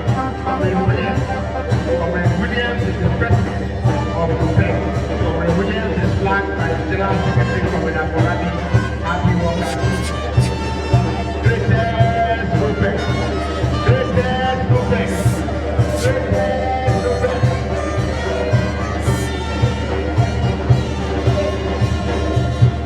Gallantly dressed in white and blue. That is the symbol of movement, Your Excellency. Your Excellency, distinguished ladies and gentlemen, we have a group of Nigerian Union of Port and Education employees, advocates of the Nigerian Labour Congress, and General Secretary. Happy Workers' Day. Your Excellency, Group K is made up of employees in the post, telecommunications, GSA, ATM, all together.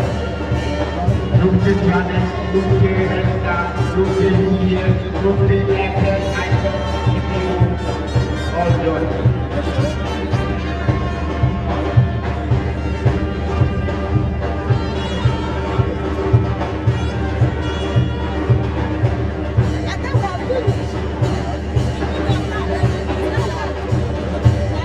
Your Excellency, Comrade Stephen Okoro, President of Construction Workers Union of Nigeria.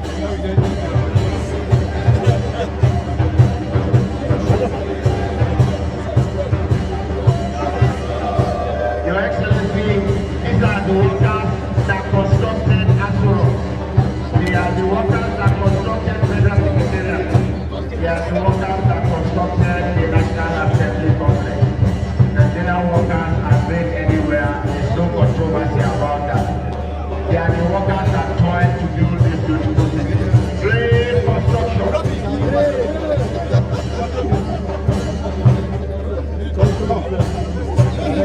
Great construction workers. Great construction workers. Build the nation. Build the nation. Great construction workers. Your Excellency, the construction workers in your everywhere. They toil to build the federal capital. Great construction. Great construction. Great construction workers. Great construction workers.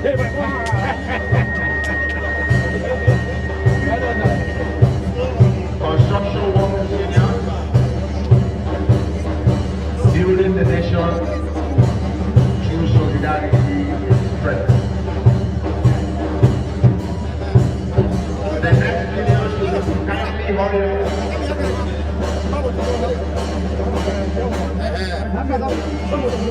Your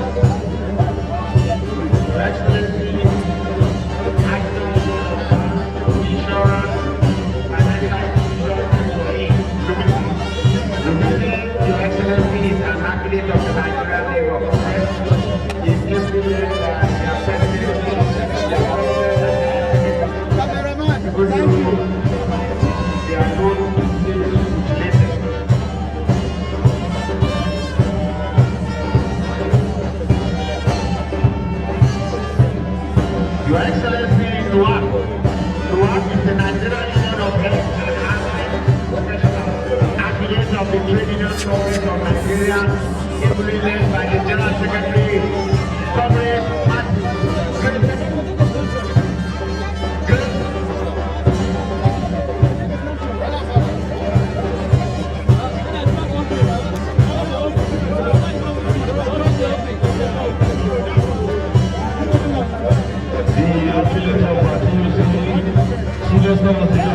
corporations and government-owned companies. Please let's appreciate them. SAPCO led by General Secretary and the President. Your Excellency, ladies and gentlemen, while we congratulate the Nigerian workers for a very successful May Day celebration 2022 with the theme Labor, Politics, and the Question of Good Governance and Development. This is a very, very wonderful year that we are very, very once again privileged. We've been having the Vice President here with us, and today he's still here with us, with our past labor leaders, to celebrate the strength and the contribution of the Nigerian workers toward building a greater Nigeria.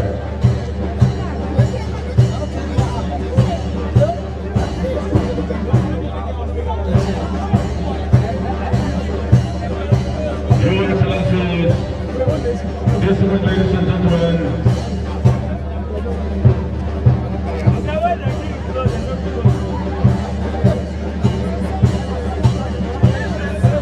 thank you very much. The national minimum wage will come in at the right time. The private and independent schools to the Union of Nigeria, Priesthood, the private and independent school tutors, Union of Nigeria. These are citizens who are actually contributing to the growth of the education system in Nigeria. Indeed, they are very good partners in providing quality education to the citizenry of the Federal Republic of Nigeria. Your Excellencies, distinguished ladies and gentlemen, we appreciate your presence as well. Please let's put our hands together to appreciate them, ladies and gentlemen. The Radio Solutions Center and Art Workers Union of Nigeria, Rajao is on today by the General Secretary, Apauso, reporting from the Eagle Square, Abuja. Thank you very much. Let's put our hands together for them, ladies and gentlemen. The Rajao, where I serve as the fourth-time national PRO of the union. Indeed, it's a very, very wonderful union that I'm proud of all the time. Rajao, thank you very much. You are very great. My next woman, I'll be a member of a construction company, so at least I'll be proud of my great union. Thank you very much. Rajao, thank you very much. You are going to best. You are one of the largest track contingents here. Indeed, using the culture to redefine and change the narratives of trade unionism in Nigeria has become a very, very wonderful topic of our day. Now, ladies and gentlemen, when we talk about making money in Nigeria, culture, the media, is the fulcrum and the strength of any economic development in Nigeria. So I wish to actually say, unequivocally, as Vice President of the Federal Republic of Nigeria, His Excellency is aware that when the sound, when the artistic type is not there, when the transmission is not effective, it will generally affect the whole system of the Federal Republic of Nigeria. So all thank you very much. Thank you.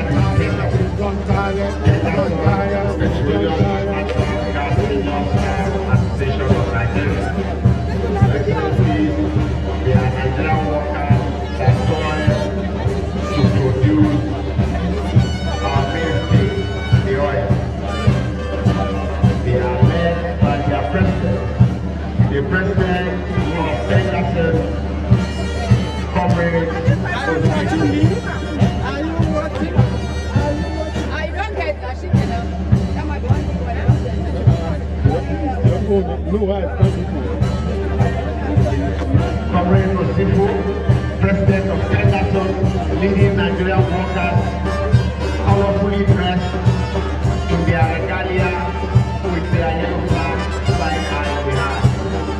Flagged by the General Secretary, the President and the General Secretary. We thank you all. Great legacy. Great legacy. Greatest legacy. Greatest legacy. Greatest legacy. Greatest legacy. Your Excellency, legacies are dressed colorfully in black and yellow, fully fitted for the 2022 Baby celebration. Thank you very much. Great. Great.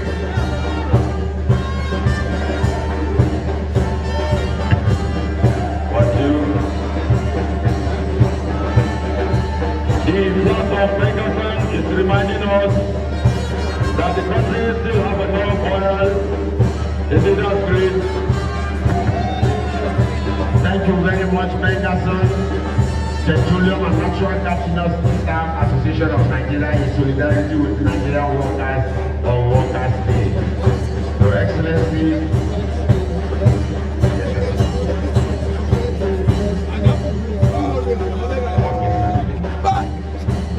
Your Excellency, you are privileged to inspect the Nigerian Labour Congress staff and our social partners, Frederick Evans Stone of Germany, Solidarity Center in America, Sahrawi Arab Democratic Republic, and the Nigerian workers, marching ably led by Comrade Imam Barrister Abuja.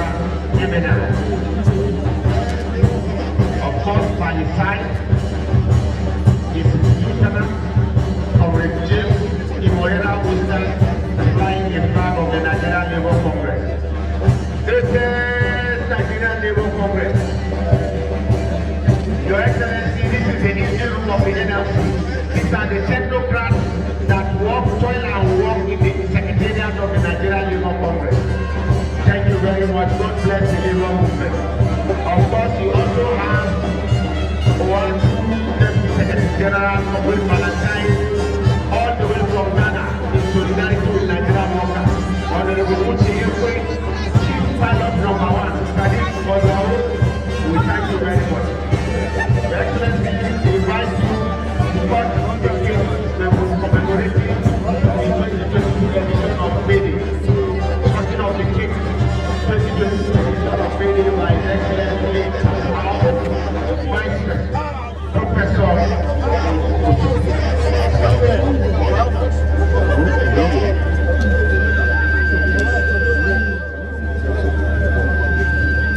Solidarity forever. Policeman. Solidarity forever. For the union makes us strong.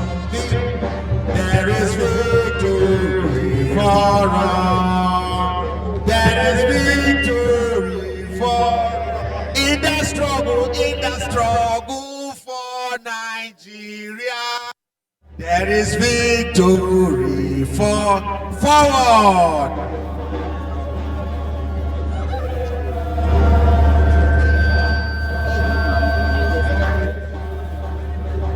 In the struggle for Nigeria, there is victory.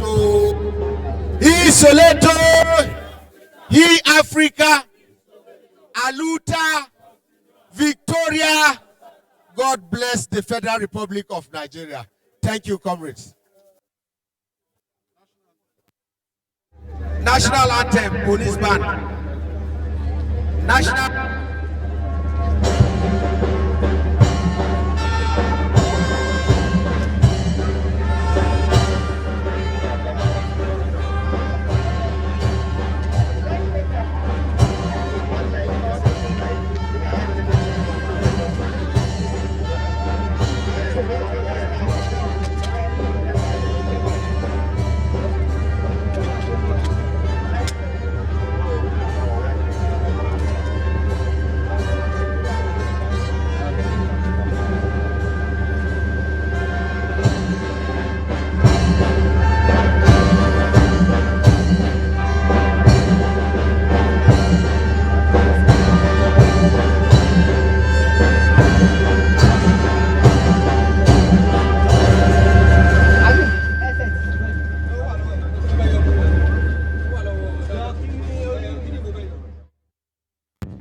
Thank you, thank you.